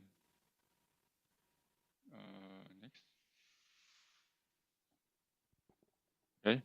Actually, the lesion cannot be opened completely, and there's some dissection. Because in my previous experience, maybe there are severe calcium or calcium nodule, calcified nodule over the circumflex needle. So even we put on the stent now, maybe it cannot be expanded very well. And if we put an under-expanded stent, it is very difficult for retrograde microcatheter to manipulate. So at that moment, I decided to advance the microcatheter directly to do the retrograde approach instead of the stenting. Yeah. So as you can see, this is we use the Corsair Pro from the retrograde, and you can see the corridor is very tortuous. So after several try, finally we can go into the LED middle path on retrograde approach. Okay, next. Yeah, and at this part, we do a small injection from the microcatheter, and you can see near brown end at the distal cap. Okay, so next. But however, we find a little trick, and we try XTA, but we cannot engage the retrograde the stump very well. Dr. Teng, could I ask a question? Did the patient ever suffer from hemodynamic change during the procedure? At this Actually, moment? now, No, yeah, not at all? no. Okay, good. Blood pressure is 110. Heart rate is 84. Well, and no I have symptom to now. remind you that because you created dissection in the circumflex, which is the lifeline. Yes. So once there was acute thrombosis there, then the patient is going to have a very unexpected outcome. So got to be very careful, even when you are focusing on the retrograde procedure. But that is a technical issue. But however, you have to look at the patient overall. Yeah, I keep this in mind always, and I monitor the vital sign very frequently. And I also like to remind that this is a left-main bifurcation with some calcification, so maybe it's better to have a clear plan for some emergent situation, how to deal with this left-main bifurcation. We can always give up this CTO procedure, but in emergent situation, maybe we have to deal with this left-main bifurcation with heavy calcification. So I think it's better to have a clear plan for this emergent situation once it happens. Yeah, totally agree that because this left-main bifurcation 110 and with calcification, it's not easy to deal with. So you need to, just like Dr. Zhang said, and keep in mind how to deal with that lesion. And what is the wire you use to navigate the collateral, Dr. Zhang? Hsin wire and Cosell to navigate a retrograde approach. And then now I try XTA to try to do a retrograde wiring, but still very difficult to engage the small track. So I changed to Gaia second, and now we are at this status like this. And Gaia second can approach a little more advanced a little. So, but the support of from the retrograde microcatheter is not very well. So I try to advance a little more and advance my microcatheter more advanced. So yeah, so this is now my status, and because of I also consider the possibility of the low BP, so I put the integrate 2-wire layer first, and to prevent any complication, I can do approach from integrate also. Now, I think the complication would primarily come from the circumflex. Even you put in a wire in the diagonal puncture, that does not make any sense. Well, at this moment, you can focus on your work. We are talking about our panels. This is a very provocative and very difficult case. And first of all, I would like to ask Dr. Cao, in your hospital, this is a primary approach, or you have to consult the surgery before they give you the grant the permit to do coronary interventions in the hospital? Yeah, the Cinder score for this case is 30. We check the Cinder score first. If the Cinder score is more than 32, we definitely will consult the surgeon. But if it's less than 32, and we can go for it, go for the PCI straightly, and try the PCI first. That's our strategy. But this case had very good graft recipient zones in the LED, in the diagonal, in the RCA. So this patient definitely is the bypass case, and also the result of bypass surgery would be great. So now I think the reason for us to do coronary intervention is not that high. So always keep in mind for that. Sometimes in my own practice, even the Cinder score is less than 32. But if there's a triple vessel disease or plus left main or only complex triple vessel disease, I also offer the option of bypass surgery to the patient. I probably don't consult the surgeon, but I will explain the patient bypass surgery is also an option. Dr. Canedo, how about you in the cardiovascular institute? What would you do in that case?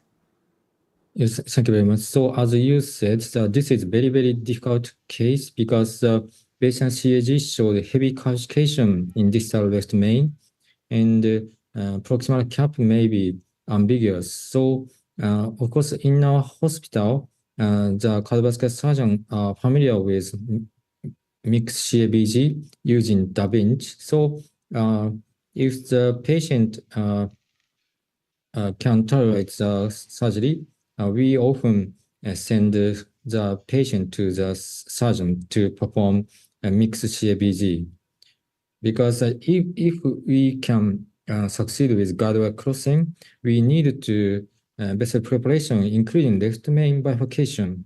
So very, very difficult because heavy calcification is still present in distal left main. So stent expansion may be very difficult or underexpanded. So in this situation, mixed CABG is one of the best treatment strategy, I think. Well, to me, the heavy calcification is all the way from the left main to the LAD. So this patient got to be finalized with the rotor ablation on one hand, followed by shockwave catheters. So that and then stenting. So this got to be a very expensive procedure with a sky-high cost. So that we also have to put that in mind. How about you? What will you do in the Princess Margaret?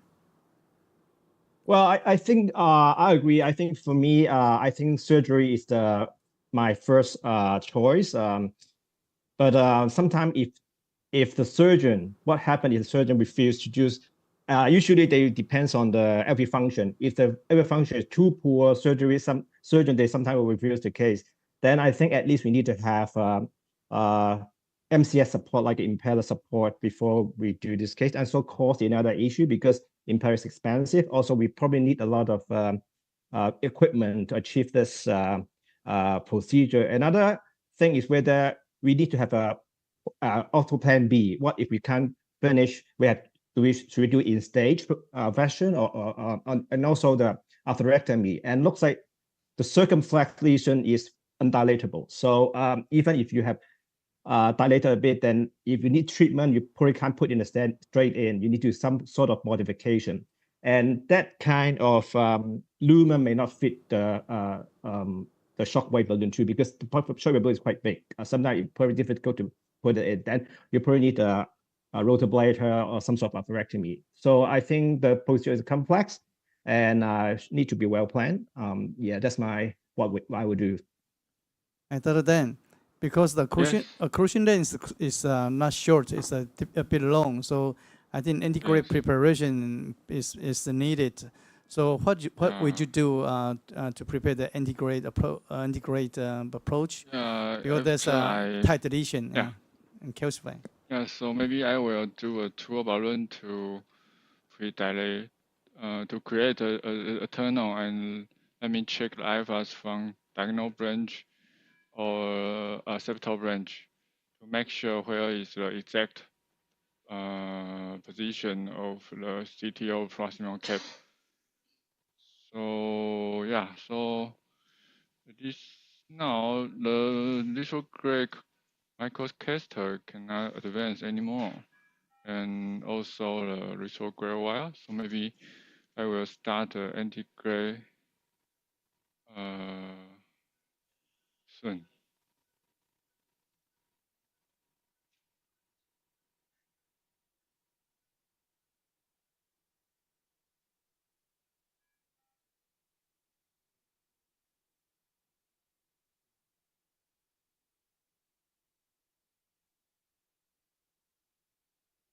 Dr. Wu, now would you have your comment here? Yeah, so Dr. Teng, so what's the reason the patient did not receive the KBG? Because I think it's a very major concern from our panelists. Because the patient is a diabetic case, high index score, very suitable for KBG. but I don't know the patient is from the Taipei Veterinary General Hospital from Jiunn-Cherng General Hospital. You know, yeah, because I think if the patient in the Jiunn-Cherng Hospital, I think he never received the PCI, he always received the KBG. Yeah. But to be honest, I think in Taiwan it's quite common with patient with history of stroke, ischemic stroke, and with impaired renal function. So maybe the surgical risk is not very high, but once after the surgeon explained the risk to the patient, the family. In our hospital, very often patient refuse cabbage. It's not unusual in my practice. So, but I think in my practice, I will explain the option of cabbage to the patient, and maybe the patient will discuss with the surgeon about the risk. But for this case, I think it's very important to have a good planning for the left-main bifurcation treatment for left-main bifurcation lesion. So even we open the distal portion, how to treat that one in the same procedure, I think it's also a very important issue. So maybe at this moment, everything's stable. We can do some balloon dilation for also left main and check IVUS to see the proximal LAD lesion and left main bifurcation lesion. Then we can have a good planning for this lesion. And then if the patient is stable, maybe we can try to treat to do an antegrade approach. That's my comment.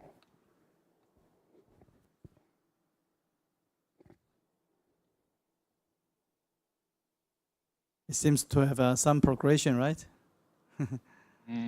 Just a little. Yeah, because this patient come to Zhenxin General Hospital in the beginning, and we consult the surgeon before the RCA PCI, and the patient insists not to receive open heart surgery. So we decide to do stenting instead of KVG and try to hope to help the patient to open the lesion.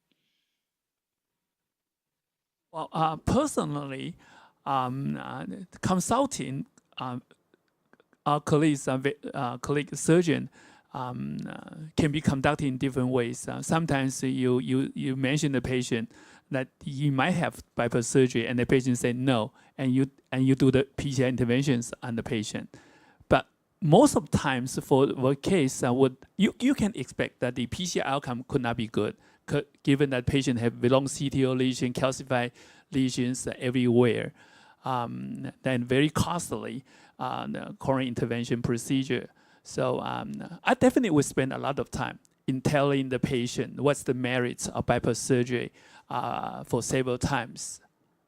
Unless the patient and his family fully understand what we are talking about, and in terms of long-term outcome, then I would give up and do the coronary intervention for the patient.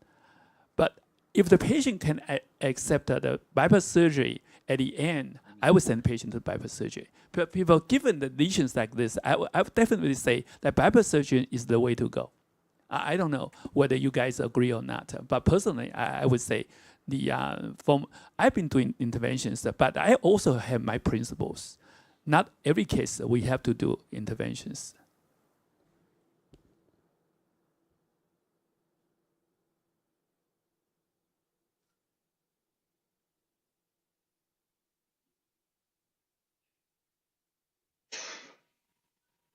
Well, how about you guys, Dr. Kaneko?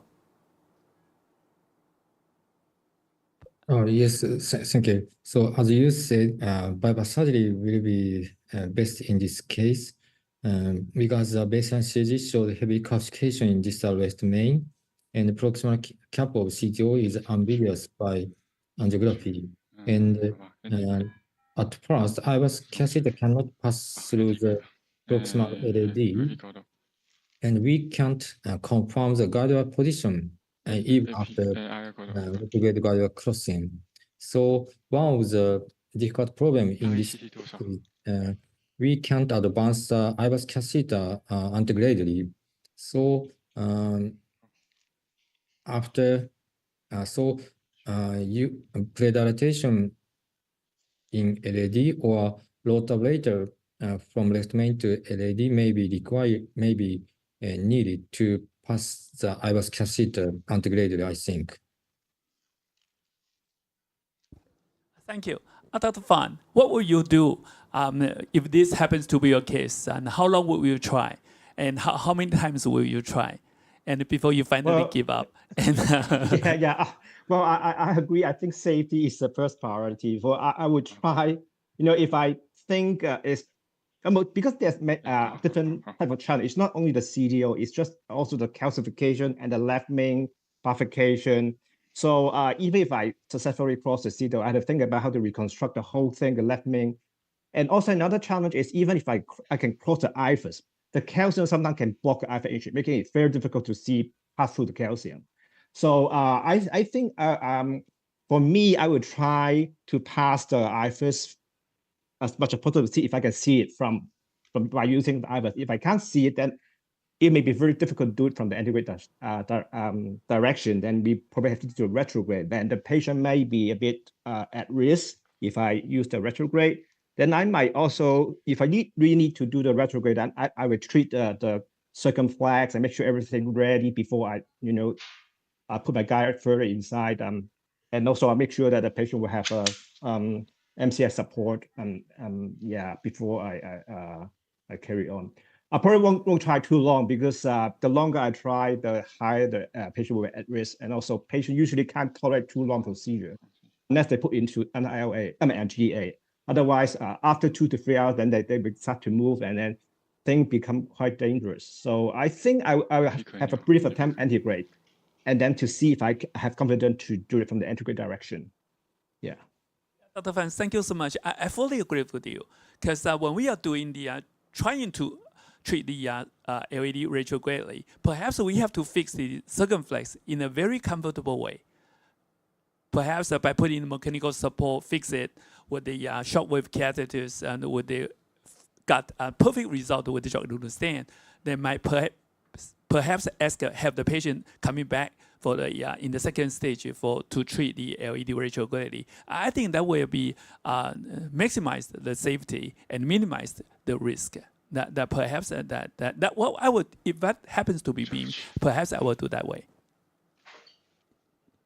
Now the Impella use for the high-risk PCI in the United States, the indication is for high-risk PCI, and in Japan is for cardiogenic shock. So the indication seems different, but I think these two indications are really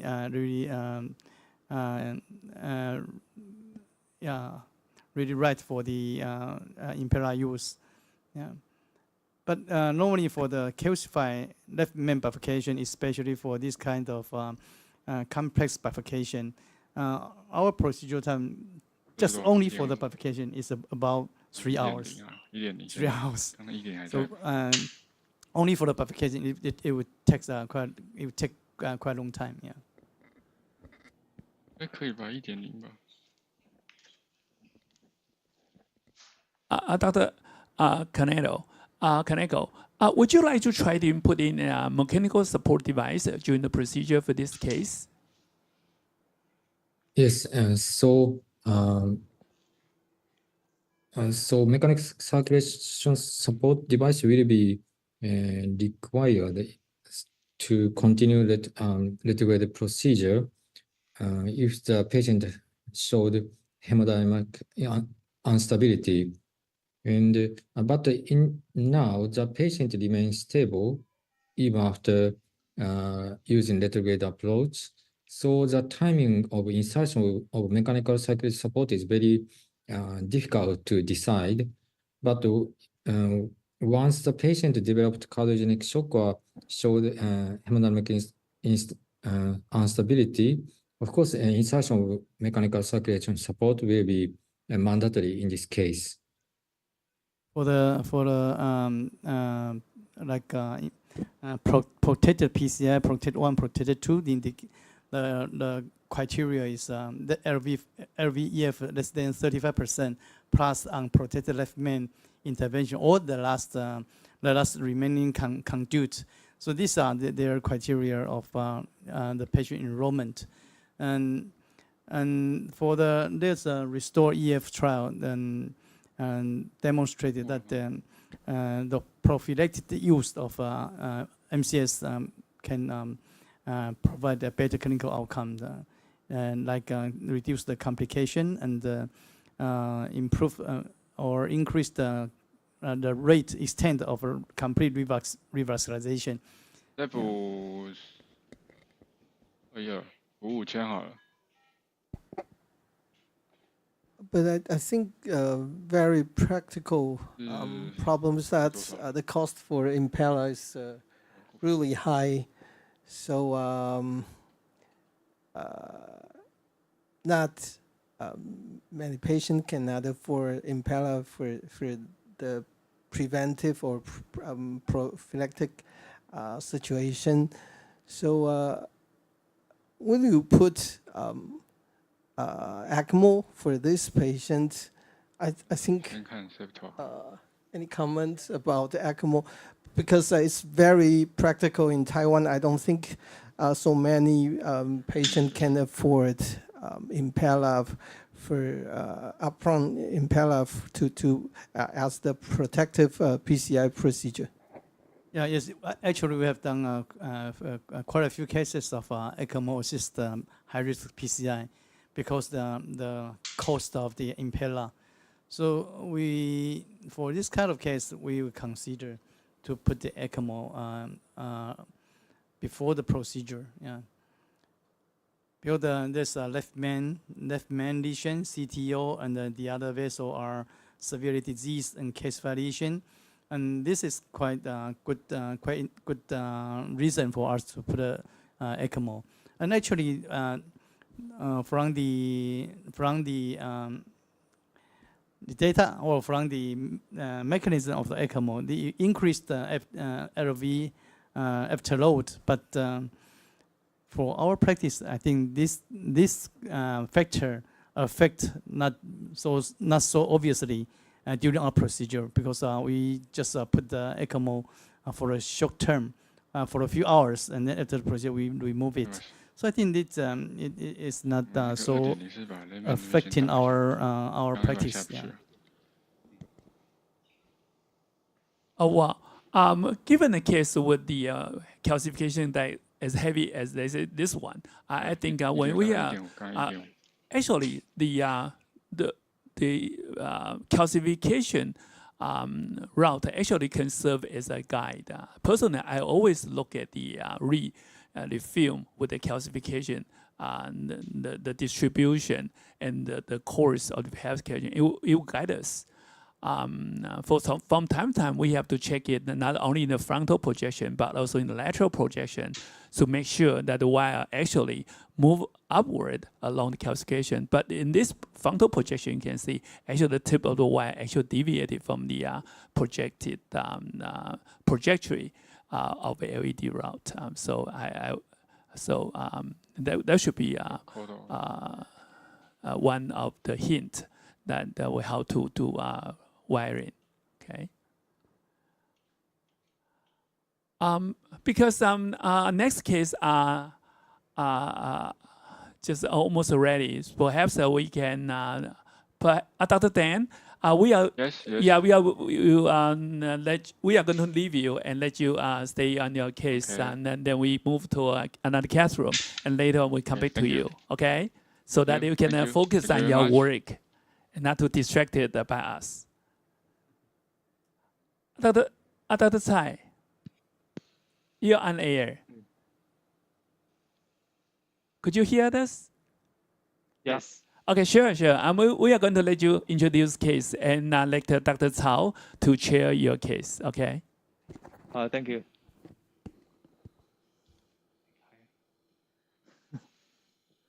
哎有啊，这里开，这里很开。Hey, Dr. Tsai, yeah, please start your case introduction. Good afternoon, everyone. So this patient is a 60-year-old female presented with the heart failure symptom and urosepsis. She previously underwent the triple vessel disease and underwent the stent each vessels. And this time she was presented non-STEMI last month. She also have the heart failure, hypertension, DM, and CKD. Next slide.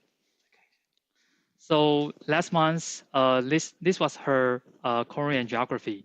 As you can see, the RCA angiography, the RCA middle was instant total occlusion. Next slide. This was another view. So yeah, it seems chronic total occlusion seems the RCA middle. Next slide. The left side, the circ seems pattern, but however, the LAD seems the LAD's instant under expansion.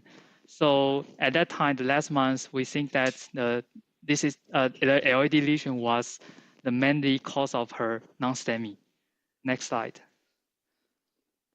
So this was the cranial view. However, last time, we tried to use the balloon dilatation over the LAD instant lesion. However, it was undilatable. Next slide. And about the collateral lesion, we can see the LAD collateral and the circ collateral to the RCA. So this time, next slide. So our total target, today's our target is the LAD stent under expansion. So right, and her about her RCA CTO, the CTO score was 2. Yeah.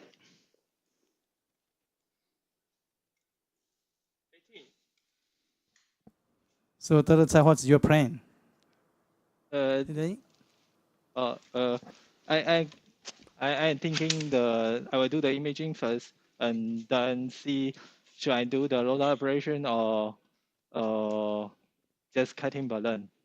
But because I'm not sure that it is under expansion of stent of the neoarteriosclerosis of the casion. Because last time the operator didn't perform the intravascular imaging, so I'm not sure. So this is your today's target, or after this one you fix the RCA CTO also? No, I will just fix the lady. Okay. So this lesion should be reserved for 1 or 2 months later when you have IVL. Maybe. So can I ask the opinion of our panel and Dr. Zhang? Sure. We have panel Dr.张其任医师 and Dr. 李文领医师 还有吴承学医师 and the international guest from Japan and Dr. Kanako and from Hong Kong, Dr. Huang. NC emerge 3.5. So Dr. Zhang, please.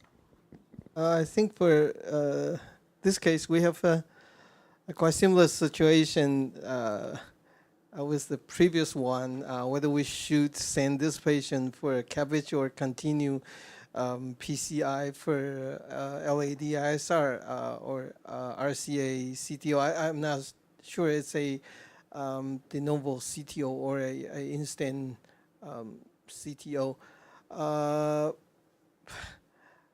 For the for RCA, I think it's quite reasonable. At least we have to make sure that LAD lesion is dilatable and the treatment is durable. If we can dilate it and not the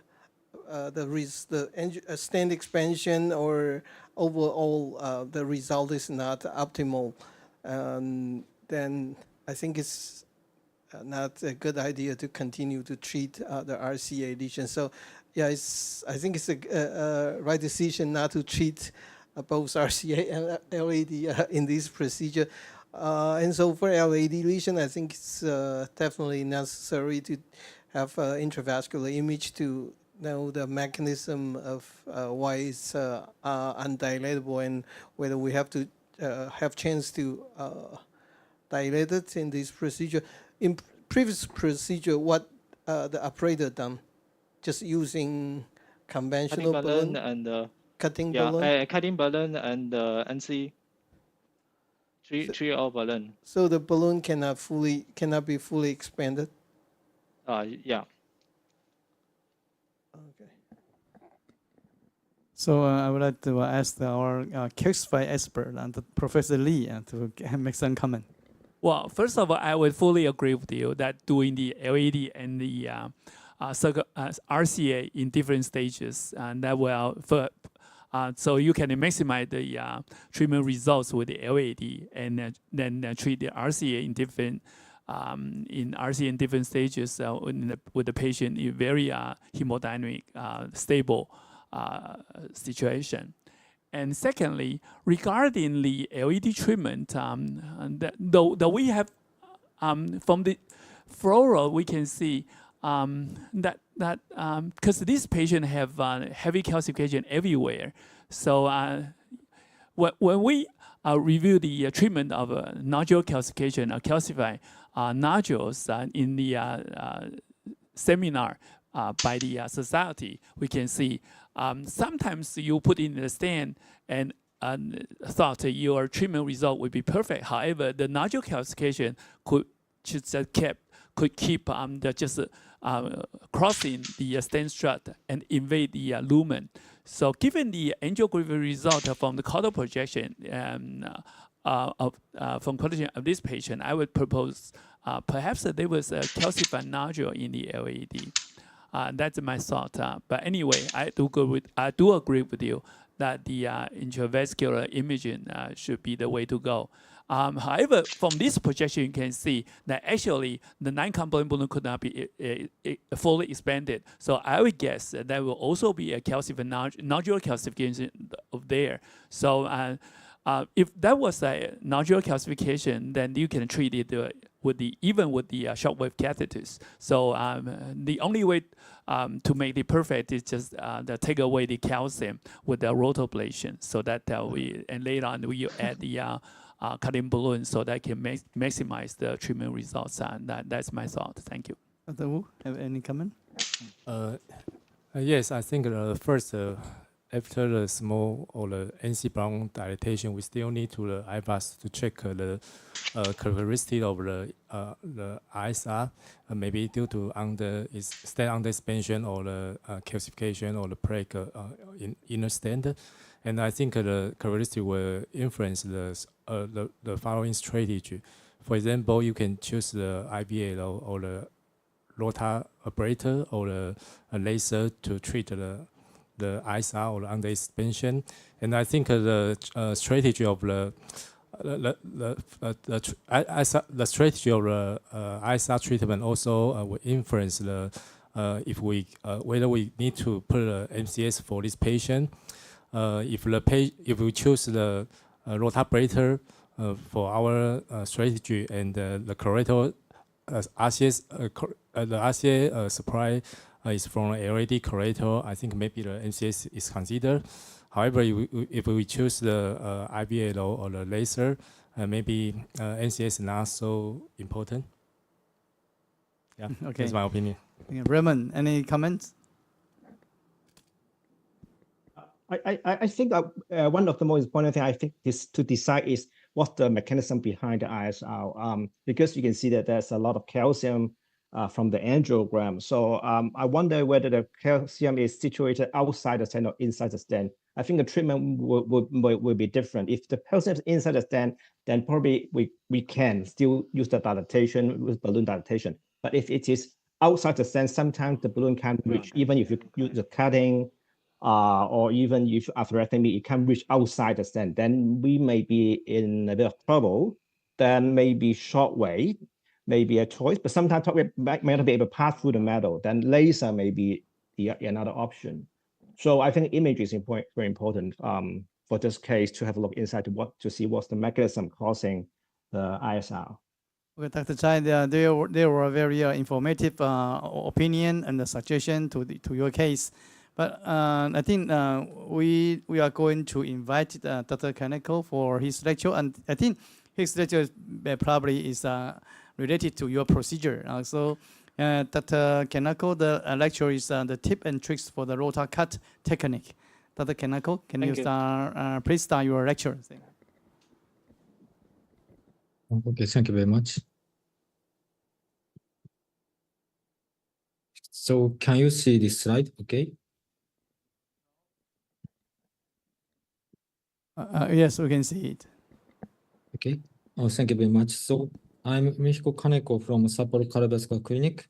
I'd like to express my gratitude for being given the opportunity to make my presentation here. So my presentation today relates to tips and tricks for the rotor cut technique.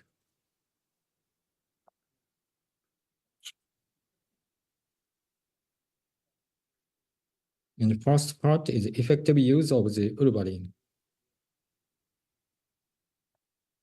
And as you know, second generation cutting balloon urbaline provides improved crossability and deliverability and precise and controlled cutting effect, a proven mechanism of action.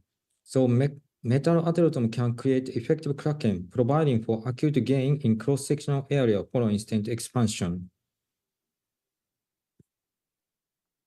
And according to the recent report, urbaline cutting balloon demonstrated better crossability and plaque modification compared with squalene balloons in calcified region. The delivery success rate was significantly higher in the cutting balloon group than in the squalene balloon group, 93% versus 75%. And in severely calcified regions, calcium fracture was more often associated with rotational atherectomy followed by cutting balloon compared with rotational atherectomy followed by conventional balloon predilatation before stenting. So cutting balloon use was also a determinant of greater stent expansion. And this slide shows tips for using the urbaline cutting balloon and selecting the proper balloon size and nominal versus high pressure inflation and the avoidance of complications such as coronary dissection or perforation and the specific complication. And this study investigates the effects of balloon to artery relation on stress levels in the calcification and as the borders of the coronary artery adjacent to the calcification to determine an appropriate balloon to artery ratio without increasing the risk of coronary artery perforation. And finite element analysis of the expansion of cutting balloons with diameters increasing from 2.0 to 3.0 millimeter in 0.25 millimeter increments was conducted with pressures up to 12 atmosphere.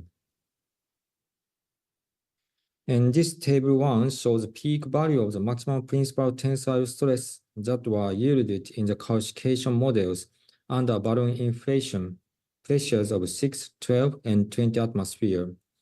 And the maximum principal tensile stress yielded in the calcification for the non-component balloon as the rated balloon inflation pressure 20 atmosphere was smaller than that for the cutting balloon, downsized by 0.5 millimeter as a nominal balloon inflation pressure 6 atmosphere.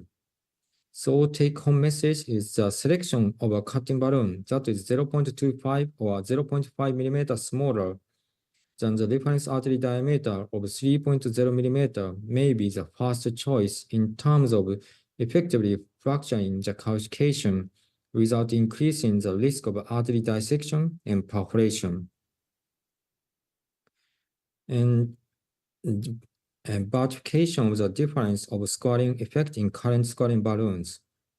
And the aim of this study is to clarify the difference of scoring effect among different types of scoring devices to introduce appropriate plaque modification. And they measure the penetration depth of all scoring elements into silicon tube wall and calculated their percentage using the following formula. And penetration depth divided by original scoring element height and by 100. And so they also observe the deformation of scoring element during balloon inflation in each device. And this table showed percent penetration depth in each device. In each row, percent penetration depth in cutting balloon was significantly larger than other devices, especially when we dilate cutting balloon with high pressure. About 90% of height of scoring element cut into both silicon tube, and the cutting balloon seems to show most secure scoring effect among them, because all scoring elements always cut deeper into phantom vessel wall without deformation than other two devices. So cutting balloon dilatation at high pressure and 20 atmosphere can cut further into the silicon tube wall compared with nominal pressure 6 atmosphere. And as you know, clinical trial of rotational atherectomy combined with cutting balloon to optimize stent expansion in calcified regions, the ROTACAT randomized trial was published. As a result, minimum stent area was similar with rotational atherectomy plus cutting balloon angioplasty versus rotational atherectomy plus non-compliant balloon angioplasty. Furthermore, there were no significant difference regarding the other IVUS and angiographic endpoints, and the procedural complications were rare.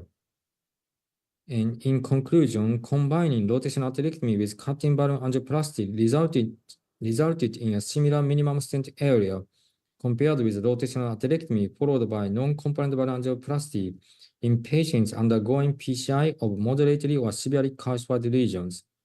So rotational atherectomy followed by cutting balloon was safe with rare procedural complications and few clinical adverse events at 30 days. And in other words, the ROTACAT technique failed to show any clinical advantage over the usual non-compliant balloon-based method. So simple question is, what's the key reason behind this outcome? Although the ROTACAT technique failed to show any clinical advantage over the usual non-compliant balloon-based method, the recommended inflation pressure of the urbarin was 6 atmosphere and was expected not to exceed the device-rated burst pressure of 12 atmosphere in this paper. Therefore, we think high-pressure inflation up to 20 atmosphere of urbarin might have changed the outcome.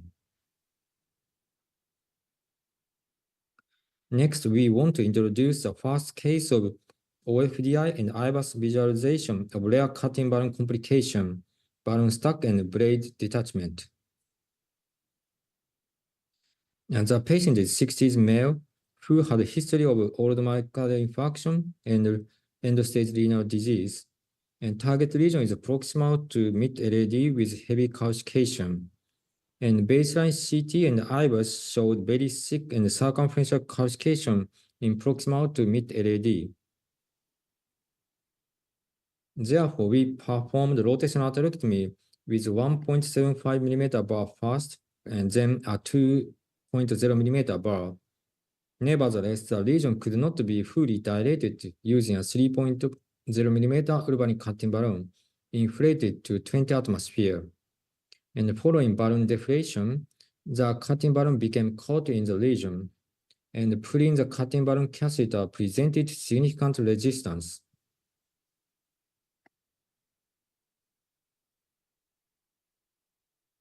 And after retrieving the balloon with significant force, visual observation of the retrieved cutting balloon confirmed abrupt blade fracture and detachment.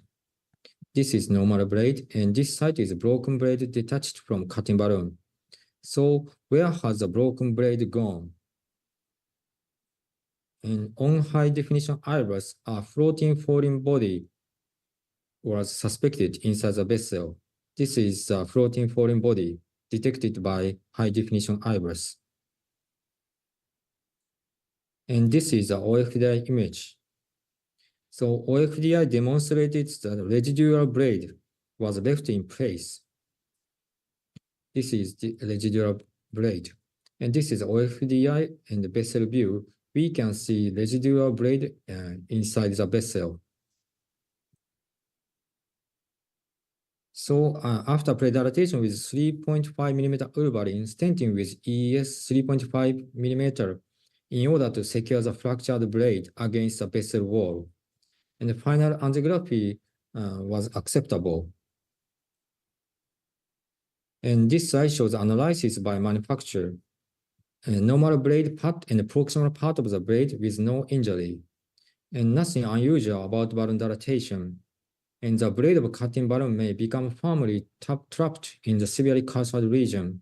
As a result, there was a lot of resistance when the balloon catheter was pulled, and the blade of the cutting balloon eventually broke.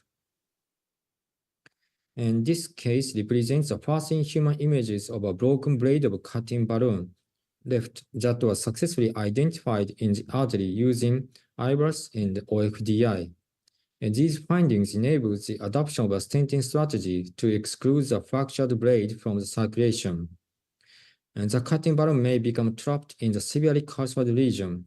If pulling the cutting balloon catheter causes significant resistance, the probability of a blade fracture must be considered. And this slide shows a summary of tips for using the Wen-Ling cutting balloon. Selecting a cutting balloon that is 0.25 or 0.5 millimeter lower than the reference artery diameter. And high pressure up to 20 atmosphere inflation with cutting balloon may be recommended. But do not dilate beyond 20 atmospheres because the wire lumen becomes thinner and the balloon cannot be pulled out of the guide wire. And cutting balloon inflation should be done very slowly, because high-speed inflation of the cutting balloon may increase the risk of artery dissection and perforation. And multiple inflation with the cutting balloon are important and move the cutting balloon slightly proximally or distally to cut in different areas. And specific complications need to be considered in advance, for example, perforation and blade detachment. And second part is IVUS-guided rotational atherectomy. The effect of rotational atherectomy on severely calcified regions depends on 5 key factors: distribution and eccentricity of calcium, and degree of guide wire bias, and the bar size and rotational speed and motion, and choice of rotor wire and luminal area.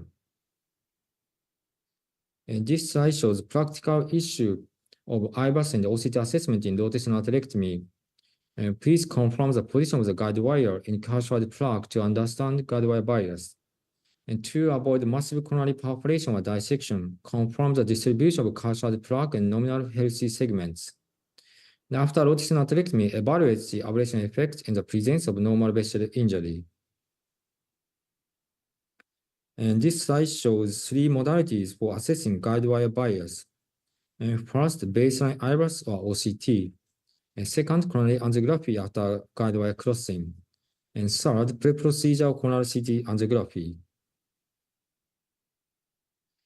And IVUS image shows circumferential calcification.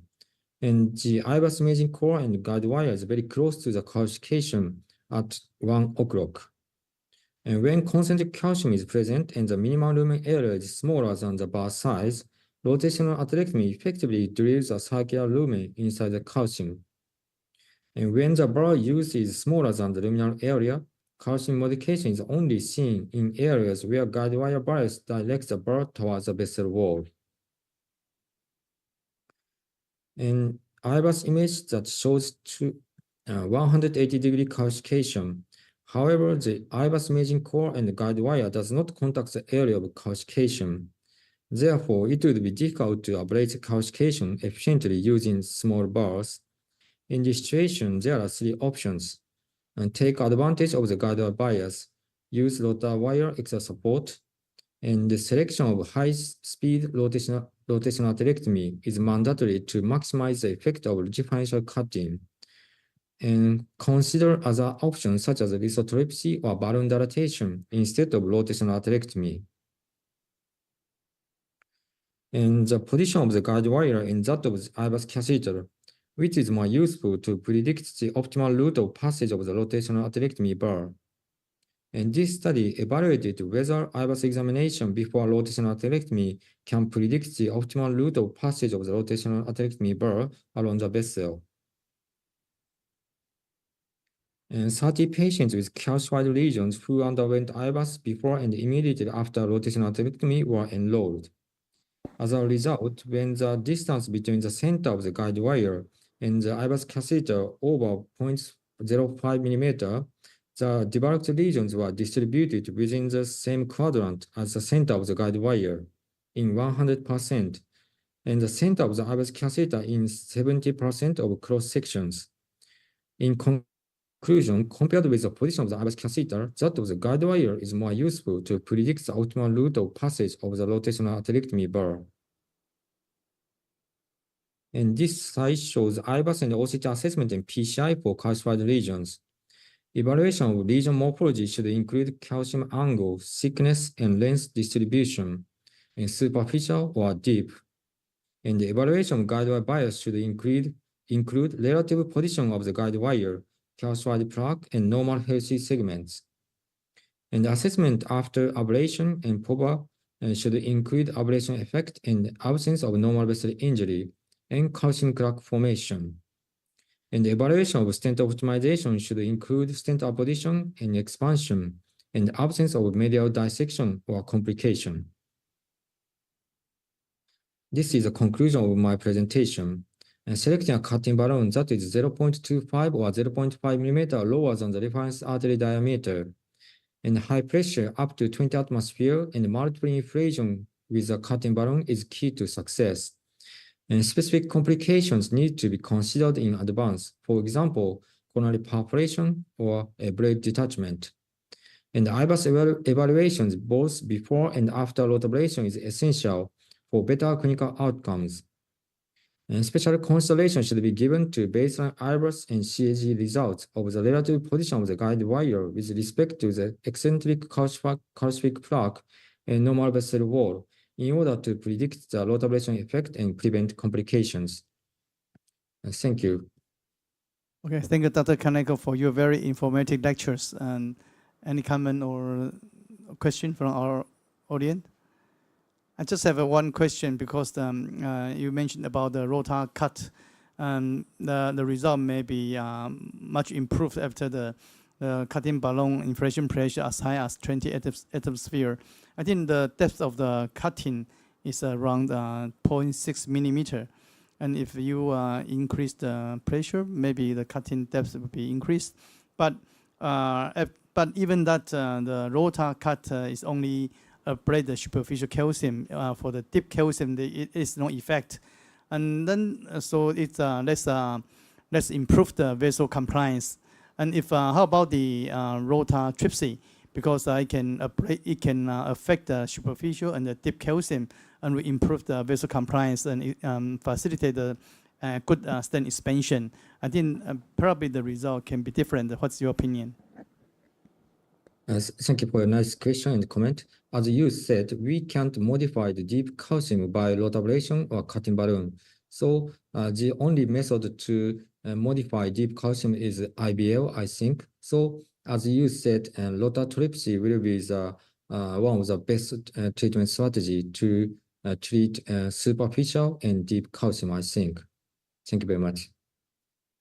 Thank you. Any comment, Dr. Zhang?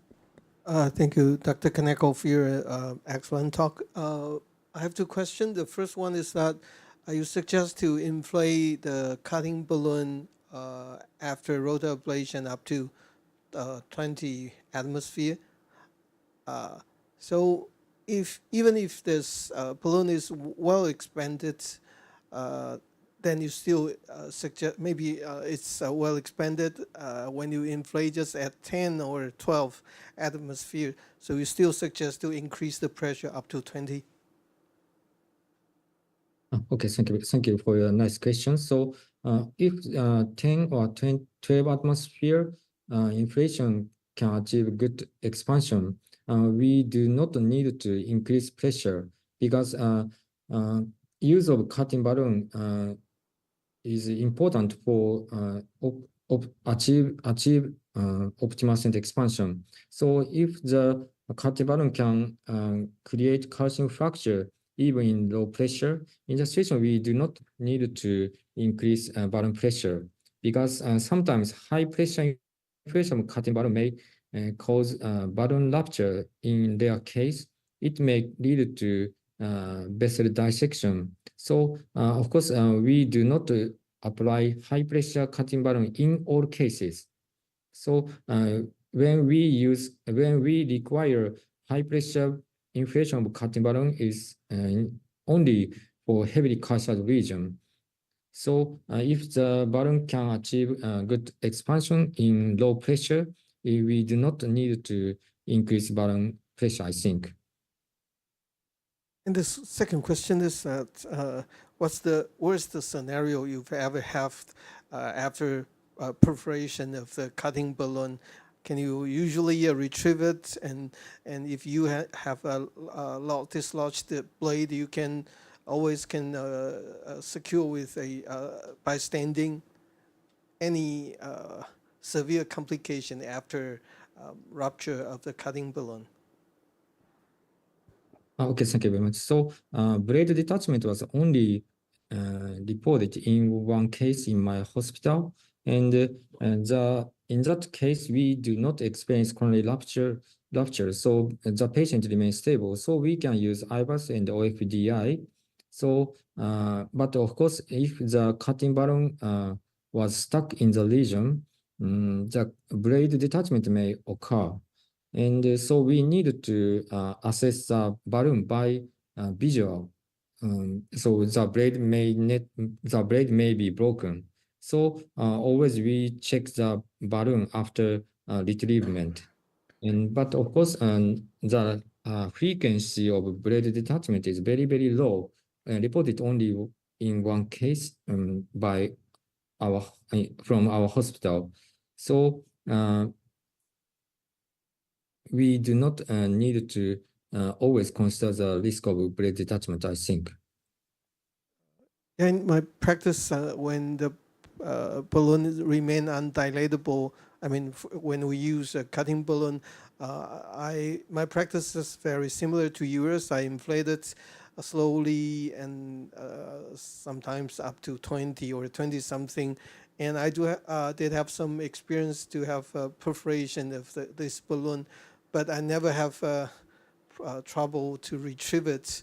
Maybe I'm lucky, but I think you have more experience than me. So if it's safe, I think it's it should be. We should have more confidence to apply this strategy. Thank you. Yes, thank you very much. So Dr. Kaneko, we never check the blade after the high pressure inflation. Also, we quite frequently use the 20 atmosphere to treat the lesion, but we never check the balloon and never count the blade number. So how did you find your case that blade has detached?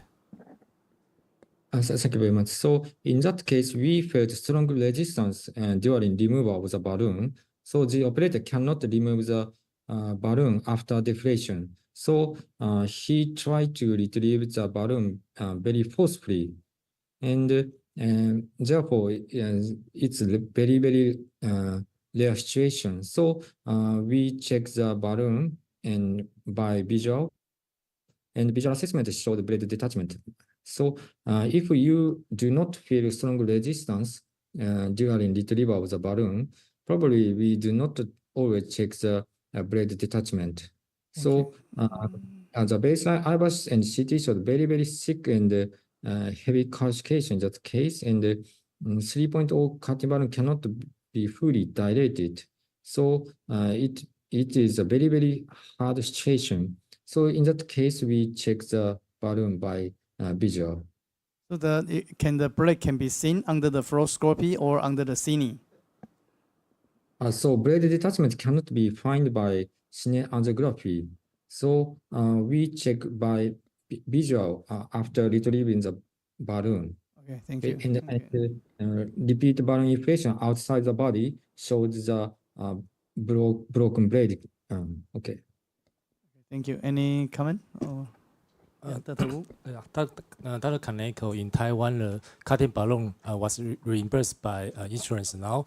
However, the cutting balloon should be used after the non-compliance balloon in Taiwan insurance regulation. So what's your opinion about the sequence of the cutting balloon and the NC balloon? We should use the cutting balloon first, followed by NC balloon, or we can use the NC balloon first. If fail, then we choose a cutting balloon. Okay, thank you for your nice comment. So as you said, the cost of cutting balloon is maybe higher than the conventional non-compliant balloon. So the use of cutting balloon may be required, especially in the heavily calcified regions. So if the baseline IVUS or OCT showed a heavy calcified region, reluctant to balloon dilatation, so rotational atherectomy and the use of cutting balloon may be the best strategy, I think. So of course, some calcification can be fully dilated even with non-compliant balloon. So if the angiography or IVUS or OCT showed heavy calcification, and if we use OCT, the thickness of calcium should be assessed. And of course, if we use IVUS, we can predict the calcium thickness by vessel diameter. So if IVUS showed thick calcium over 0.5 millimeter, in that situation, the non-compliant balloon cannot be fully dilated. So use of cutting balloon is strongly recommended. Okay, thank you, Dr. Kaneko, because of time limitation. Thanks for your very excellent talk. And can we move to lab 3? 对，好，不是那。Hey, Dr. Tsai, can you show us your what are you doing now, or your progression? The vessel perforated, and I am seeing the vessel. What caused the perforation? Because I think the previous time the cutting balloon and the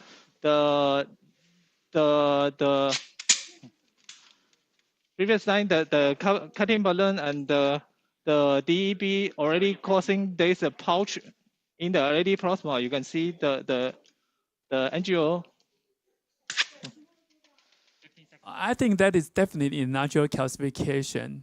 As in the seminar I presented last Sunday, we did notice that when you are using the balloon, there's no way for the nodular calcification to give away. So the risk of perforation would be high if you are trying to inflate it and use it a too big balloon, or use it inflate it at very high pressure. So as I said, we got to treat it primate with the rotoablation so that we can do it. We have to be very conservative when we are treating nodular calcification.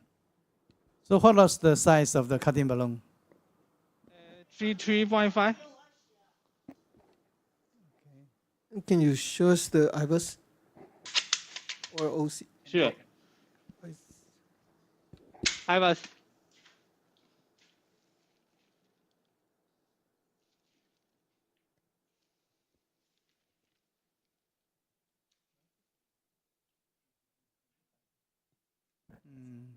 So how is the patient's hemodynamic now? Is fine? Now it stay fine. Okay. 老师，我再加一只哦。我再加一只哦，它封不住啊。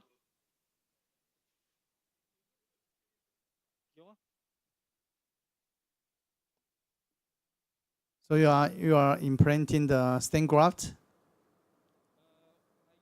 DK papyrus 剩一点。哎，那个 lateral。因为它那个。哦 ，OK。只是剩一点点。我觉得在上就是封住。Probably you can call a surgeon at this time, at the meantime, and then, yeah. 16应该就可以了，16应该就可以。3.56。Did you try to reverse the heparin? Not yet. The ACT just a moment ago is 310. But because the lesion is not well opened, so the effect of the stent graft, I think, is a little bit limited. I think still have some leak after the implantation of the stent graft. Yeah. think that it's necessary to reverse the heparin with the even smaller dose of the protamine than it is required. You cannot fully reverse the heparin because some thrombus might form inside. Okay, Dr. Tsai, please continue your procedure. We move to lab 1 to see Dr. Deng's procedure. Okay.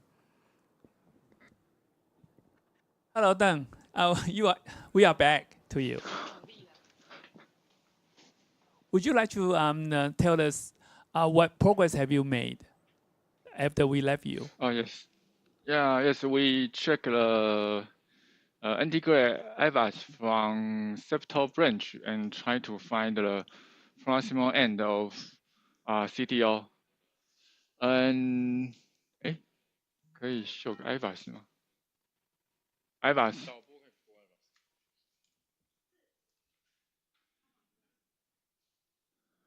伟杰嘞？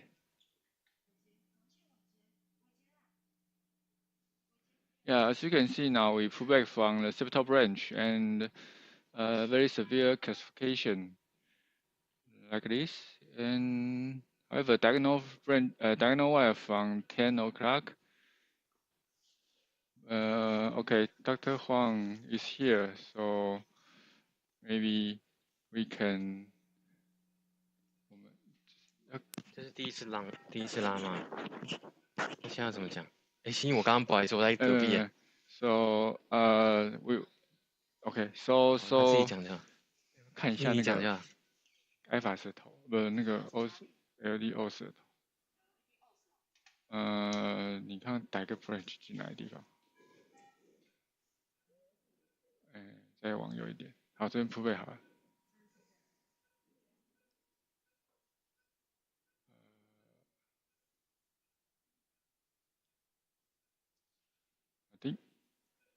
So now the IVUS stops at here, and diagonal wire come from 9 o'clock direction. However, LD Ocean CTO proximal end is difficult to find. So now we try to do the IVUS pullback from diagonal branch, and we do the lesion at the diagonal branch is also very tight. We use 1O balloon again, and 1.5 and 2O, and now we try to. And also the limb implication lesion is very difficult, and it's very difficult to push the IVUS to pass the limb calcification even after 2O balloon dilatation. 你看最后一个。这最后一个的是哦。Do you check the ACT frequently? Because there are two guiding in the left main. Yeah, we check ACT. Q1 hour. And now we try to.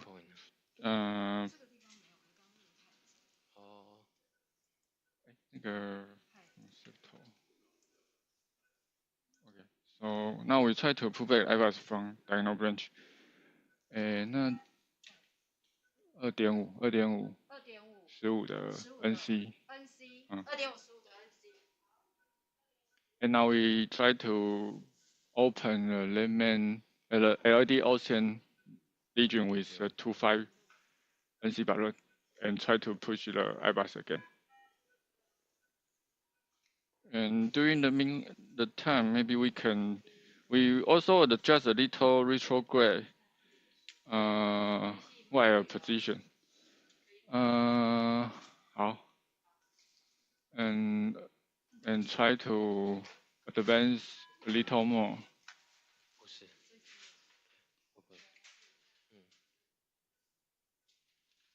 这边从 septal 拉回来嘛，所以 septal 拉回来，这个是到这里是那个 diagonal 的 septal， 可能在这附近，因为这个是这边是那个 diagonal。trunk， 那可能在这边。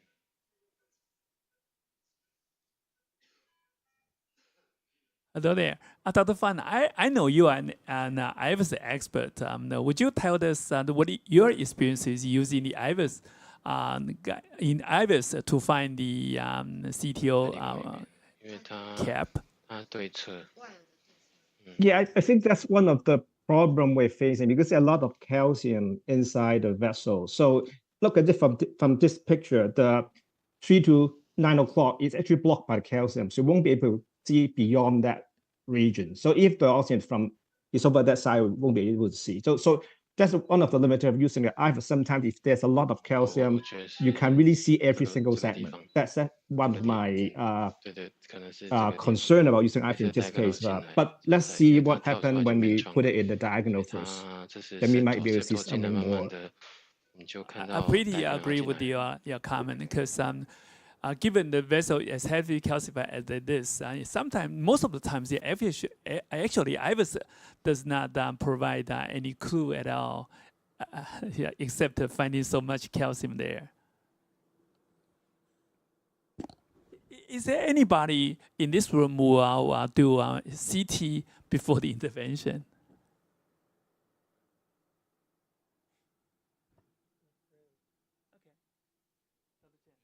Very, very rare.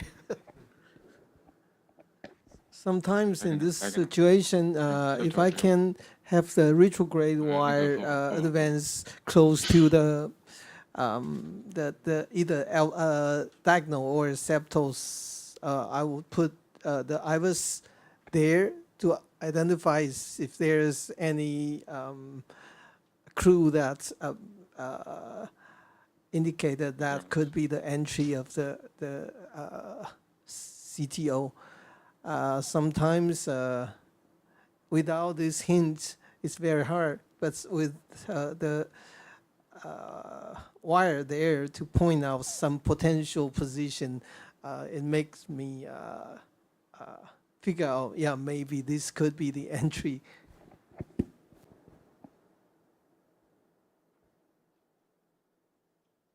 And I think the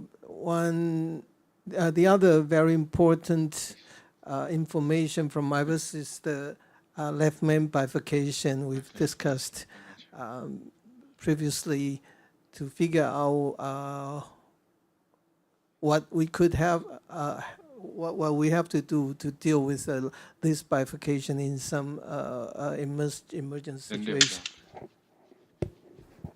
Well, we almost forgot one person who is also involved in this live transmission. Dr. Tsai, Chuan-Tsai, Tsai, would you like to give us some ideas about how to do this case? Dr. Tsai, are you there? Oh, I'm sorry. The IVUS operator is Huang Wei-Chieh. Wei-Chieh, I'm sorry, I miss you too. Okay, thank you, Professor Lin.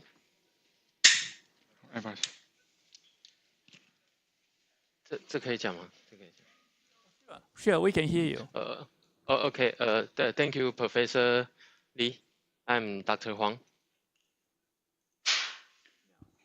I'm asking you what would you say in from your IVUS interpreter point of view that what's the purpose of using the IVUS, or how useful is the IVUS guidance in finding the CTO cap in lesions like this?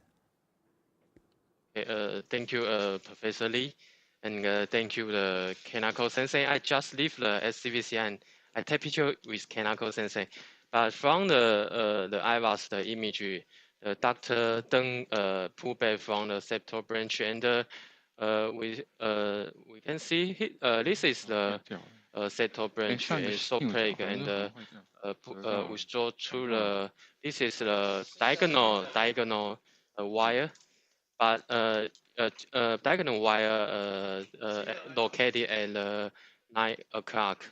But we can see because the 3 and the 9 o'clock essentially the classification, so maybe the re-entry point is behind the classification. Maybe I I can suggest maybe we can try use the SCVC style. Use a TDADR to identify or to puncture the re-entry point. But this is my finding from the patient. Excuse us, son. Could you tell us again? What did you say?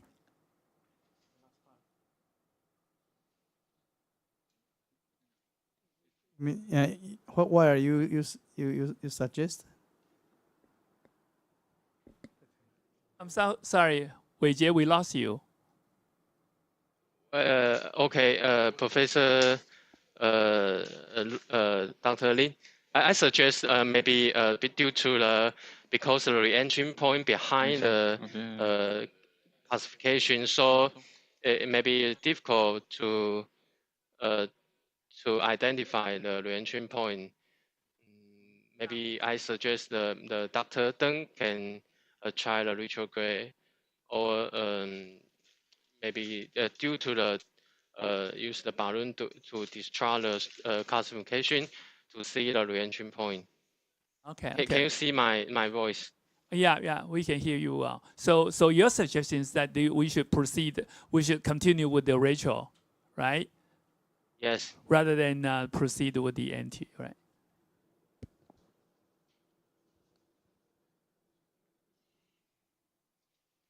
Dr. Caneto, what would you trying to do at this point to make some breakpoint? Yes, thank you very much. So one of the most difficult problem in this situation is we can't identify the entry point by IVUS. And IVUS feedback from septal branch cannot identify the entry point. And we can see significant calcification in 6 o'clock from in this view.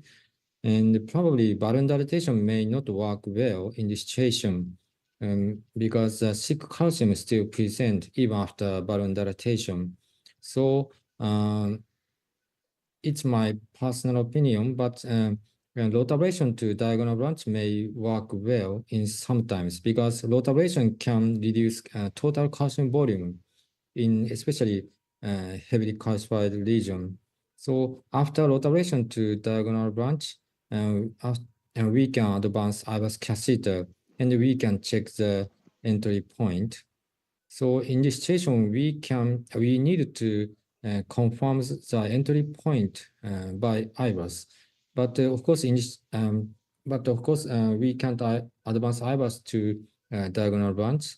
So I think rotation with 1.5 millimeter bar may be required to improve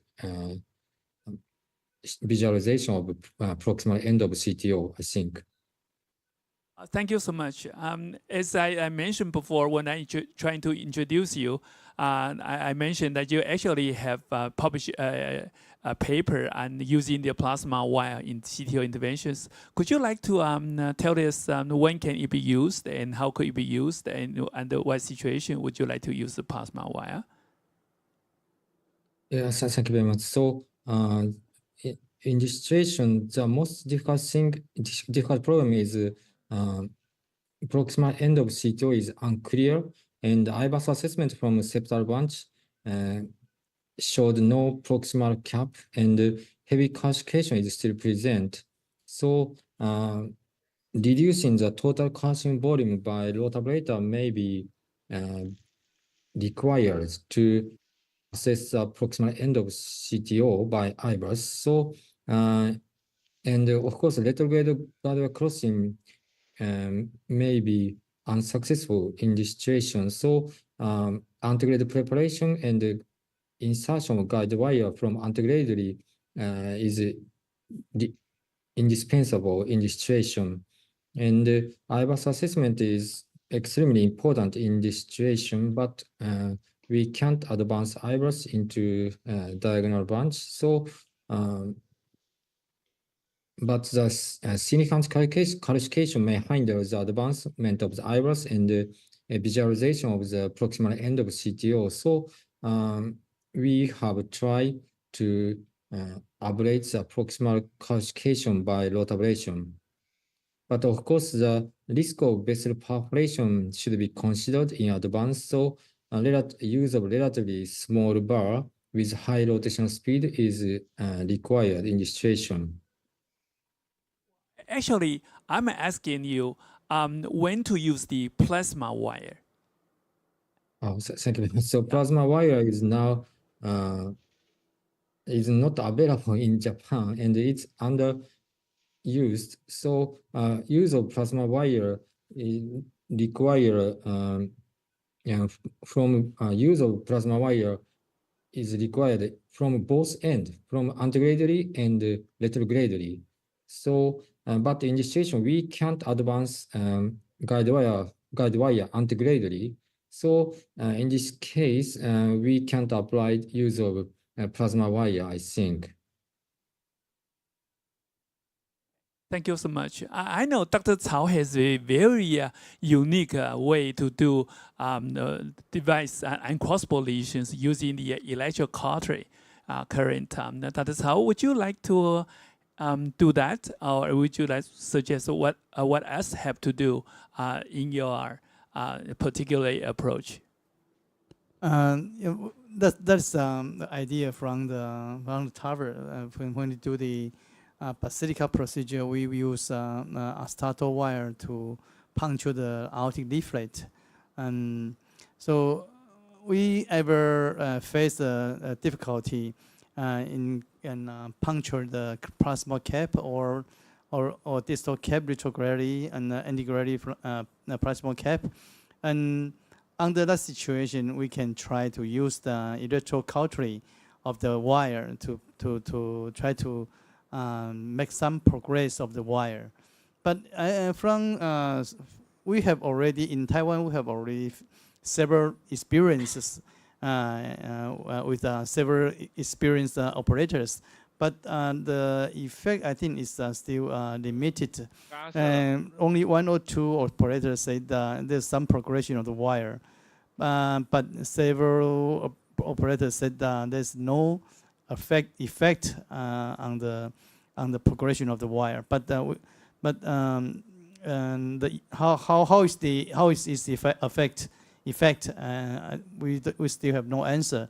But it's still a little bit hope under that situation. Anything cannot cross, cannot advance into the CTO segment. We can try that.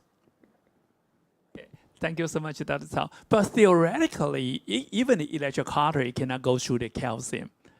But if it is the fibrotic tissue, that was another story. So perhaps that could explain why it works in some cases, but they didn't work in other cases.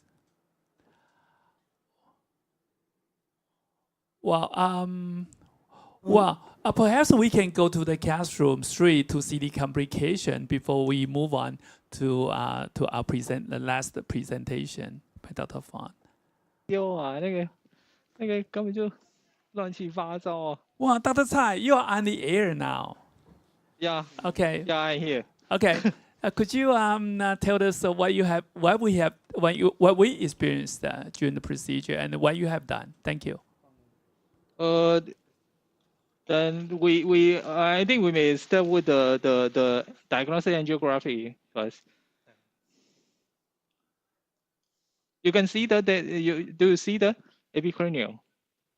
There is a pouching in the LAD proximal. Do you see that? This is a diagnostic angiography. Oh, thank you. Yeah, we saw it. Thank you.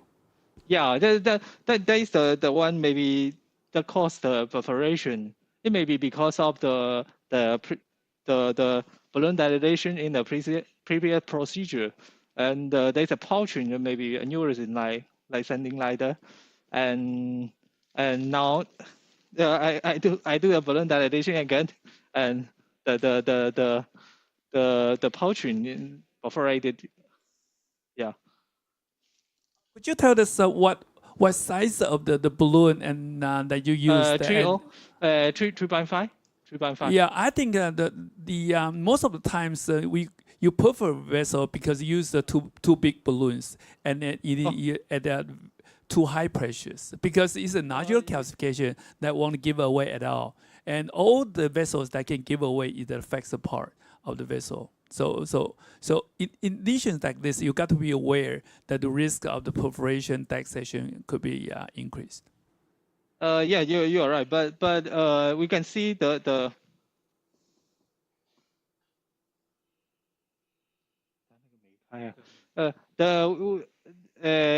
we will show you the intravascular image later or maybe now. You can see that the Cassian is 330 degree.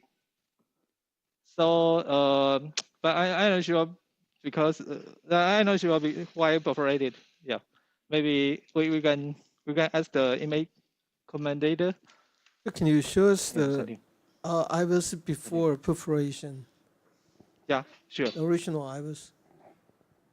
Well, as you said, you are going to treat the undersized stand. Why don't you use the OCT, but using the IVUS? Sorry again. I'm sorry. At the beginning in your treatment plan, you said you are going to treat the undersized stand. Perhaps it's caused by the calcified nodule. So you got to use the OCT rather than IVUS. So why did you? We perform both. You can see the IVUS and the OCT. Okay, great.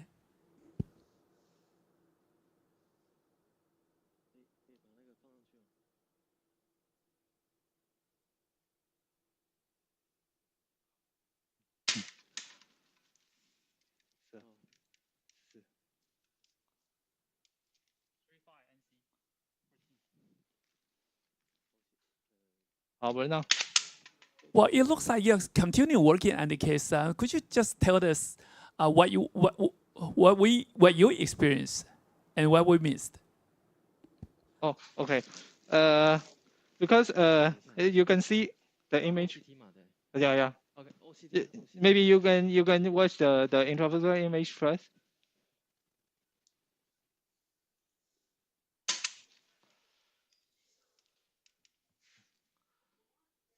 Sorry, we are all working on the intravascular image. 10 seconds. So Dr. Tsai, what was the stent you put in, the stent graft? Two stent grafts? Yeah, DK purpose and there's a continuous leakage, so I put the graft mask and now the bleeding stopped. And what was the size of the stent? 3.5. 3.5. 3.5. Yeah.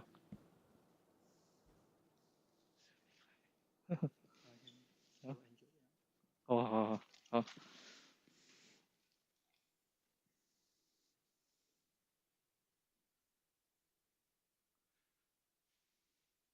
Now do you see the OCT?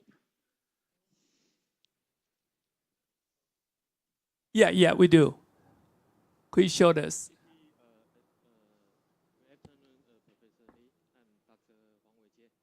The Dr. Tsai performed the pre-intervention OCT image. We can see because the poor quality of the OCT image, but we can find this sign, and it's also the perforation sign. We can see here. You can see the wire bias is okay, but maybe let you show next previous perforation OCT the image. You can see the stent deformity and the pressure burden.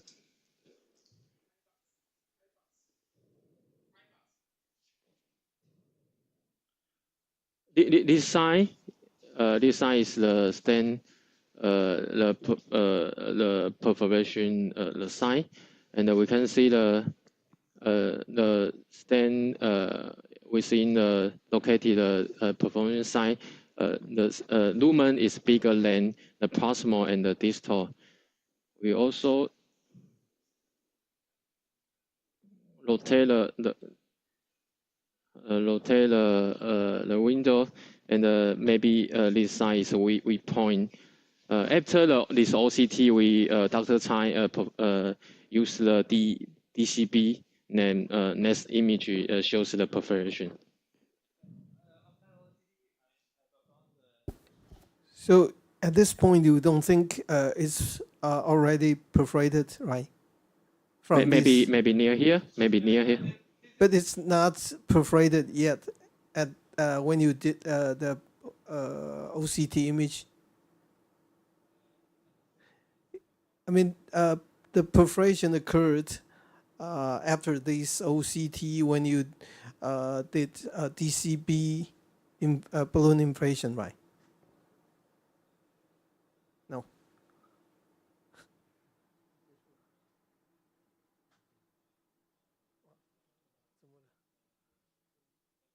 Wei-Chieh, why is the perforation's vessel size is larger than the balloon size? Yes. Because the patient distal stent size may be the 3.0, and the proximal stent size may be 3.0, but the perforation size maybe we can see the stent enlargement maybe more than 4.5 millimeter.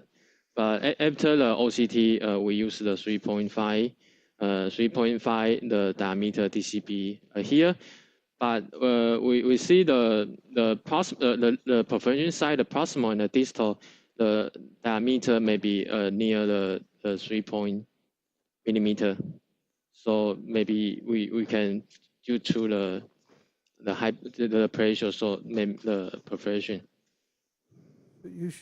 Well, at the beginning, as we suggested that the instant restenosis should be coming from the calcified ISR. As we suggested, that the only way to take care of lesion like this is by doing the rotor ablation first, and perhaps followed by the shockwave catheter next, so that you can treat it to the best. However, when you're trying to using by force, using the non-pressure balloon or even the cutting balloon, you're creating catastrophes.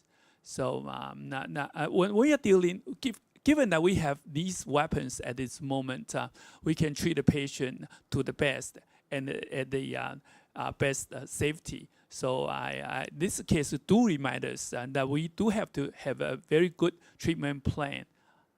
So are you doing the rotor ablation? This is after I perform the OCT, I do the rotor operation with the 2O blood. Okay. Yeah. And after that, I also perform the intravascular imagery. Okay, you did do the rotor ablation. Yeah. Okay. Yes, Professor Li and Dr. Huang, I shows the OCT image. The image is after the 2.0 the rotor ablation, and this side is also the same the perforation the side. So due to the prayer burden, so we choose it from this view. We choose the 3.5 the balloon and to cutting balloon and perform the post-dilatation. Then the lesion become we see the next serious. I think the OCT actually tells us that the vessel size is only 3. And yes, you use only 3.5. Yeah, only 3. And you use 3.5. Yes, NC balloon so, and bring it to very high pressure. So that. Yeah, so this side is previous the large burden. So after the high pressure, high diameter, the balloon. So this from here to we can see the perforation over this side. Dr. Kaneko, the same. Dr. Kaneko, what the size of the cutting balloon you will choose for this case, according to your lectures? Yes, thank you for your question. Thank you for your question. So, the recommended cutting balloon diameter is 0.25 or 0.5 millimeter lower than the distal reference vessel diameter, because high pressure inflation may be effective, but the risk of perforation should be considered in advance. So, the downside of the cutting balloon 0.25 or 0.5 millimeter diameter compared with distal vessel diameter, so 3.0 or 3.0, but probably actual distal reference diameter is probably 3.0 assessed by OCT. And in general, if we use non-compliant balloon in this case, 3.25 or 3.0 millimeter balloon will be selected. So ideal cutting balloon size is probably 3.0 or 2.75 millimeter. And after dilatation of cutting balloon and repeat OCT and IVUS assessment is required in order to decide further balloon size up or not. So by the OCT, by your definition, what is the reference vessel size by OCT? And you check the lumen size or EEL to EEL, or what's your measurement? I think so. Thank you very much. So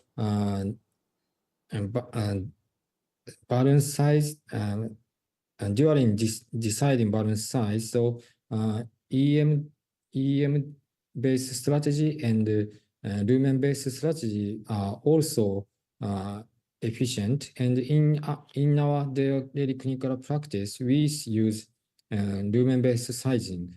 So because sometimes even if we use OCT, we can assess the EM in every cases, especially in heavily calcified regions. Even if we use OCT, we cannot assess EM due to low penetration. So we use lumen-based sizing strategy in every case, especially heavily calcified region. Okay, thank you. This is very important information for all of us. Thank you. Okay, thank you. So this is definitely a very teachingful case. I think we learn a lot, not only during the treatment planning, but also during the during process treatment. And also we saw one complication that perhaps coming from using too bulky devices at too high pressures. Now, perhaps it's time to move on to the presentation. Now, I'm asking Dr. Chan on my right-hand side to introduce, to chair the last presentation.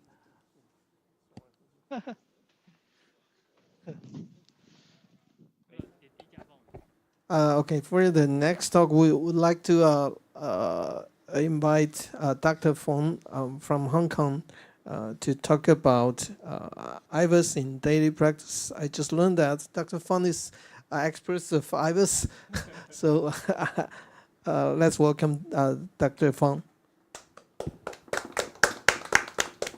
Oh, okay, thank you, Chairman. It's my honor to have the opportunity to present to you the use of IVUS in our daily practice.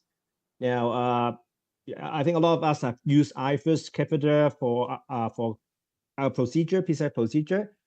IVUS broadly can be classified into two types, the mechanical type and also the solid state system. I think each of them have their own pros and cons, depends on the indication and also the operator practice. Now, but the basic thing is the same. Now, to interpret using IVUS, first of all, we need to know about the basic anatomy of the coronary vessels. Now, by using IVUS, we can see basically three layers. We can see the intima, which is the dense layer, which is whitish layer between the media and also the blood speckles. Now, in between, there's a dark media, which is composed of the homogeneous smooth muscle cells, and which is not reflected by the other cell. And then outer to the media is the adventitia. If you want to think about it, there's also a layer of EL and IEL, which is not seen, cannot be seen from the IVUS. But you can imagine there's another layer in between. Now, to interpret the image, we can first of all we have to identify the disease segment. So you can see that from the right-hand side, there's a disease segment. You can see basically the catheter, and also you can see there's the media, and then there's an intima with also atheroma, here atherosclerosis. And also you can see the lumen inside, which is filled with blood as the plaque also. Now, besides the cross-sectional view, you can make use of the longitudinal view, usually coming with 2 views, and both of them are very useful. Now, for the cross-sectional view, you can use this to measure the cross-sectional area, also the diameter. But if you can use the longitudinal view, which can help you to identify the side branch and also the takeoff angle. Depends on which type of IVUS you use. If you use the mechanical pullback, you can even use it to measure the length of the lesion. And sometimes when you use the complex cases like CDO, you can actually try to rotate the longitudinal to help you to identify the angle, also to identify where is the proximal cap. Sometimes it's very useful. Now, also you can use it identify the catheter and also the media as well. Now, there are several steps for using IVUS. First, you use the IVUS to identify the lesion, okay? And then after that, you decide where you want to treat put the stent. You decide the proximal and the distal landing zone, and then you determine the stent size and length. And then also you have to look inside the plaque to see if you need any lesion modification, which is very, very important. So by identifying the histology, you can imagine by using IVUS, you can guess what composed of the plaque. If it is very calcified, then you probably need sort of a atherectomy or cutting balloon to modify the plaque before you put in any stent. Now, after that, we use IVUS for post-stent optimization and also to use it to assess complication. Nowadays, you have a modern version of IVUS, but this basic is still keep the same. The modern advanced one, we have a AI integrated in the IVUS, but still it is automatic, but you still use the basic function to do your procedure. Now, first, lesion identification. Although we can use imaging to identify lesion, but to determine treatment, sometimes functional study is more important. And we know that FFR is a gold standard to determine whether the patient whether the lesion is causing ischemia and need treatment. And be aware that it's only applied to stable case, but for those patients who have come with acute coronary syndrome, especially STEMI, also patient with multifactorial disease who determine CBG, FFR is not that useful. In those cases, probably IVUS or image is more helpful. IVUS studies show that IVUS have a higher negative predictive value, but a low positive predictive value for MLA or ischemic prediction. So IVUS should ideally be used to defer PCI rather than to treat the lesion. Quantitative measurements.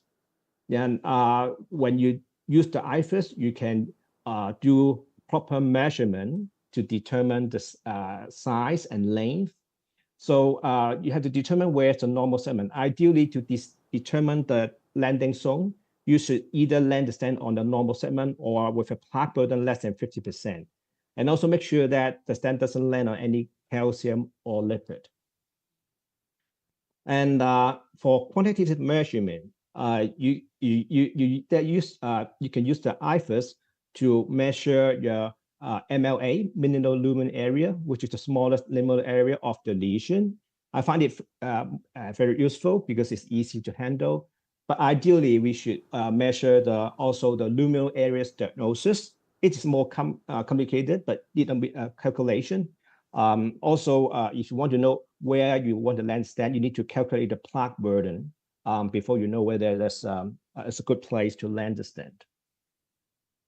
And also, you need to calculate the cross-sectional area of distal reference and also the proximal reference. Usually, I would just measure the diameter and use the distal reference diameter to determine my stent size, and also to determine the length by measuring from the longitudinal view. Or if you don't have, if you use a solid state IVUS, usually I use the marker of the catheter to help me to decide the length of the stent. Right. Okay, after that, you have to determine the plaque morphology. Now, there are a lot of things you can tell from the IVUS image. You can use the IVUS grade scale to help you to identify the type of tissue in the plaque. the calcified plaque should be the most brightest one. It's white in color, followed by intima, adventitia, and the media should be dark in color. Now, soft fatty plaque, soft refer to low echogenicity, generally due to high lipid content and mostly cellular lesions. Those are good lesions to treat because they're used dilatable and you can put a stent on top without any trouble. Fibrotic plaque is a bit brighter than the soft plaque. It's hyperechoic, but not as bright as adventitia, also bright as calcium. And the majority of the atherosclerotic lesion are comprised of fibrotic plaque. Calcified plaque like this one, we've seen a lot of calcified plaque in today's case, and this plaque appears as bright echoes, brighter than adventitia. And the calcium obstructs the penetration of ultrasound, causing acoustic shadow. You can see there's an acoustic shadow here. When you see it, when it comes into calcium, we can't see beyond the calcium because of the acoustic shadow. And then after atherectomy, the calcium will give reverberations like this one, and you know that you have cracked the calcium. These are the reverberations we'll see after atherectomy. And the calcium, you also have to decide the amount of calcium inside the plaque. The calcium is quantified by measuring the arc it encompasses, also classified by the location within the plaque, whether it's superficial with light close to the lumen, or is it deep with light closer to the adventitia. The treatment will depend on the location, also as well as the plaque burden, the calcium burden. If it is a high calcium burden, probably you need some sort of atherectomy or even shockwave. But if the calcium burden is not that high, you can try the cutting balloon or even just a non-compliant balloon. There are also something called attenuated plaque, which is characterized by hypoechoic or isoechoic plaque with attenuation of ultrasound signal in the absence of overlying calcification.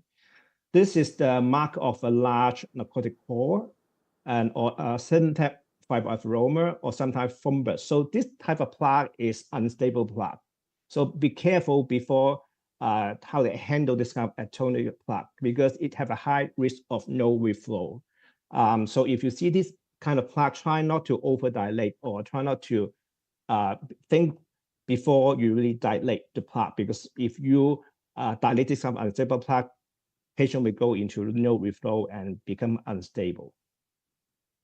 Most of the patient may come in with mixed plaque, mixed eccentric fibrosis or calcified plaque. Then you have to think about the appropriate strategy to treat this kind of lesion. Calcified plaque with deep calcium for this kind of calcium modification, you have to look at the Y bias to see if the Y can bias towards the deep calcium, or if this is very, very deep, then you probably need to think about treatment like an IVL. Otherwise, they won't touch the calcium. Also this kind of there will be mixed deep and superficial plaque would need different strategy to treat the calcium. Now, the role of IVUS in stent optimization. So after stenting, there's several things we need to check. First of all, we need to check whether there's enough stent expansion. A lot of time, one of the challenge of doing calcified cases is sometimes we once we cross the balloon and without checking enough balloon dilatation, we put in a stent. So the problem of that is that even though we can put in a stent, we can't optimizing the stent expansion. So we will those case in that scenario, you will have a high risk of ISR or even stent thrombosis. So we need to check if the stent is adequately expanded after the stent implantation. Now, there are criteria for optimal stent expansion. For non-left main area, for DS cases, the MSA should be at least 5.5 square millimeter, or if you use a distal reference lumen, it's greater than 90% of the distal reference lumen area, or greater than 80% of average reference lumen area when you use OCT. And also for the left main lesion, if you use the Asian cutoff, ideally we should make sure the Osseum circumflex is at least 5 square millimeter, Osseum LD 6, the POC 7, also the lapping 8 square millimeter for optimal stent expansion. Oh, also, after that, you should check if the stent is well apposed, make sure that there's no significant gap between the stent and also the vessel wall. So you can see that this case is a very big malapose stent, which is the stent is hanging inside the lumen, that the luminal wall is actually quite far away from the stent. And then after that, we should make sure that the lesion is completely covered with a residual plaque burden at the edge less than 50%. And lastly, we should check for any stent edge dissection. And significant dissection will be defined by a deeper to medium with a length of greater than 3 millimeter. And those are the 2 indications for additional stent. So this is a picture showing after stenting, we should check every detail to make sure that the stent is well implanted, optimally implanted. And also lastly, the IVUS have a role for assessing complications. Complications like dissection and also intramural hematoma. You can see that from this picture, there's a dissection here. And also from here, you can see that dissection is quite deep. It dips into the media, and the length is longer than 3 millimeter. And also intrahumeral hematoma. Look at the angiogram. You can see that it looks like a lesion to us from this angiogram, but in fact, when you put in the IVUS, okay, you can see that there's a blood accumulate in the media, and also there's a loss of media strip. And you can see the EM expand outwards, okay, which is here between the hematoma and the peri-adventitious structure. And the internal elastic membrane is pushed inward, like here, okay, and straightening of the intima.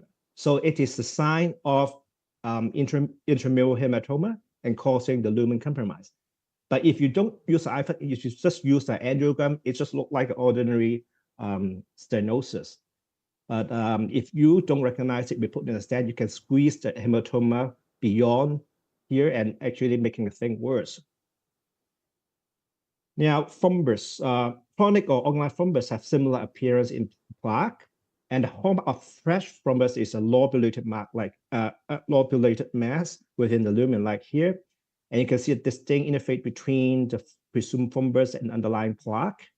And sometimes you can see scintillating echoes if you see it on the live IVUS, and also blood flow within presumed thrombus. And lastly, in-stent restenosis, which is very important for us to use an imaging tool, either IVUS or OCT, to assess the cause of the in-stent restenosis. It is referred to re-narrowing of the treated blood vessels. It's commonly caused by neo-intimal hyperplasia, which has very low echogenicity. And flushing the saline can help to differentiate the tissue border and the neo-intimal hyperplasia and the blood, sorry. So summary, IVUS give additional information which cannot be shown in coronary angiogram. And IVUS facilitates PCI, which result in better clinical outcome.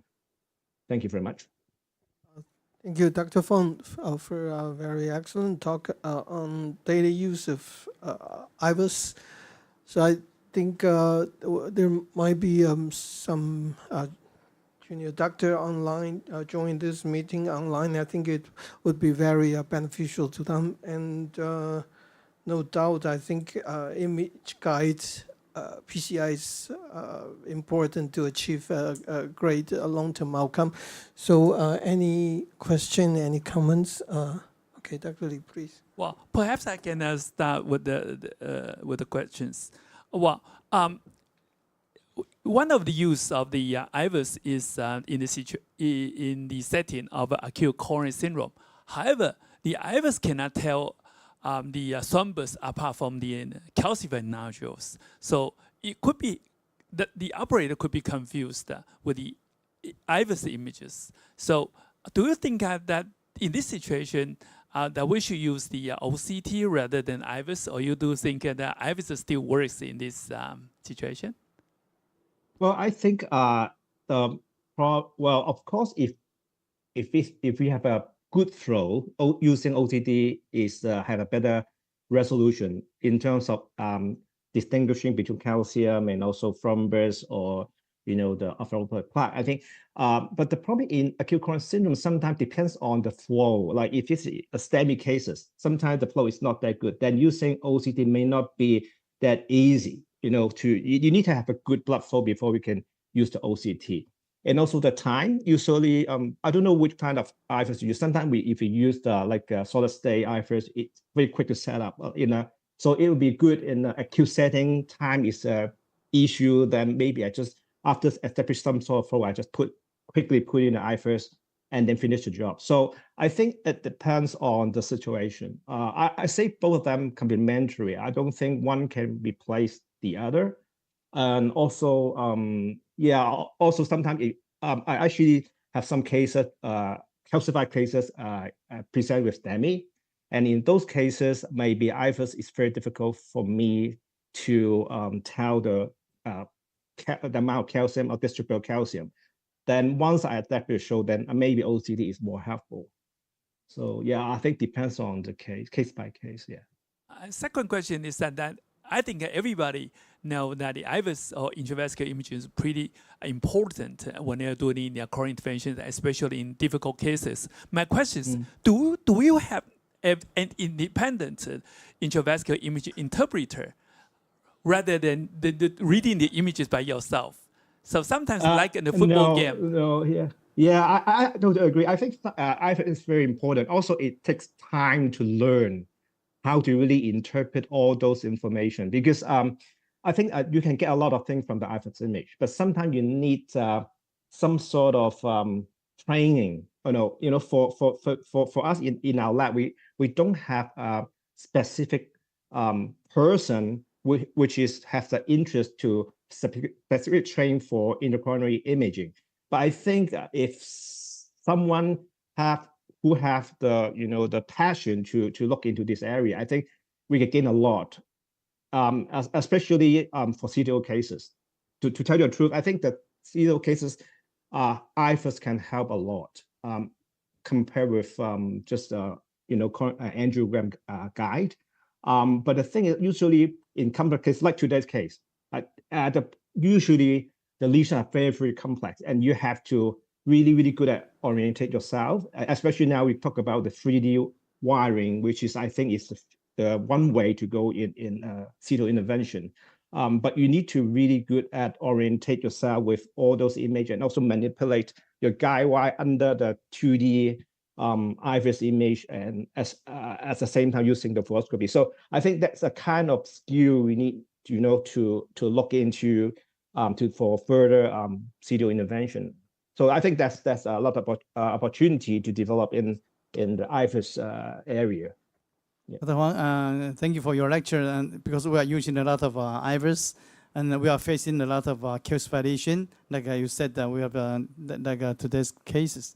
So any clue of the IVUS image that imply the calcium is very thick? We know the IVUS cannot see the thickenings of the calcified plaque. Do we have any clue to say this is a very thick calcium, or this calcified ring can be broken by a balloon, or we don't need a rotor? I think calcium modification is one way to go. You can try modify the calcium, but the problem with today's case is because it's you have only a very short distance. Also, there's a left-main disease as well. So you have to, if you need to modify calcium, you need to modify the whole thing. Also osteo LAD and also the left main.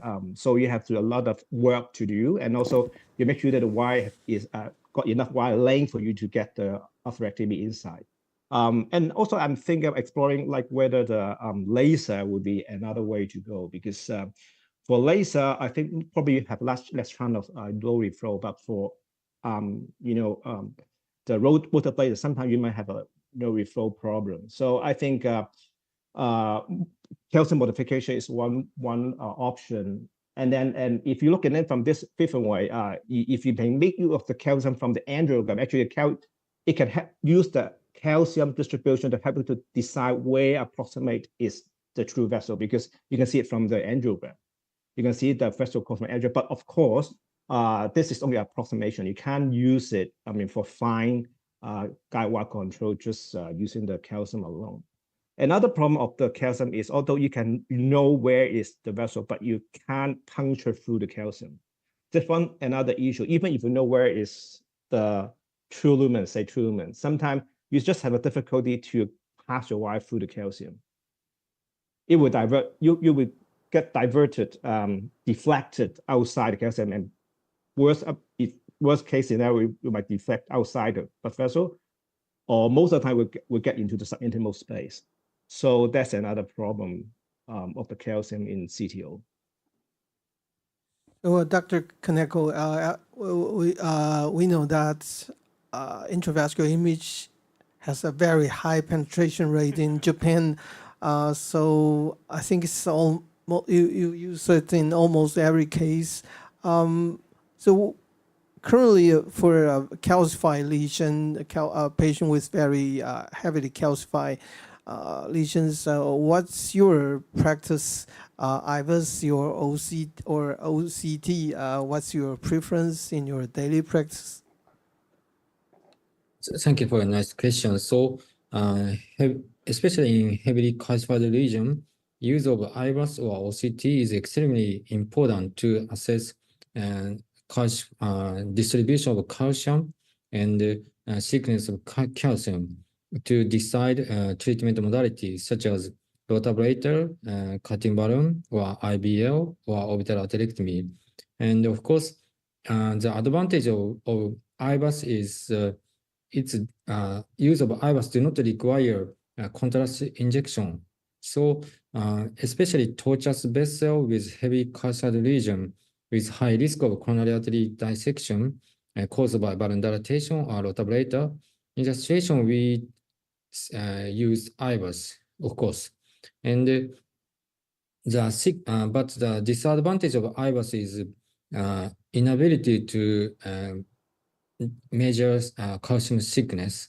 So relatively straight vessel and the risk of coronary artery dissection is low.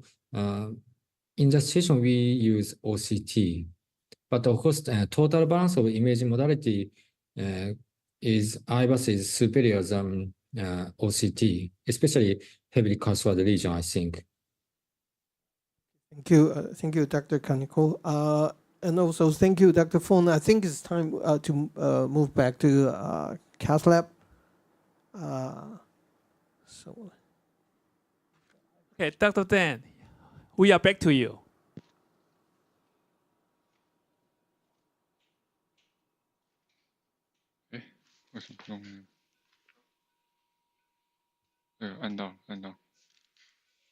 See?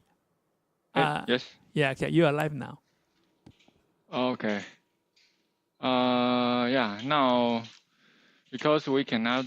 Okay, 我们看一下 IVUS. Because even after 2-5 balloon predilate lemon calcification, IVUS cannot advance. So we change to retrograde approach again, and we try more stiff wire with Gaia second, Gaia third, and now I'm using Gaia next 3 and try to do the retrograde wiring. Okay, yeah, but I know you are doing a well escalation, but to me, these wires are not that strong enough. My personal favorite is Conquest Pro series. When will you try the Conquest Pro series? Yeah, if Gaia next 3 fail, maybe I will change to Conquest Pro. Because nowadays, they have the Gaia 4. Now Gaia 4 have that is more penetrated than the other Gaias, and that is a more approaches Congress Pro. From the aerial view, we can see the direction of the calcium. That may be probably the direction of the LAD. So you may try to do the anti-grade preparation from that point, and knuckle the wire down, knuckle the wire up, and then probably there's a chance. Yeah. Because if I want to do the anti-grade preparation, I have to restore all retrograde system to do rotablation from layman to diagonal. So before that, I try to do more retrograde wiring and see I can advance or not. Well, personally, I don't think we can follow you. When you are doing the anti-grade preparation, you don't have to take out the retro system because you have to now you have two guides. Yeah. Now we are talking about the reverse card, so that after the anti-ballooning, the retro wall can go through. After the wire was in place, in the place, and then you can consider rotation, but not at this moment. But without IVUS check, I'm not sure which side should I puncture. So maybe any suggestion about anti-grade puncture site?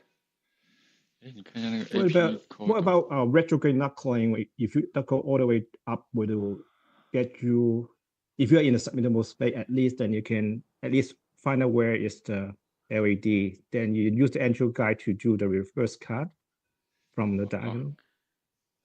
Would there be an option? Like, the closest, maybe. I personally, I have no experience in knuckling wire. Knuckling the lesions with the heavy calcium as thick as this. Most of the times it won't work at all. Yeah. Even just like STAR procedure, even enter the true lumen, but I think the big diagonal would be lost. Yeah. So. At least we can see some progress from the screen. You got to check it from different projections. Now it's AP cranial. Perhaps you go to right caudal and go to true lateral, to see if the wire follows calcification.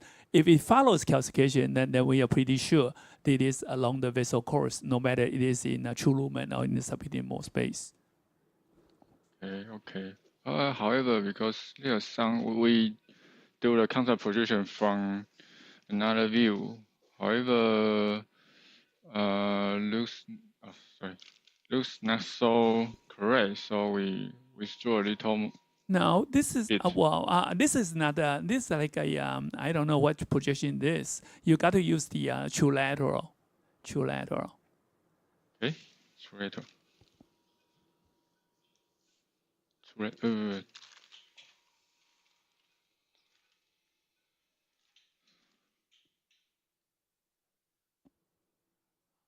Yes.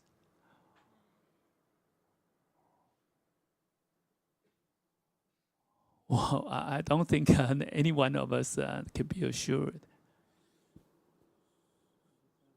So, do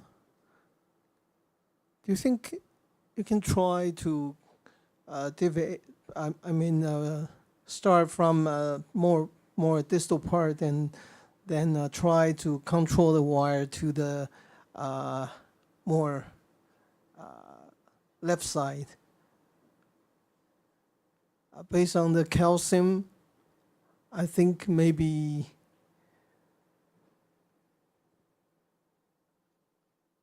from this projection, it looks not bad, but from the lateral projection, what do you think?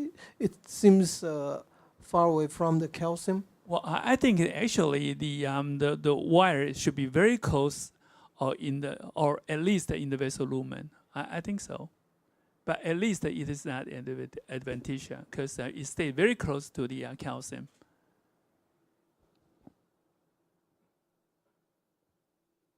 Yes, I mean,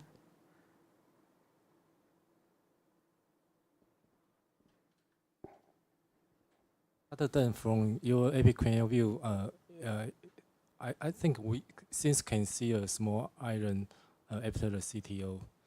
So if the small island is a true lumen, now your wire is far away from the true lumen. Because I check the island.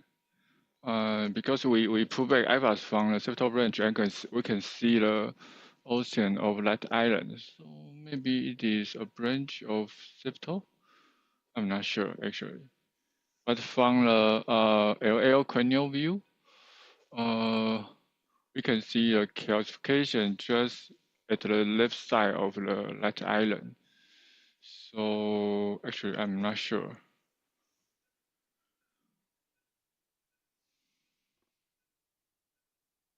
See, from lateral projection, you can see that is actually the Y is on top of the calcification. So meaning that is, I think it is away from the center, from the lumen, but actually it's very close down, still within the vessel. But anyway, this is a heavy calcified lesion, so it's really difficult. So that's the reason I said my personal preference should be conquest pro. And it is in the vascular structure. So yeah, but yeah. So yeah, it's pretty good, pretty good. Yeah. But now it deviated at the tip. Now you are using the IO cranial and the true lateral. Sometimes you got to use the IO caudal to check from different projections. IO caudal 看看。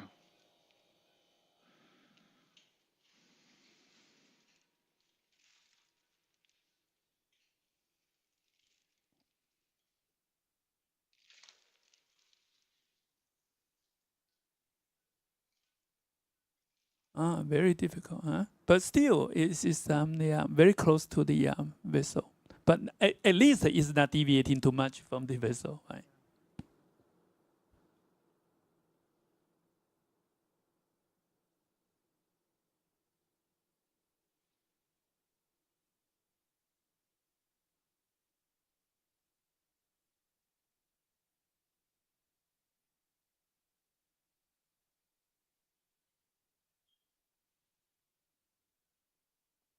I have a question for Dr. Chang. I ever see you to perform a rotabrator with the microcaster. So there's a methodology you don't need to remove the retrograde wire and use a microcaster and use rotabrator to rotate the LED. Is a possible methodology? Yes, it is possible. Yeah, just sometimes when you are treating, for example, you are treating the ligament bifurcation, wire in the LAD, wire in the circumflex, but these two vessels are very tight. You don't want to remove the wire and rotate the LAD, or remove the LAD wire, rotate the circ. So we normally put the two rotate wire, and then you can use microcaster to just protect the one wire been injured by the rotator. Or you can normally we use the guide extending caster to separate the two wires, and if we want to rotate the LAD, we insert the guide extending caster into the LAD, and then rotate the LAD, and then rotate the wire the same, rotate the circumference the same. We insert the guide extending caster into the circ, and then rotate the circ. So by this method, we don't need to just remove the wire in the other vessels. Yeah. But the guide extending caster, the smallest balloon and can only go into the 6 French guide extending caster. And 6 French guide extending caster can accommodate 1.5 and 1.25 and 1.5, and 8 French can accommodate 1.75.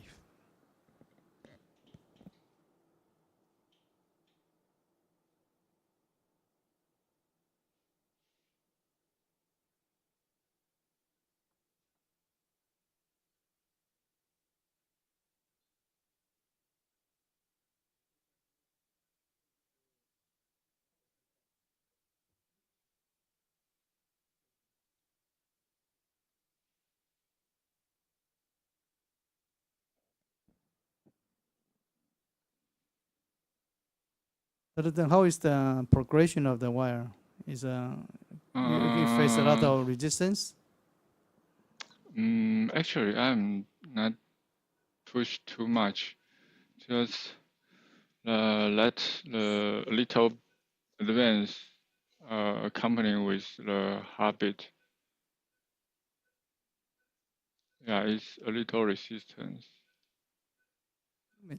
Just like Dr. Lee said, you may try use Conquest Pro or start to prepare integrate integrate.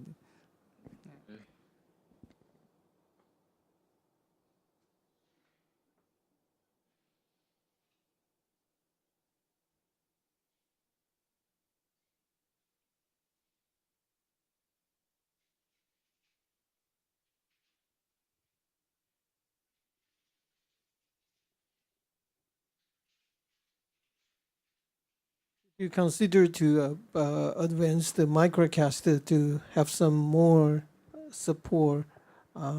Yeah, but it's very difficult to advance anymore because of a very tortuous collateral.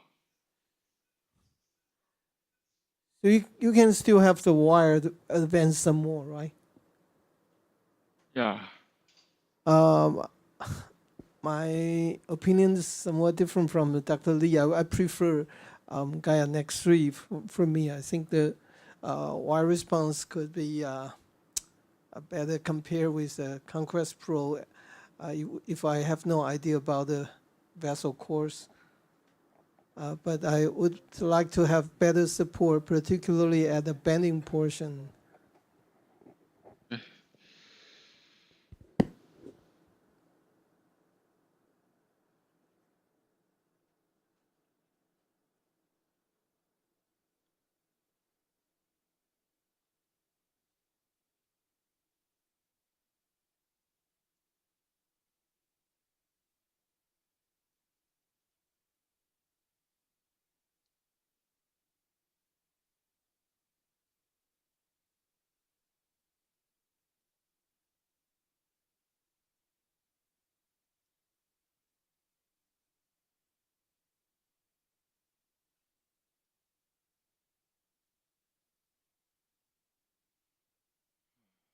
Oh.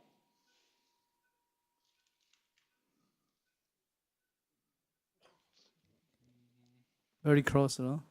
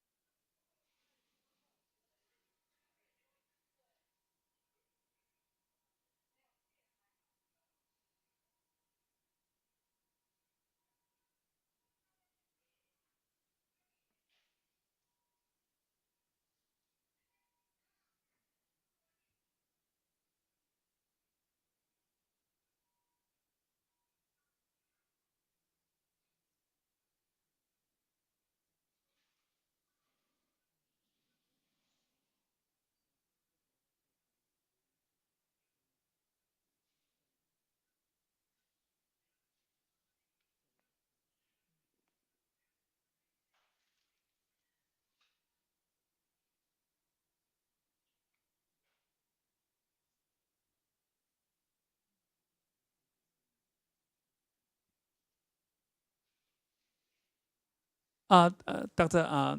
Canedo, what would you suggest at this moment because he even started the antegrade preparation.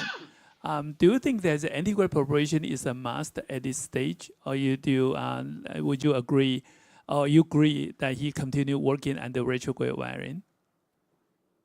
Yes, thank you for your question. So I think one of the most difficult situation is we cannot identify the vessel course by angiography, and we need to avoid coronary perforation made by retrograde guide wire, and but we use relatively stiff wire Gaia third.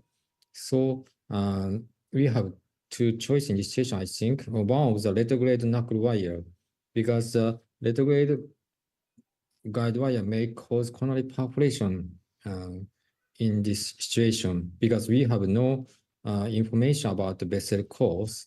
So retrograde knuckle wire will be more safe compared with use of very stiff guide wire. And another option is insertion of guide wire antegradally. But of course, we can't confirm the entry point proximal cap by IVUS. So so retrograde knuckle wire may be more safe compared with use of stiff wire retrogradely, I think. How about you, Dr. Fan? Would you proceed with the antegrade wiring so that they can either with the lane wire mount technique or the reverse cut could proceed? Well, what I'm thinking, we could combine both. Like if we knuckle the retrograde wire, we can find the vessel course, but don't knuckle all the way up. We just keep it just right at the diagonal and then use it as a marker and then change that to antegrade and then puncture from the diagonal using the retrograde guide as a marker to go through. Because I think it's a bit tricky to do the atherectomy at the left main diagonal. I mean, I think maybe it may not be that easy to put the guide first inside and use the IVUS guide. But after that, you need the IVUS to check the position, of course. Given a case, I think that, given a CTO case like this one, I think both the anti and the retro approaches should be done at the same time so they can guide each other. Yeah. Well, at this moment, the operator for the periphery case is ready, and he's come back to tell us what happened that we didn't see. Perhaps we can go to the third cast room, and let Dr. Tsai to tell us the whole story. Dr. Tsai, please. Yes. Maybe we introduce the case first. Okay. Can we show the PowerPoint? Sorry, so you have the reserved case. Yeah. Yeah. Actually, it is the case I have to do. The previous case, reserved case. Okay, good afternoon, everyone. And this is room 3, and today we are presenting a case of RCA CTO. And the operator is Dr. Tsai. And this is a 53-year-old male, and he presented to our hospital with chest tightness for a week, and also pulmonary edema. And the presenting scan revealed there's abnormal perfusion, which is at the apical inferior part and the inferolateral wall. And the reversibility is 16%. And his past medical history include he is under dialysis and at Tuesday, Thursday, and Saturday. He also has type 2 DM, and he also had hypertension. So his personal risk factors for CAD include ESRD, type 2 DM, and hypertension. And his body weight BMI is 26. Okay, next page. So let's review his coronary angiogram. We can see the right coronary artery is totally occluded from the proximal part, and there's fanned antegrade flow going down. Okay, next page. So let's see for the left coronary artery, we can see the circumflex artery is functionally total occlusion and with a relative small vessel size. And next page. The LAD is critically stenosis. So we had done PCI before. Okay, next one, next page. So this is the color view prior to previous PCI. Okay, next view. So after last PCI, we can see that the LAD become patent, and there's a large septal collaterals going to the right coronary artery. Okay, next page. So today we are dealing with the remaining RCA CTO. The syntax score for this patient is 27. The JCTO score is 3, including calcification, bending, and the length is over 20 millimeters. I think I would appreciate your case. Though this is the third case, this should be done as your first case, because this case is more meaningful for interventions. He has RCA, which is very big and supply a lot of big territory, and also has reversibility in the perfusion scan. So we all can see that you started with the retrograde. Yeah.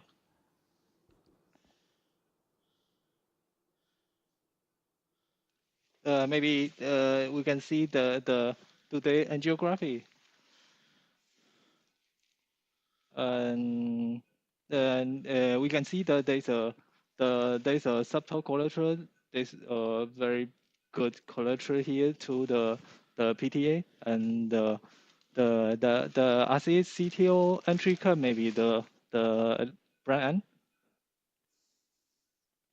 So I don't know how's the suggestion from the panelists.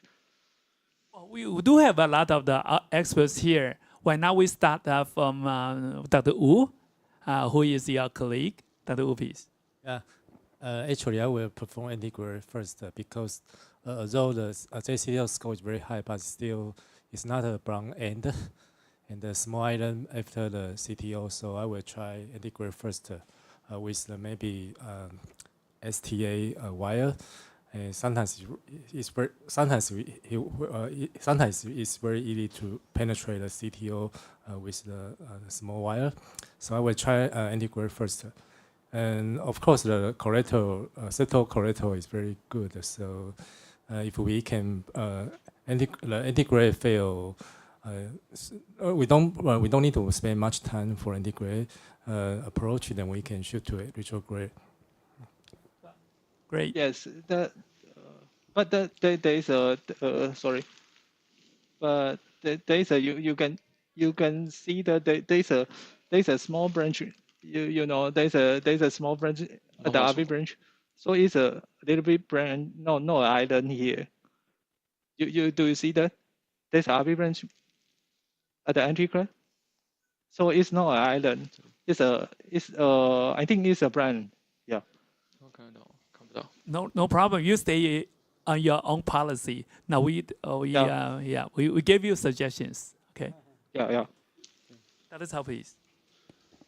Yeah, I also will try the antigrade first because you can see some flow, a bit flow at the distal occlusion segment. So, but not just for a short period of trying. If I cannot make it, then of course retrograde would be the choice. Dr. Chen, please. For a patient on hemodialysis, usually I do not treat them very aggressively because the reocclusion rate is usually very high, particularly for very long diffuse disease. So if the collateral is good, sometimes I even just put the patient on medical treatment. But if we try to treat the RCA CTO, I will also try antigrade first, but I cannot see the lateral view very clearly. It seems that it's not a stumbless occlusion, right? So yeah. Can we see the LAO view? Can you magnify that? LAO? Or put the LAO. Oh yeah. Okay, so the distal axis is right at the bifurcation. Okay, so maybe I changed my mind. I'll end up. I think we may need bidirectional approach, or you But if you take a picture and inject contrast longer, and maybe it's the occlusion is not right at the bifurcation. Maybe we have several millimeter. Yeah. So if that's the result, then I think we can still try antegrade first, and if we're lucky, then we can pass, and then maybe you don't have to do retrograde approach. Okay. Also, I vote for antegrade, and so now it's a 3-0. Now we have other two experts to see who is will be on your side. Dr. Fan, what would you say? Well, for me, I think for this case, I would briefly try antegrade first. I hope with there might maybe some micro channel that I can go through with like a XT guide wire, and then I save me some trouble for doing the retrograde. But of course, depends on how long. I mean, if I find it already deviated to subintermediate, I would just go straight to the retrograde. So Dr. Tsai's last hope is Dr. Our Japanese friends. What would you say, Dr. Kaneto? Thank you. So angiographically, the distal end of CTO is located as a bifurcation. So probably the success rate of antegrade approach is relatively low. So retrograde first approach will be mandatory in this situation because we can see promising retrograde septal channel. Now it's on the 4-0. So well, still you are at a disadvantage side. So go ahead, please. Then now I am in the setup branch, and you can see that there is a good collateral channel there, and I may try to go over to the PDA, and I will make the T injection, and then see what I will do the kissing wire after that.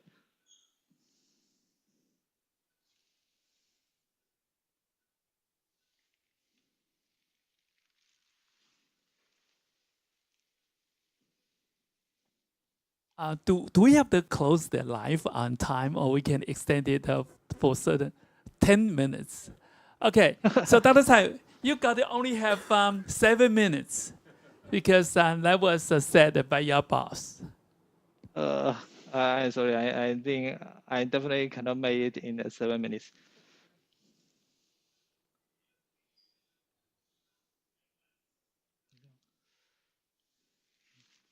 Okay. You work on your own. Perhaps we can go to Dr. Deng's case so to see how that has he made any progress. 可以帮我们解疑吗?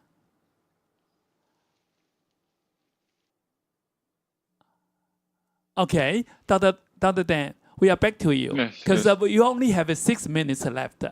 Could you tell us what you want to do before we leave you forever? Okay. Yeah. So if Isogui still fail, maybe I will choose 1.2 fiber under the guideline support and try to ablate a little lemon bifurcation site classification and try to put the IVUS to check is there any proximal end of CTO again.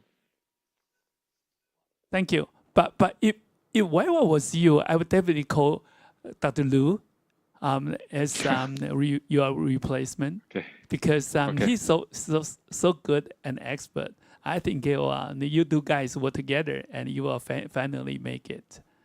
Thank you. Any comment from our panels? No? If not, then we are going to leave you to work on your case. We are going to have fun. Okay, thank you. Thank you for your all suggestion. Okay, you're welcome. Okay, let's go to the classroom 3. Dr. Tsai, it's all yours.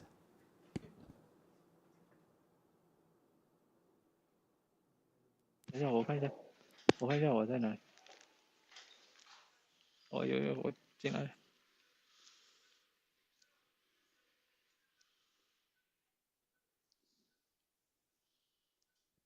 that where there's a father, there's a son. See, our Taipei Veteran Hospital is a very, very good hospital. See, they are so good at the retrograde skills. So I can see from not only Dr. Lu, but for all from his apprentices. So good work. I think that once the virtual wire went through, I think it is, I think that Dr. Tsai will no doubt make it finally. Perhaps in a very short period of time. Any comments from Dr. Zhang, Dr. Tsai, Dr. Wu? Any words that you want to say to your colleague? No? I think everybody knows you will make it, because now it's time to say congratulations to you. I think you will make it finally, though we have to leave you at this moment. Thank you. Okay, thank you so much. Oh, I'm sorry, I hold the microphone a long, long time, and I speak too much.